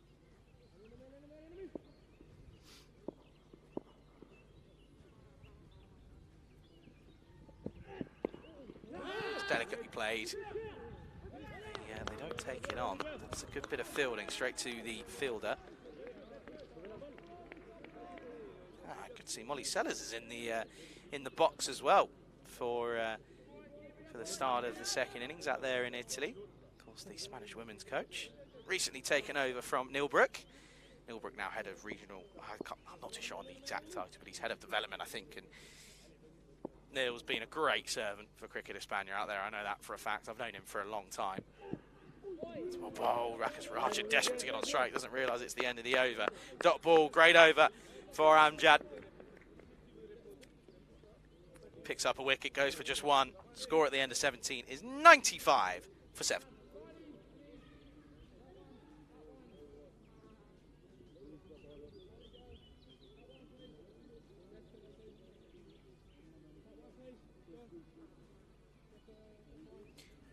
So, already with Belgium struggling here, it's going to be a tricky uphill battle in the field, but early wickets and they're in the game if Belgium are looking to get a win here.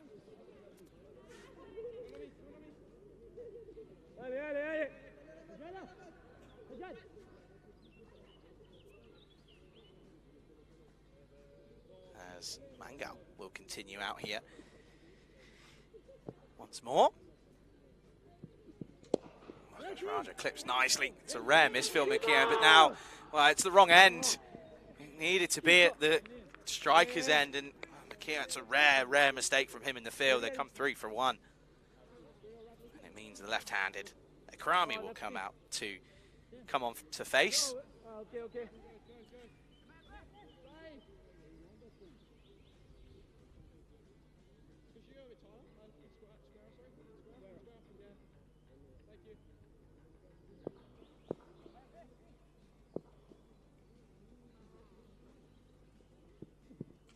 Up in the air, this one should be easy.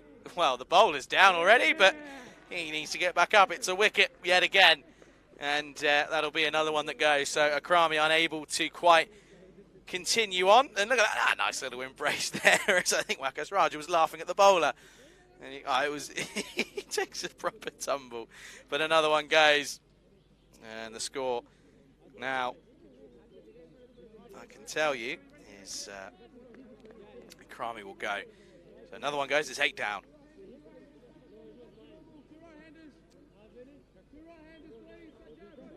I was about to say yes.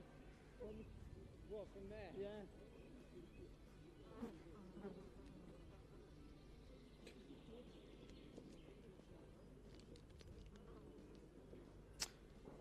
New batter will come out then, and that is Zaki Sharp, who comes in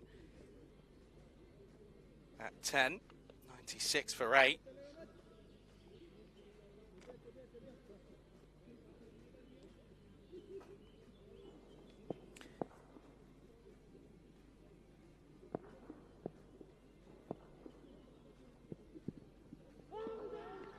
Well, it's another good ball. Dot ball once more for Mangal. One more. 2.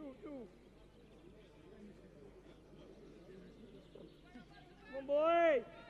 Little conversation. I think Raja just saying, "Come on then, boys. Let's just get me on strike here, please, because I'd like to face as much as possible." He is a very good batter, is Raja, but he's at the wrong end at the moment. Oh, this is a beautiful shot. This will be 4 runs, I think. Oh, it's not. It's superbly fielded out there, and almost a run out now. Shah's gone, and Shah might have done his shoulder. Looks as if Raja's sorting himself. Oh dear, Shah really might have done some damage to his back there. Look at this. This is superb fielding, though. Covers a lot of ground.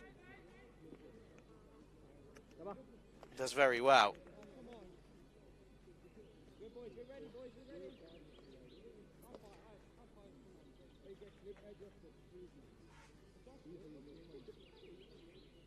Come on.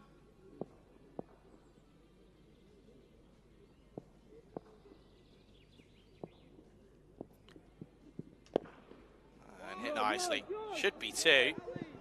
No, Jamil, you can tell, he does not want it. He's back. He's done something here because he normally would be sprinting back, but doesn't really fancy it. So that'll just be a single. Brings Raja on strike. Probably again we'll be looking for just 1 because it's the last ball of the over.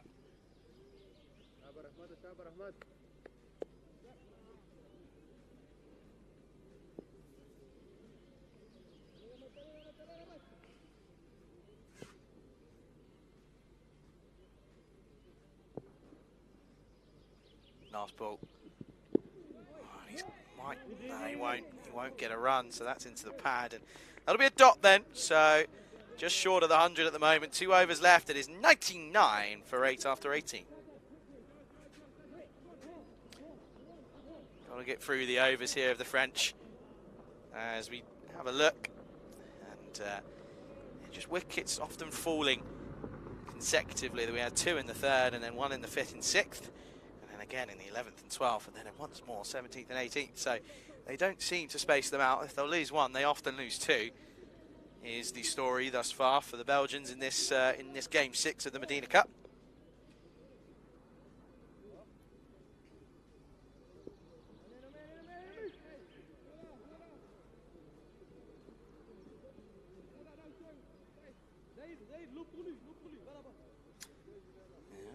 Spain still struggling though with the bat. 11 for none off 2, chasing 1, 6-9. Probably not going to be enough already. Anyway, Amjad's going to carry on here. Outside edge. This is going to run away to 3rd man. There is a fielder out there though, who does it superbly well. Keeps it down to just the 1.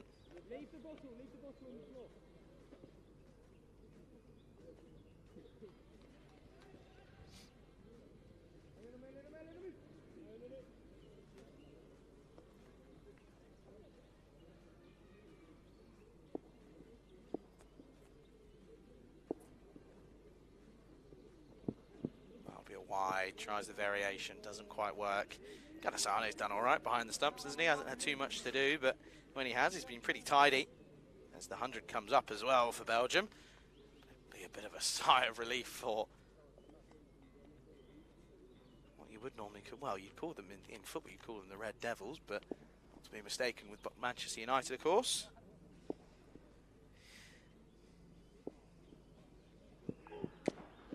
Up in the air, this will fall safely though. Away from Galami. And will just be 1 though. That's a win. Big win. There's a keeper. Raja off strike means Shah just comes back on. He's 4 off 4.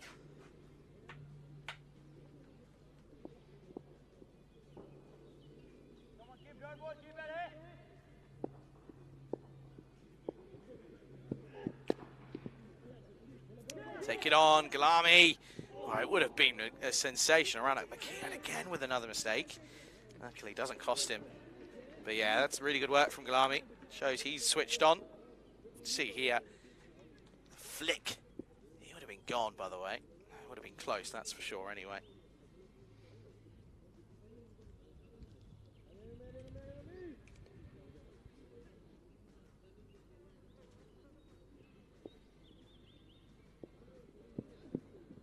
Oh, he's tried something.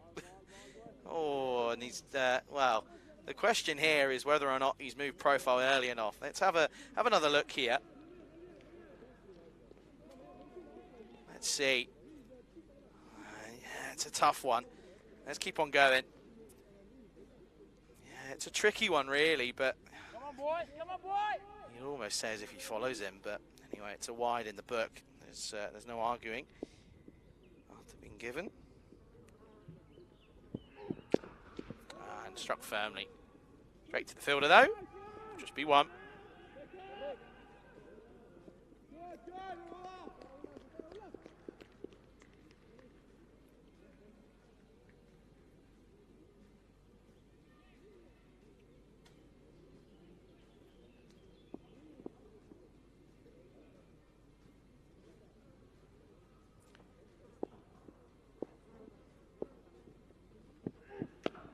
This is a nice pickup. Could be another chance here. Oh, and he's put it down. It would have been one of the best catches of the tournament.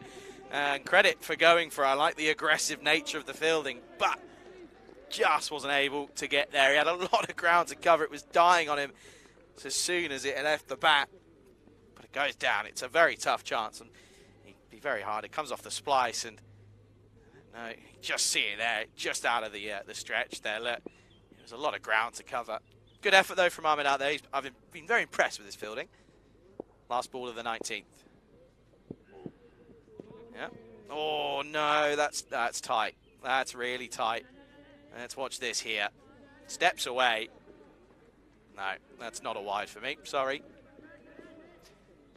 That's not a wide. He steps away. There's no issue with that. Anyway, won't be the last ball then.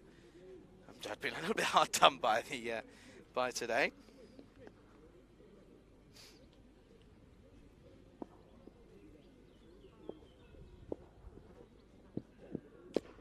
Oh, now this is going to be slap for 4. Potentially chases on. No, you've got to go down with your hand. You can't go with your feet. And it will be 4. So, well, that's unfortunate. Amjad will sit there and say, well, hang on a second, I shouldn't have had to bowl an extra ball. And he'll be having furious words with the umpire there, and understandably so, because it goes against his figures. But a good over and a good spell nonetheless. 1 for 26 off his 4. And that was the same line as the other one. Probably, if he missed it, would have been given a wide then. At the end of the over, with an over to go, it is 112 for 8. He got there as well. Did the hard work, did Ramatilla Mangal, but you've got to get down. It's a luscious outfield. It's not going to hurt you. There's a story so far. Assuming that that's now going to be Ramatilla Mangal who's going to come on and take this over. So no Makio with the ball. Just the one spell for him in the tournament so far. Picked up a couple of wickets, to be fair. But it is going to be Ramatilla Mangal. I mean, that's not bad for the Mangal brothers, is it? I'm assuming they're brothers, by the way. 3 wickets apiece at the moment with an over left. Pav saying it wasn't the great. No, you have to say, and yeah, you feel for Amjad because he had to bowl 1 ball too many and then got hit for 4. So not too much that he could do though at that point. Anyway, last overtime, 1-1-2 on the board. Needs some more. Well, that's not going to work because that's going to be gone as he plays on. Does Raja right across the line, and another one for Ramatilla Mangal. That's his 3rd. And another one goes, and that is a superb bit of bowling into the off stump. And it's 9 down now for Belgium. Sajjad Ahmadzai will be the number 11 who comes out then. But Waqas Raja goes 12 for 15. He was there for the majority of the time with Sherry Butt, but wasn't able to really convert. And it was a pretty rash shot that got him out. Last over though, so he has to go for it. Anyway, 1-1-2 for 9 then. Out comes number 11. You've got number 11 and number 10 out there together. There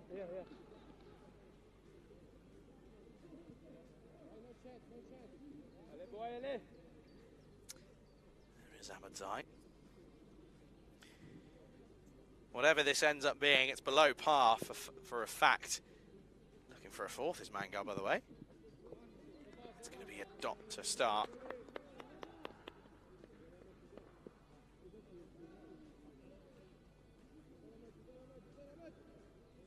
See here that this was a sort of this is really the similar line that Amjad got done for, and well, that was given as a wide and that one wasn't, so a little bit unfortunate.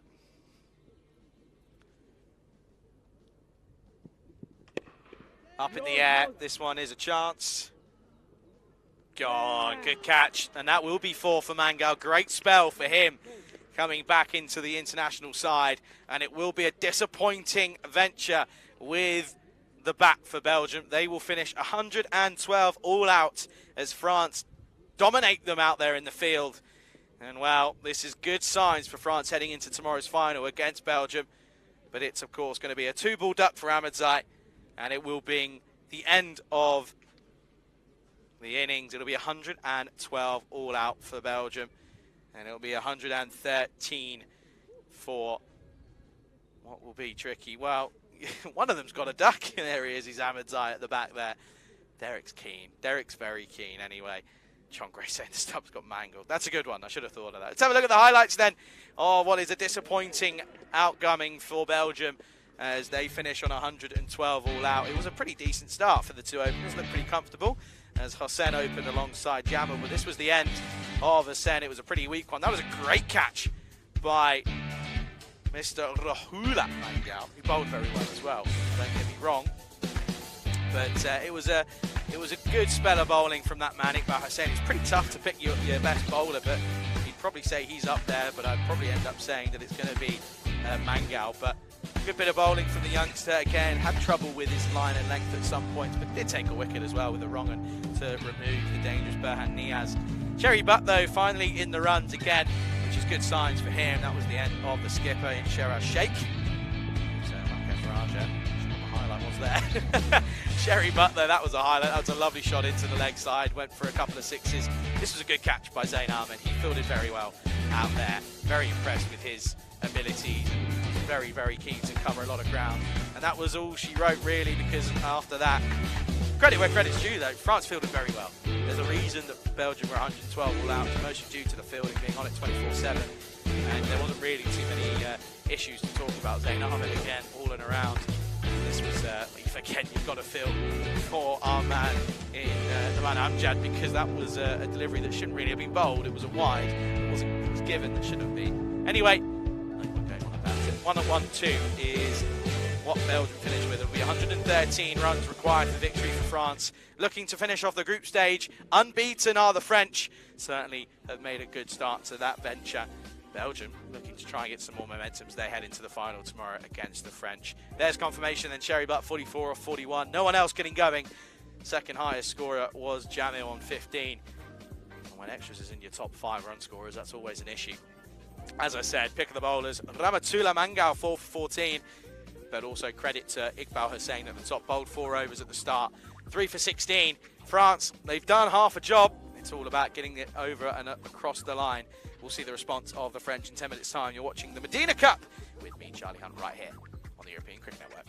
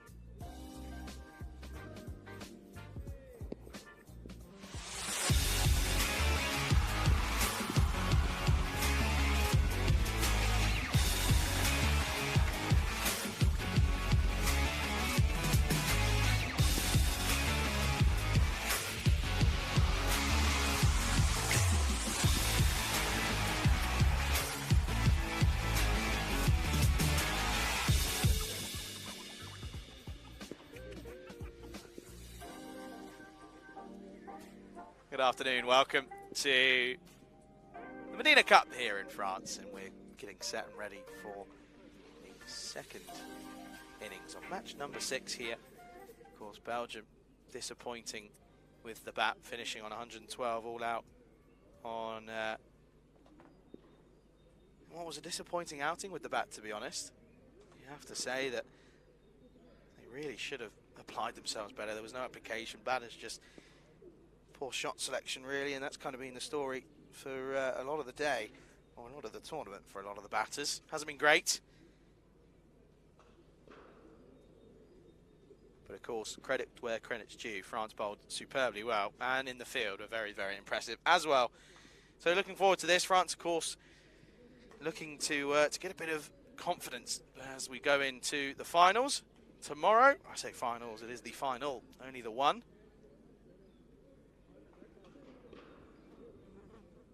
Only the one for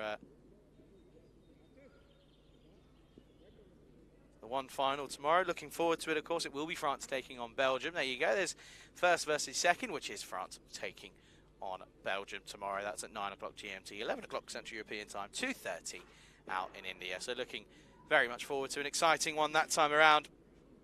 As for at the moment, though, France looking to finish it off strongly. The group stages, of course, it would be a 4 out of 4 victory for them if they were to go ahead and, well, you would assume, to chase down this minuscule target.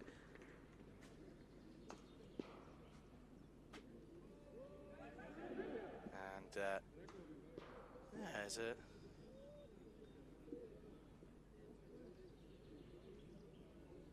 there's a delay at the moment, just as players looking to get on, and umpires we've lost an umpire, but we found one now. We're back out there, but yeah, very good afternoon to everyone. There you can see, player lost his hat. Anyway, we're going to carry on here, and at the moment it is, or should be, a pretty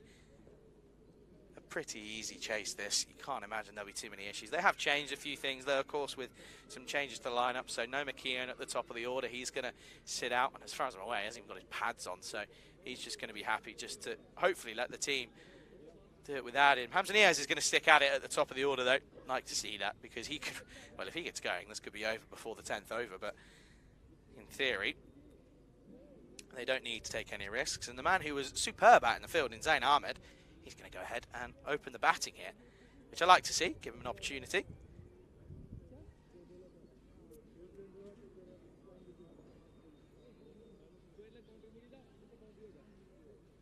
Of course, Zain Ahmed represented France in T20s before. Only got an average of 7 though with the bat. Has got a 42 against his name. That was against Luxembourg last year.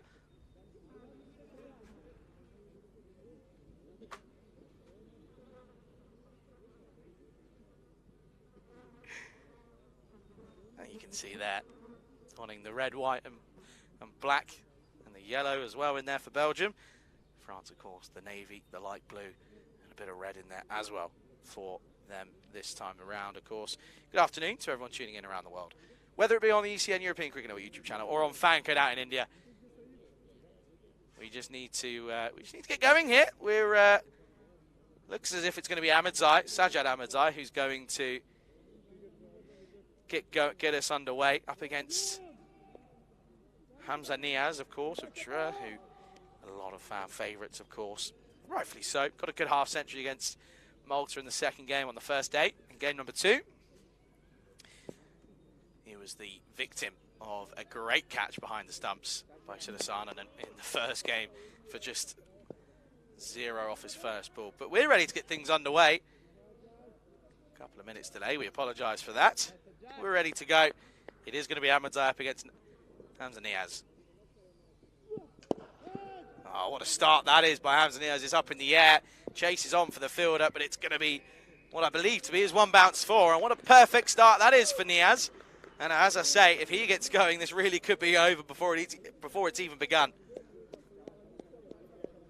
can see there, such a good striker of the ball. Clean hitting from him. And this game could be over. I mean, at the moment, you go at this rate, it's going to be a very quick innings here. Be an early time to then switch over back to Brescia. Anyway, with Spain currently struggling, 85 for 6. Here, though, France already on top. Oh, and he's gone again here. And Niaz is certainly here not to hang around. And this is going to be another boundary. And this is sensational hitting early on from Niaz. Anything full, he is throwing himself at it. It's the kitchen sink and some. It's in the slot, though, really, isn't it, from Abadzai? It's not good enough. And this one is going to be a boundary yet again. And very good start here. 4 and 6 to get us underway. Straight away. Still no field change, though. They've still not put anyone out there. Now I think they might do. Sure, as third man comes in the ring. I don't know, sticking at it. Third man comes up to the ring, but long on goes back.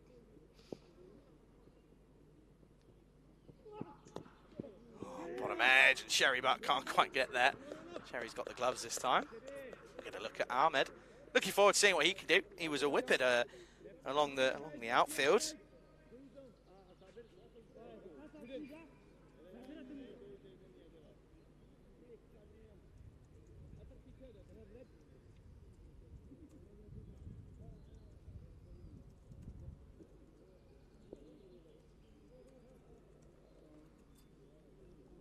Looking forward to having a look at him, of course.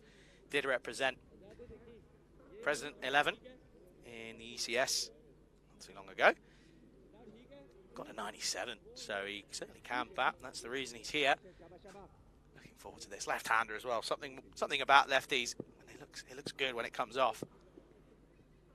Oh, this is going to be a wide down the leg side. And, well, can't really be too stressed at this at the moment.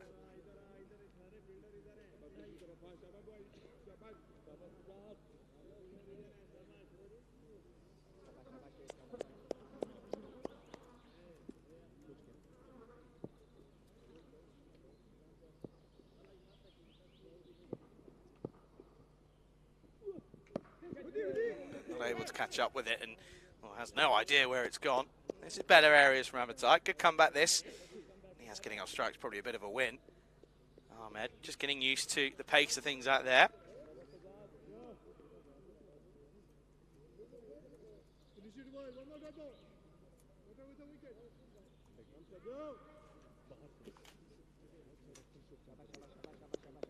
Getting attacked again because Mr. Hornet's back. He loves coming in the afternoon, doesn't he? Put a sign up saying no Hornets after 12 o'clock. Nice shot. Well played. There's a fielder out there, though, so that'll just be one.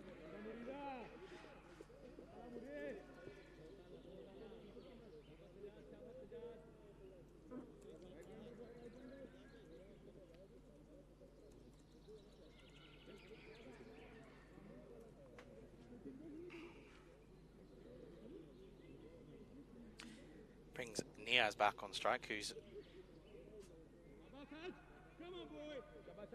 sat on 11 at the moment after some lovely shots early on.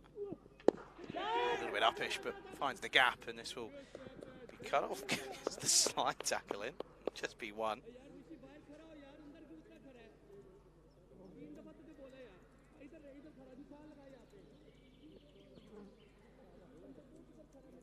Over up, guys, quick change.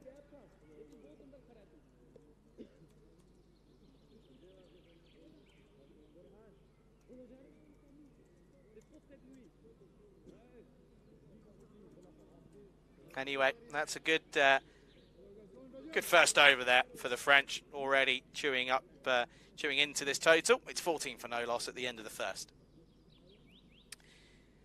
Of course, I might have to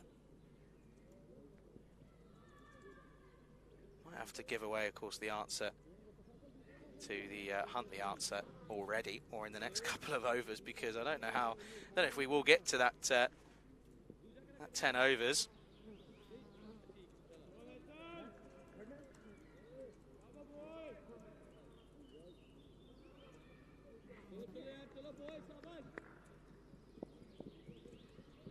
Khalid's going to take the second over, no real surprise there.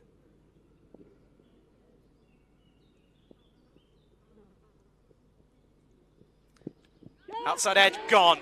And Khalid does pick up a wicket with his first ball, and that's a really good one to get as well if they're going to have any chance of, well, defending an almost impossible defensive total here.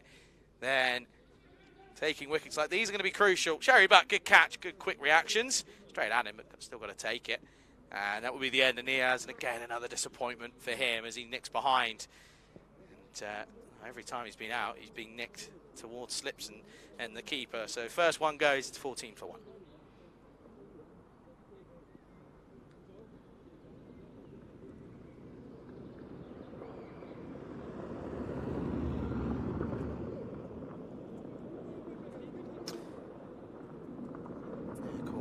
The question was who won the first T20 World Cup, of course, and do make sure you get your answers in. We'll go through them probably at the 3rd or 4th over, I reckon.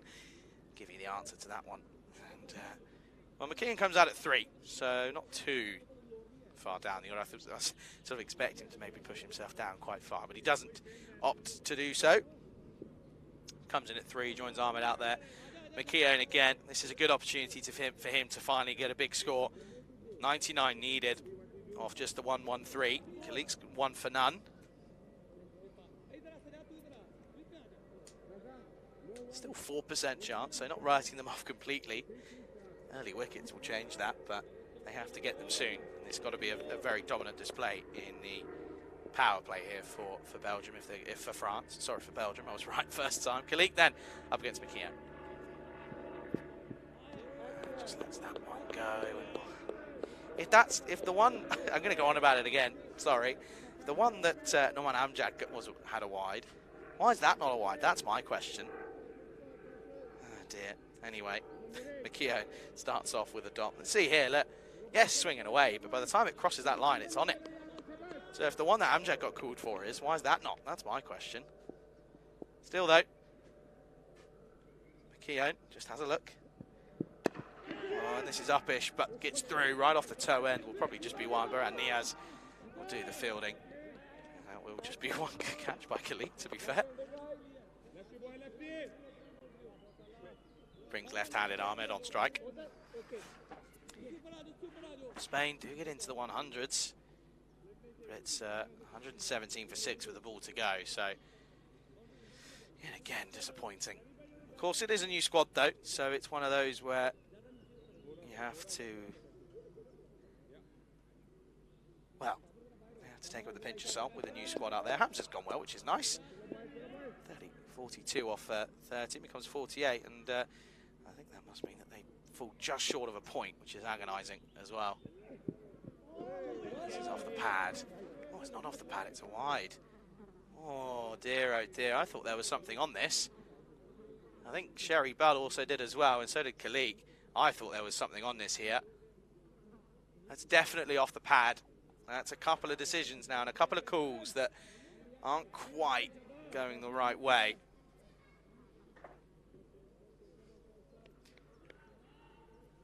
Need to just have a look at that though.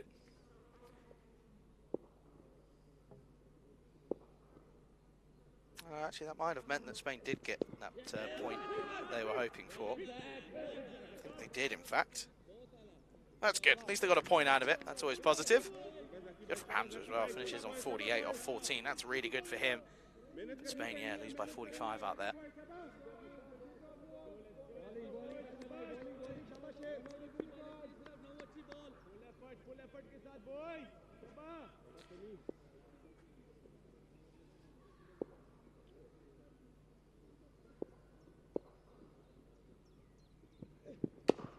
Great shot. Very good. That's a couple of bounces, 4 runs to Ahmad. Gets his account for the tournament open nicely with a flash of the blade. And that one is 4 runs down at town. It's in the slot though, isn't it? It's got the license to go for it because there's no one in, or no one back, I should say. Everyone's in due to the fielding restrictions, and yeah, makes the most of it, does Ahmad. And that's a really nice shot to get your boundary account open in the tournament.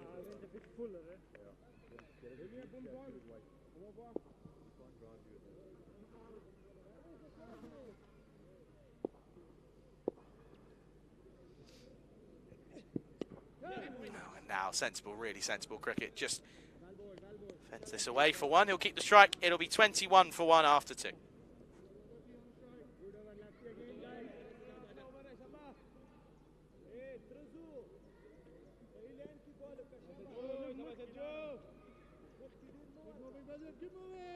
Of course, there's confirmation once again of Belgium and France qualifying for the final tomorrow, of course. And yeah, they will, well, they'll go at it again, won't they? But it will probably feel and seem that France are going to have a bit of an emotional and a mental victory and an advantage. They're 2-0, or go most likely going to be 2-0 going into this. I can't see France not chasing this. Well, don't right, it's not over till the fat lady sings, and she's, well, I'd say she's warming up her vocal cords already, but you never know. She could lose her voice all of a sudden. But yeah, you have to say that going up, I mean, you know, if you take it as a mini series of 3 games, going up 2-0 into the last one, it's going to be tough to come back from that. Ahmed's going to continue it again. And this is just pulled up in the air. Could be a chance. Put down. Very, very tricky chance there for Zaki Shah. They will come back for 2. It was going to be a tough one over his shoulder in the sun as well. So that's a chance that goes a-begging. See there, it was always tricky and probably didn't need to get the slight jump in there, but yeah, very tricky to take those.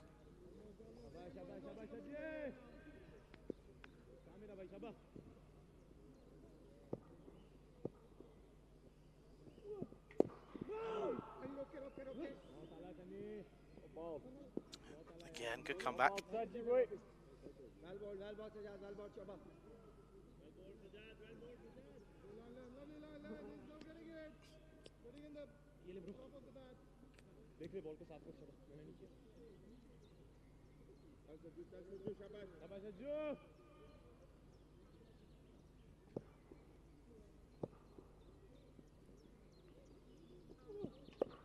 And really nice shot, helps it on its way around the corner.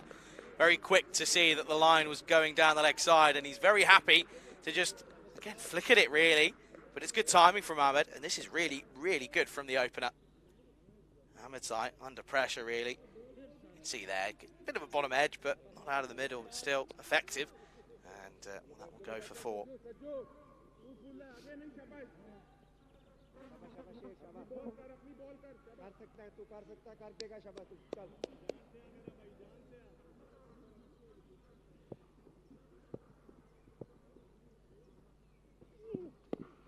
All right, gone for it again. This is going to be back-to-back boundaries here. No chance for the fielder, and Ahmed is loving life out there in the moment in the navy blue of the French side. And already this rate is trundling down. It's sat below 5s now. This is a really, really good start from Ahmed. Moves to 16 off just 9. A lot of people probably now moving over from the Brescia broadcast.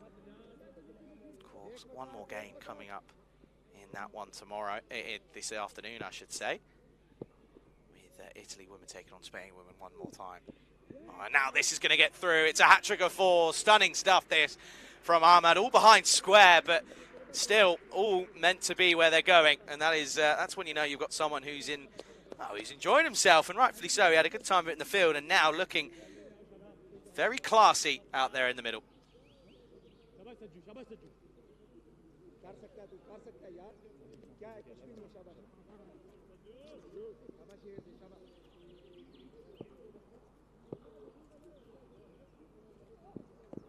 Oh, now, well, this one probably not as deliberate, but it's going to go the furthest. This will be Maximo time. Here we go.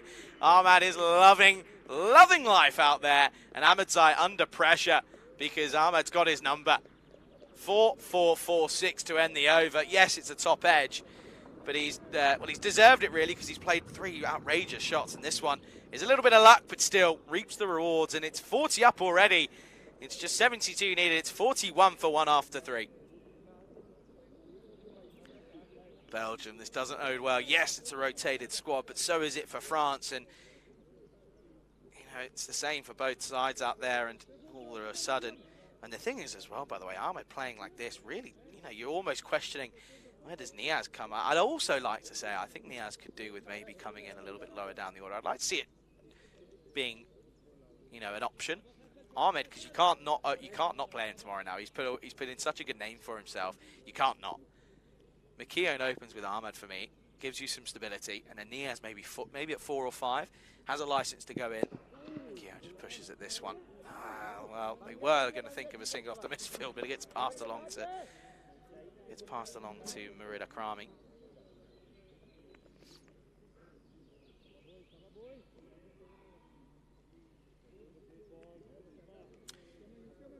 Good to see not on international duty due to his commitments in the top classer.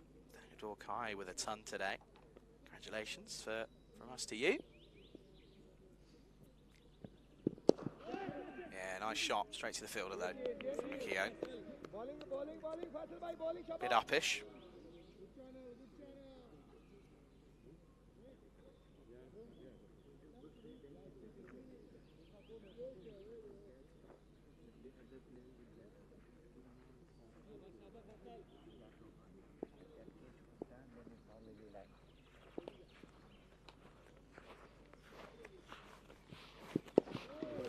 Again, driven straight to the filter. Krami needs to sort his shoes out. Twice he's almost slipped down. I think he's got some trail shoes on, but they're clearly not effective. Clearly not working. But McKeown just needs to keep going here at the moment.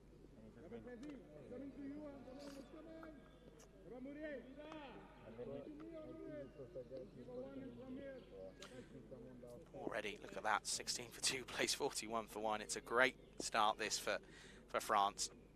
McKeown probably looking to go aggressive and does, and yeah, this is going to go probably the distance, I think. Not sure if it's going to go all the way. It will just, that'll be 6 runs. McKeown finally getting a bit of form here maybe, because he's got a good one here. That's 6er. Yes, that's gone a long way. Good shot from him.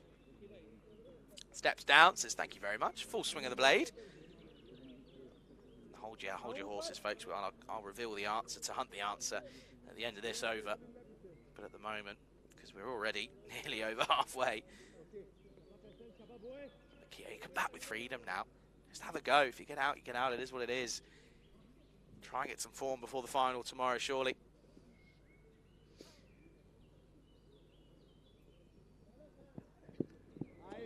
Wants to not go for the short ball.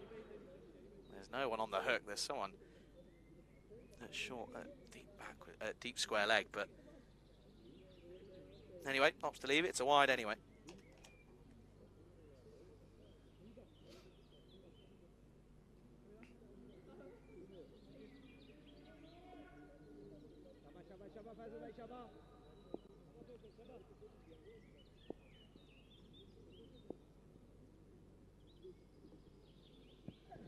That's going to be another one. That should be it's going to be called. Well, that one's now been called as one for the over. I'm not. Okay, interesting. Moving on.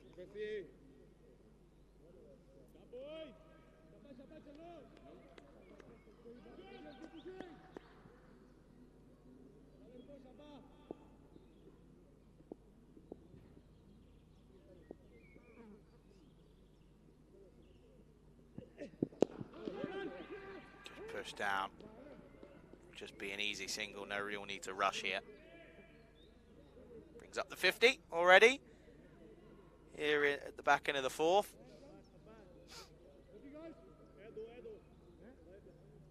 Probably going to see a bit of spin after this over, I'd imagine. Like to see the change. I think they have to.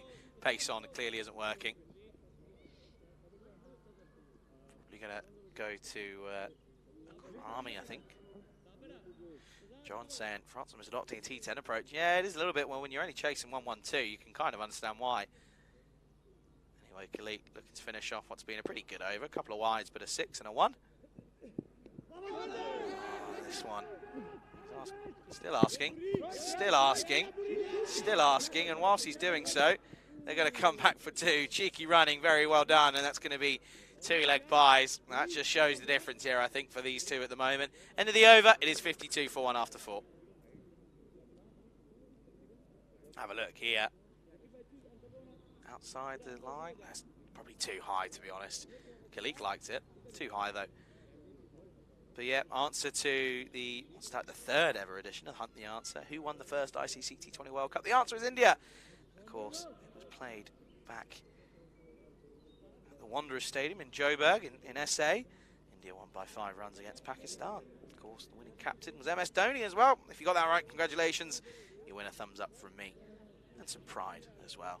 Pride's always nice.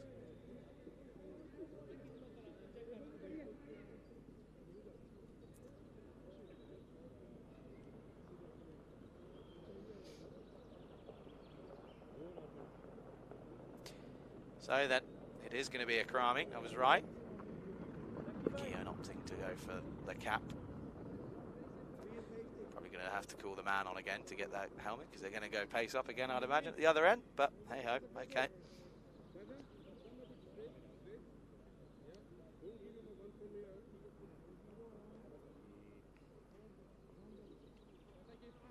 Krami, left arm off spin then.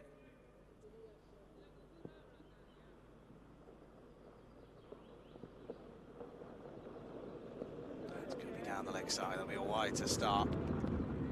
Keown saying there, angling in, no real turn.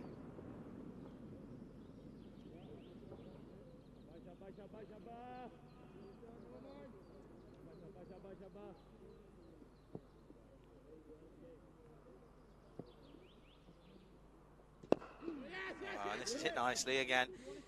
Keown showing no real rush.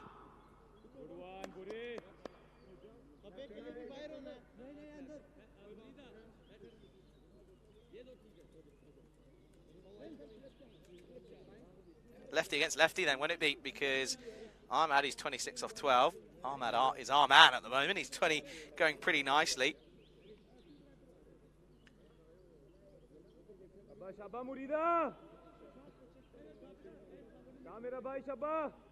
Could really do with a couple of boundaries here, could Ahmad, just to keep the momentum. He's been at the non-strikers end for a few deliveries now. I'm feeling he might take it on here. There is no one at deep mid-wicket.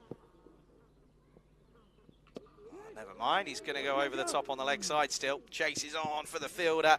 Ball runs away when it goes down there. No, he's done very well. Good work. And good work in tandem as well this time.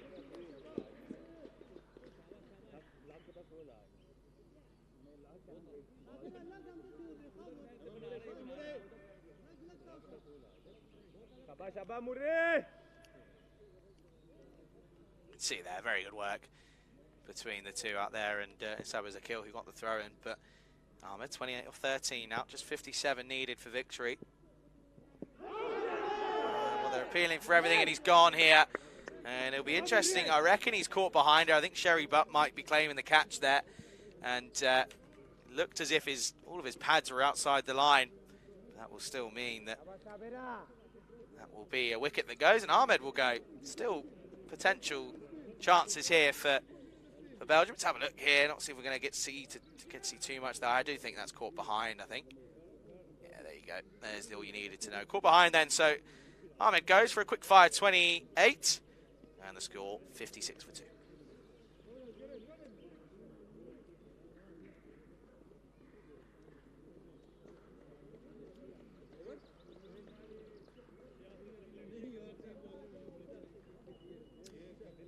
So, youngsters at the crease as Roberts goes out to join McKeown.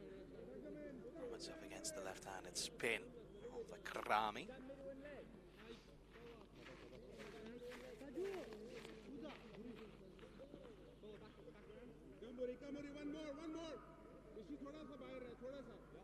Couple more wickets here, and they might be in with a chance here, Belgium, but it is very much looking unlikely. They need a miracle. 8 wickets is what they need, but it's 57 only required. They're already nearly pretty much halfway there as a target of 113. Inside edge. This is going to run away. I don't think it's going to have the legs to go all the way. It could do though. It's going. It's still going. It's still going. Go on, that white thing. Oh, it doesn't quite get that. They'll come back for 3 though. So 3 to start for Roberts. Welcome to the crease. Here's 3 for you after sitting down for a while.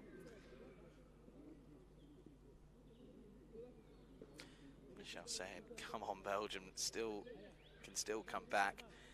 Well, God loves a try at the moment. That's what you need. You need more, a little bit more than that maybe.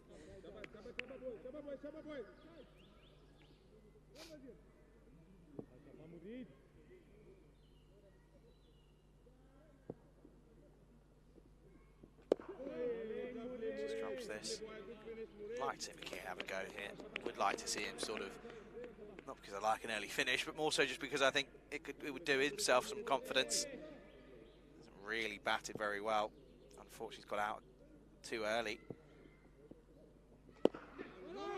This is flat batted, but again, just biding his time.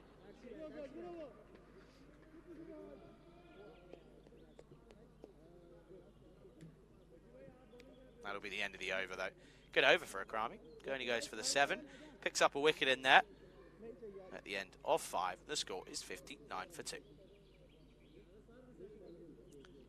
Told you, needs to put his helmet back on. Did tell you, didn't I? I did call it.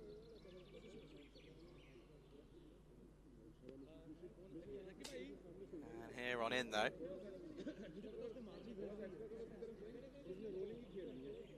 Should be pretty simple. You'd imagine this isn't going to be too tricky for France with these two at the crease. Both very good batters. Roberts currently striking at 300. It's a pretty good start. McKeown, 9 off 10, has just been biding his time. He had the best seat in the house whilst Ahmed was going large.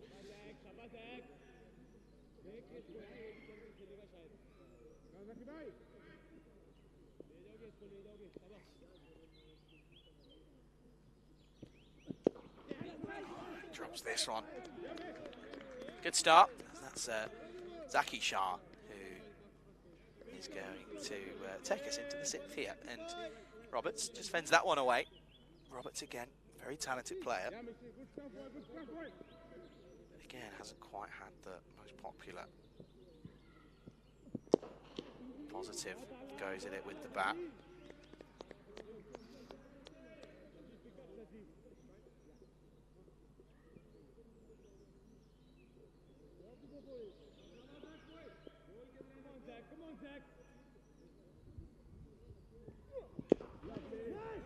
Pushed to the onside, down the ground for just yet again just a single, and it is sort of the tale of the day really. France and the tale of the group stage that France have been a level above, looking like they're going to go unbeaten here, and they've just proven to be too good in all 3 departments, both bat in hand with the ball, but also in the field as well. I mean, you look back at that last innings to keep them down to 112.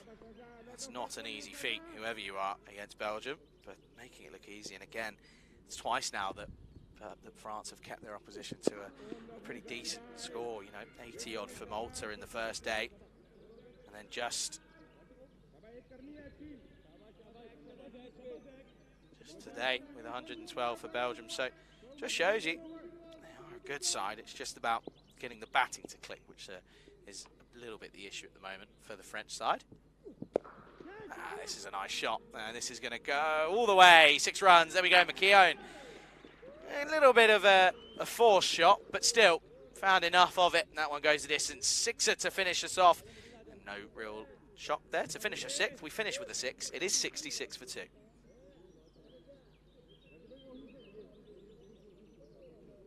See there. Muscled more than timing, really, from McKeown. These Roberts will face up. Good shot. Interested all the way was Sabah Zakil, but wasn't meant to be, and it fails over his head. So just 47 needed off 84. And there you go. Good start for Ahmed. 28 off 14, going at 200. I'd like to see him open again. I think it'd be nice. It'd be good to have him alongside McKeown, and then Hamza Nias maybe coming in after Roberts, potentially at 4 or maybe even at 5, just because it means that he can go against the spin and when the field's a little bit more open. Because there's no issue of him not clearing the rope, but when the ball's moving around a bit, it just seems to be a little bit tricky. Similar situation when Jason Roy entered the test arena. The ball was moving a bit much for him and proved to be his demise. Anyway, Roberts up against Akrami yet again. That's going to be a wide to start us off. Akrami's not happy. I am. That is a wide.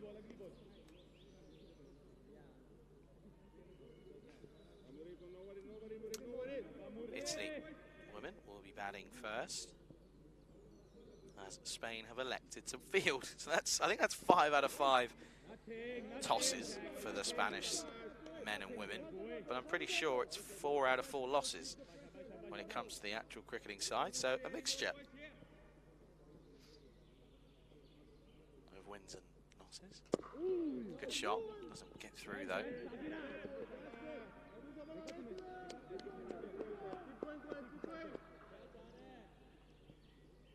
25 degrees now, folks. It is warm today. It's been a lovely day. But good cricket as well. Oh, drop. Put down. You can just tell by the reaction of fielders around that that really was a chance. See here, a bit of an edge. Yeah, a bit of deviation. Just hits the outside of the right glove of Sherry Butt. This is confidently driven down the ground for just 1. Again, just a single. Roberts could probably do with a bit of time, but they've got a score in the 40s in that second game. But again, hasn't been able to convert much.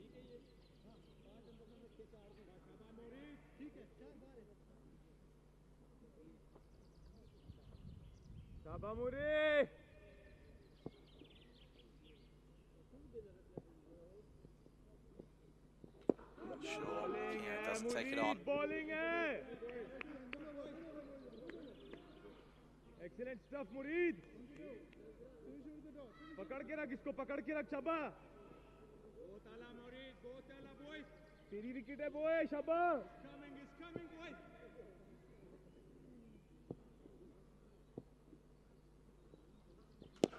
Well, there was talks behind the stumps from Sherry Butt saying, "It's coming, boys, the wicket's coming." Well, I don't know if he was on about the wickets or the sixer. That's a lovely shot from McKeown. It's the slog sweep out and plays it nicely. End of the over, finishes with 6. And that will be 74 for 2 after 7.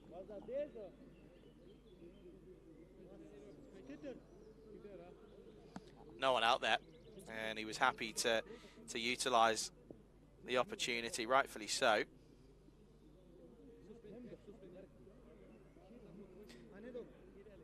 There you go, there's a story.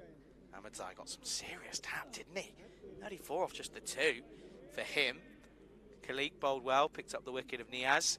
Of course, Akrami picked up the wicket of Ahmad as he was caught behind by Sherry Butt. But they're going to go with the skipper, who's going to bring himself on, Sherry Sheikh. Bowled pretty well. Didn't bowl in the first game, did he? But then he's performed pretty nicely at the other end when he has been bowling. The bat, however, has been an issue.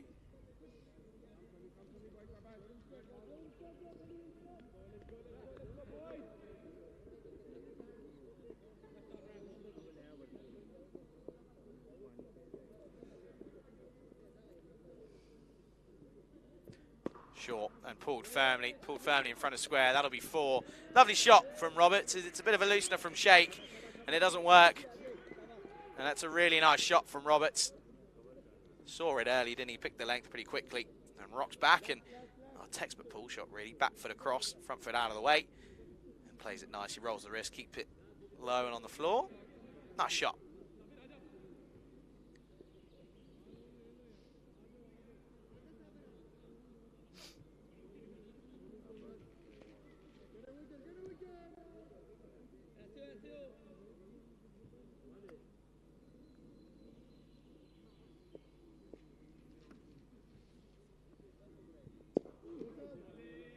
Good response. Gets it full.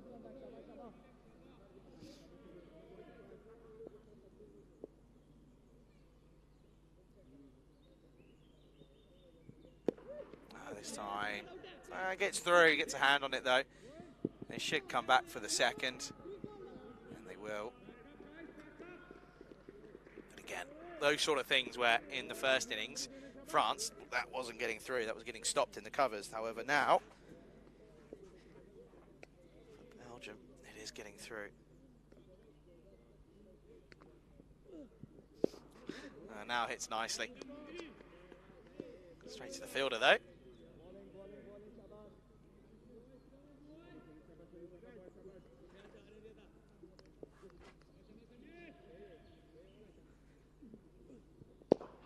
Good shot, flat batted, straight down though. Khalid gets down, gets to the old long barrier out. Good shot for one. Just the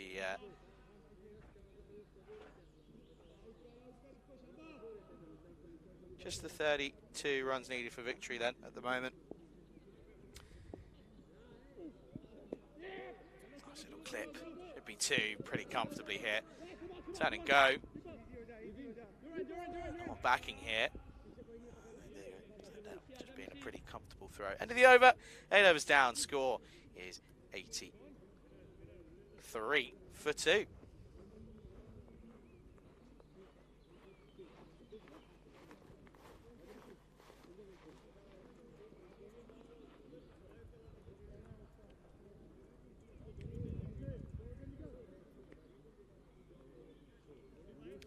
See, we're ahead of the rate from the start, really. There was never an issue. It was an electric start from Ahmed, and since then it's been pretty comfortable. There's been no issue.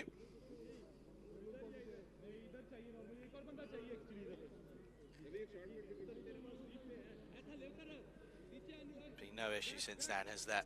Even with wickets, 2 wickets falling, it hasn't been an issue whatsoever.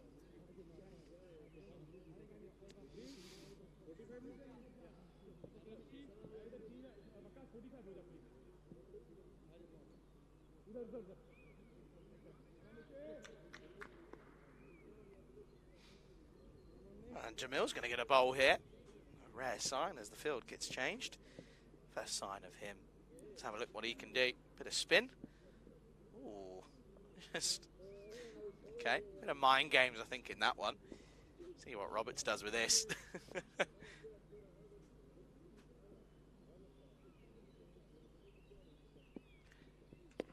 He plays him away. Oh, clatters off the knee, and now they will come through. For on that one, it will leave a bruise. It's not fun for Sheriff Sheikh, who's out there, the skipper. That one will hurt. Watch this. Rockets off the knee. Found the middle. First thing he might have found the middle of all day, to be honest. Middle of the knee in that as well.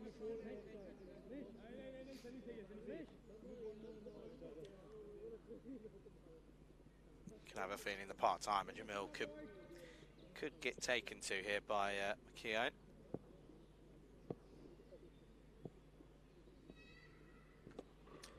Takes it on. There's a fielder out there though. Doesn't quite find the gap. Just be one. Good fielded. Good bit of work by Zaki Sharp.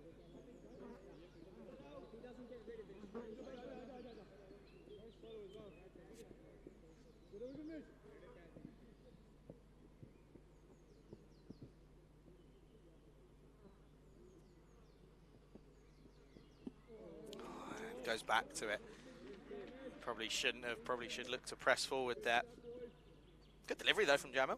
Landing it on a good area, good spot.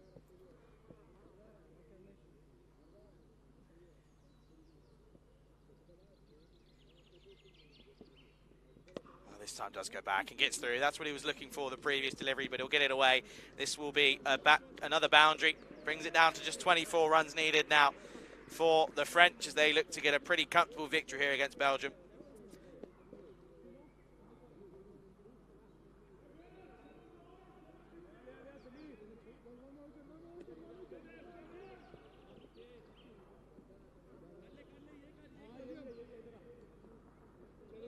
Good shot, really good placement. That was the key there. Doesn't need to overhit it, especially down at that region where that, I guess that's where kind of the major footfall really is, to be honest, because it's going to be a wide down the leg side. Of course, that's where a lot of players will walk and come and go. Maybe it just means that the green grass down there is a little bit flatter and means the ball just runs away.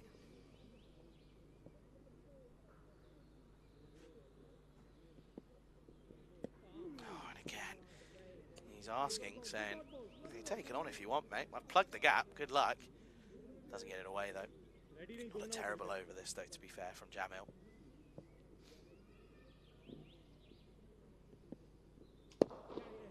Good shot. Really nice timing, this, from Robinson. We'll take some cutting off. Not going to get there. Yeah, that's a really lovely shot from Roberts this time.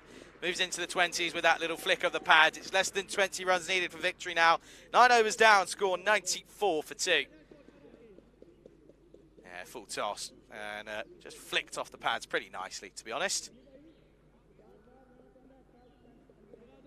And a really, really nice shot to get into the 20s.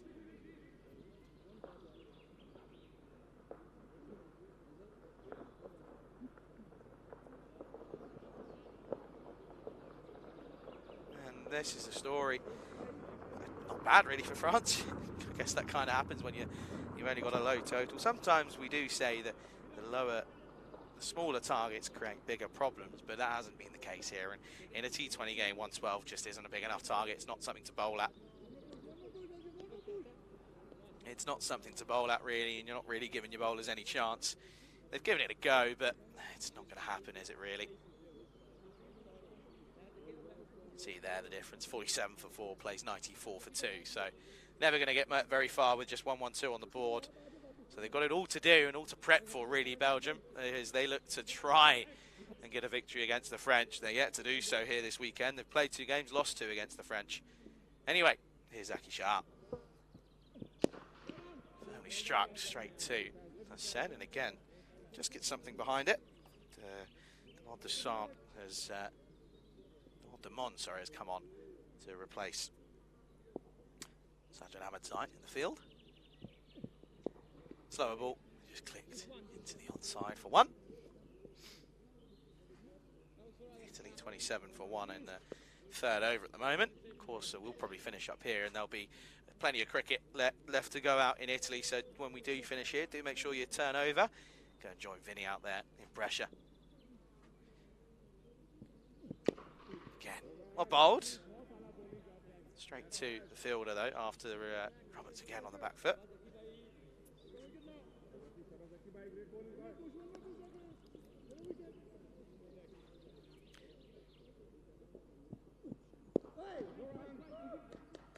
Straight to the fielder again.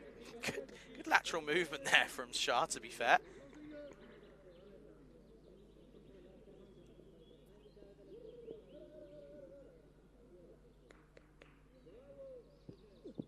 Outside edge, put down. Sherry Butt, I don't think was really expecting it, to be honest. Wasn't exactly in the correct starting position, was he? Watch this here, look. Does get a full glove to it, but the dive almost makes it harder for him, really. Didn't need to get it in, but it's a drop that goes down. Roberts gets 1 for his troubles. Just 17 for victory now. Oh, not far off, but it's really well played. This will run and run away up the hill. It'll just be 2, so that'll be the end of the over. 98 on the board then. It's 98 for 2 after 10. Of course, these two will go at it tomorrow. It is France taking on Belgium. France will finish first then here against Belgium. That's at 9 o'clock GMT, 11 o'clock Central European time, and 2:30 out in India. So do make sure you join us. That's the only game that we have for you tomorrow, just the 1 T20. Of course, there are more internationals with Italy taking on Spain, both men and women, tomorrow as well. But we will be bringing you one more T20 before we finish up here in France. No drinks being taken. No need to, really. Only got 15 to play with, so could be over in this over. But good to see Baran Niaz is going to get a bowl. Now, he is a talented player with the bat and ball. Haven't seen him bowl yet, but this is certainly a good chance to. Bit of a test. If you can defend 15 off the next 3 overs, then well played. But Niaz is a talented player.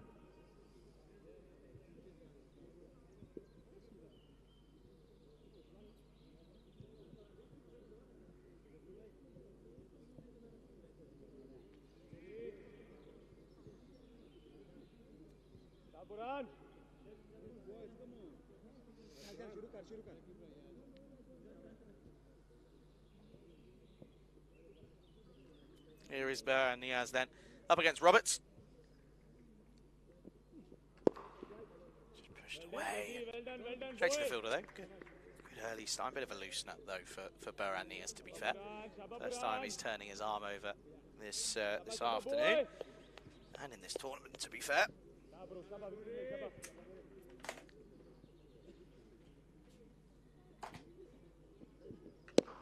Pulled, but Too early on it.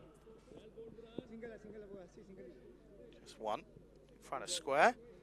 Yeah, let me know, folks, what you're most looking forward to, of course, tomorrow with the final, and then we'll probably see Italy get a win in both the men and women's tournament tomorrow as well.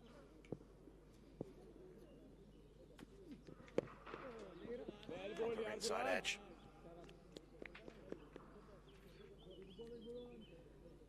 Doesn't get it away though. Yeah, been a pleasure to walk you through these games again today. As I said, one more game tomorrow, and then that's all that's our little French adventure for the start of the year over. It's been very, very exciting though. Loved all of it. Two shot. Ah, yeah, fancy stuff. Very nice. Very good from McKeown. Just showing his class there. Niaz was looking to try and change it up, but it didn't work. And the premeditated shot comes out, and it's even though it was a shorter ball, it still pays off. See there, he had to adjust. He was expecting it full, but even still gets it over the keeper. That's a nice shot, 4 runs.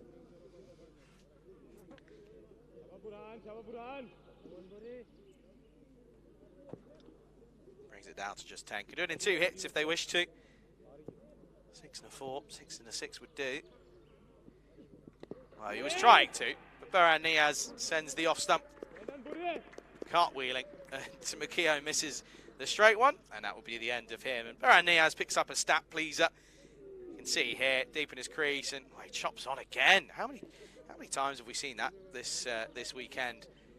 Chops on, and it will be the end of McKeown. He's chopped on a couple of times himself. 103 for 3.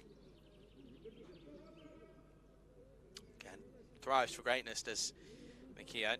And he'd be annoyed that he gets out. He would have liked to have seen it home for his team. Kanasani is a capable man who comes out. Well, Kanasani is the man who's going to get his the bat that gets used to knock it in. Pack the stumps. It's the only issue. Having no base, of course. Still a fan, though. It's nice to see stumps get it. It's nice for bowlers. Listen, I'm a batter and a keeper. I don't normally support bowlers, but it is a nice feeling for bowlers to see that stump go flying. It's always a nice feeling.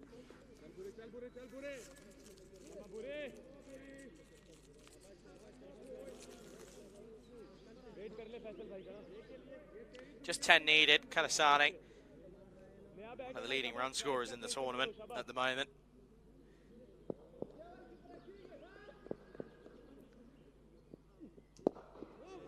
Just sends this bump back. Good over from Niaz. And he goes for 5, gets the wicket of McKeown. Score at the end of 11 is 103 for 3.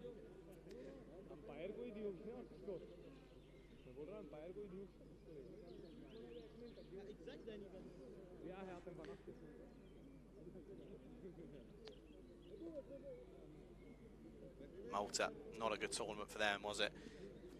They'll probably be watching tomorrow, but yeah, it's not fun for them when you come to a new country and you play your cricket, but you lose 4 times. Of course, there were positives. I mean, I thought Sharji with the ball was really good. You know, he took wickets. Prasath with both bat and ball was excellent, as always. It's kind of what you come to expect of him, really. Anyway, here's Shah. Starts with a dot. They're really making the most of these 10 runs needed at the moment.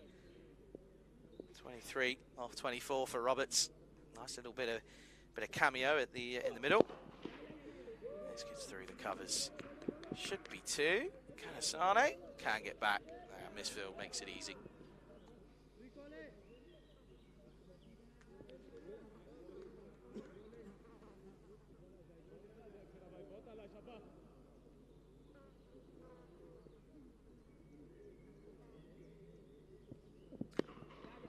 Now this time, square of the wicket, chases on for the fielder. Kalik's been busy, does cut it off. They'll come back for again, another 2. Well, Roberts can do it with just one flash of the willow. I don't think he's hit a 6 all tournament. Be a good time to do so now, though, wouldn't it? 6 needed off, well, 51, but 6 needed to win for France here. Oh, no, there's none of them. Straight to the fielder.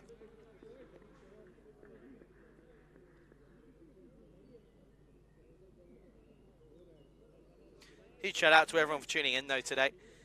Been a pleasure, as I mentioned, to cover this, and yeah, one more game tomorrow. Anyway, 6 needed. It's nicely timed. Should just be pushed for 1. Kanisane might take it on though. Doesn't need to worry about it. Could do it in singles if they wish, but that would be the boring way to do it, wouldn't it? Really, no one really likes to see that. Well, they are bringing up now, so they're saying, well, go on then, finish it in style if you wish.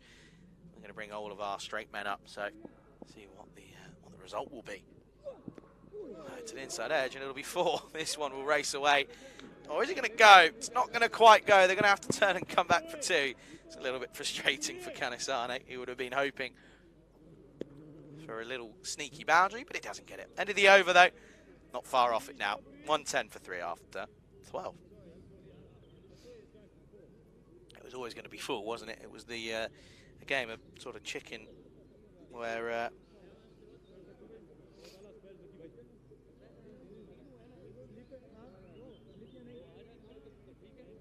Well, you bring the fielders up, you say, go on, then hit me over the top if you dare. Try to. Still got an inside edge, though. Just 3 needed, then. Probably see it happen in this over.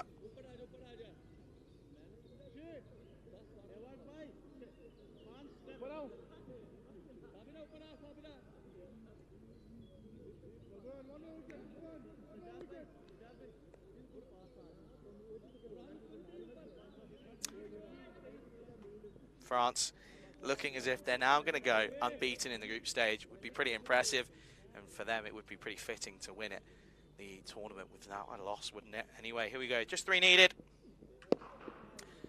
That's going to be none of them. Thought he might have got it through, but he didn't. He did pick it early, saw the length. Didn't click for him though, I'm afraid. But no, huge shout out to Malta. Pleasure, of course, having them on the network again. We love what they bring, and yeah, we look forward to seeing them again at some point throughout the rest of the year. Anyway, this is a nice shot. This is through, and that'll probably be it. That's a really fitting way to end it. France finish 4 wins from 4 for them, and they finish it in style with a classy cover drive from Roberts. He finishes 32 not out, and it's a 7-wicket victory from the French up against Belgium here. And the thing is, it's more of a psychological warfare because, of course, it will mean that France go 2-0 up in what will be a 3-game mini-series because, well, France take on Belgium tomorrow, but handshakes all round. But unfortunately for Belgium, they fall to another defeat here this time. Not as close as what we had yesterday with the Super Over, but it will be a comfortable victory for the French. Go and have another look at the highlights then of this one. And on debut, by the way, player of the match is Iqbal Hussain, so that's always nice to see. Let's have a look at the highlights, though, here, and it's going to be a pretty quick one. Hamza Niaz was gone after what was some lovely hitting at the top of the order. He went 4 and 6, didn't he, over the top of the infield. Then went for 1 too many. Sherry Butt caught him behind, and he was gone. Hamza Niaz again. That's what I'm saying. I feel like it'd be better to have him without a moving ball when the ball's doing a little bit less. Ahmed, though, little diamond in the rough, wasn't he, for the French at the top of the order? 28 off, not very, off 14. Was pretty impressive. McKeown hit a couple of nice shots. Good fielding there, though, from the Belgians. They stuck at it, didn't they? McKeown muscled that one. This one was, again, a good slog sweep. Roberts played some nice shots as well, in fairness, and that was one of the best ones, I thought. This one, again, there was a couple of really good shots, though, to be fair, from Roberts. Good timing, didn't overhit it. And, well, this one, bit of the inventive, the short ball from Baran Niaz. And to finish us off, as McKeown was gone, caught. He played on, but Roberts hit a lovely little cover drive to finish off the game, and it will be France who top the group. They get 4 wins from 4. Belgium, they lose 2 against France. They win 2 against Malta, and there you go. There's confirmation. Runs for Ahmed, Nukion, and Roberts. Kanisani at the other end, not out on 2. Good signs though for France, as they of course will look to make it a successful defence of tomorrow, and yeah. Very, very exciting, though, and a huge pleasure to bring you all of the coverage here again. The Blues very much ahead of where the rest are at the moment. Looking forward to it tomorrow, though, but a huge thanks to everyone at the ground, to the LOC for looking after us, as always, the Federation, to our production crew doing a splendid job, as always, bringing you the coverage. We had to deal with some some real technical issues, and we appreciate your patience sticking it out with us. But we're glad we were able to bring you majority of the coverage. Do make sure you come back then. We've got one game coming for you tomorrow. It is going to be exciting. Certainly looking forward to it. It's a repeat. France taking on Belgium. It will be the final one game. And we need to crown the winners of the Mdina Cup 2024. Certainly looking forward to bringing that. Enjoy your Saturday evenings. If you can't be good, be careful. That's all I'm going to say. Have a lovely evening, and we'll leave you with some wonderful, wonderful highlights. Have a good evening, everyone. We'll see you tomorrow. Goodbye.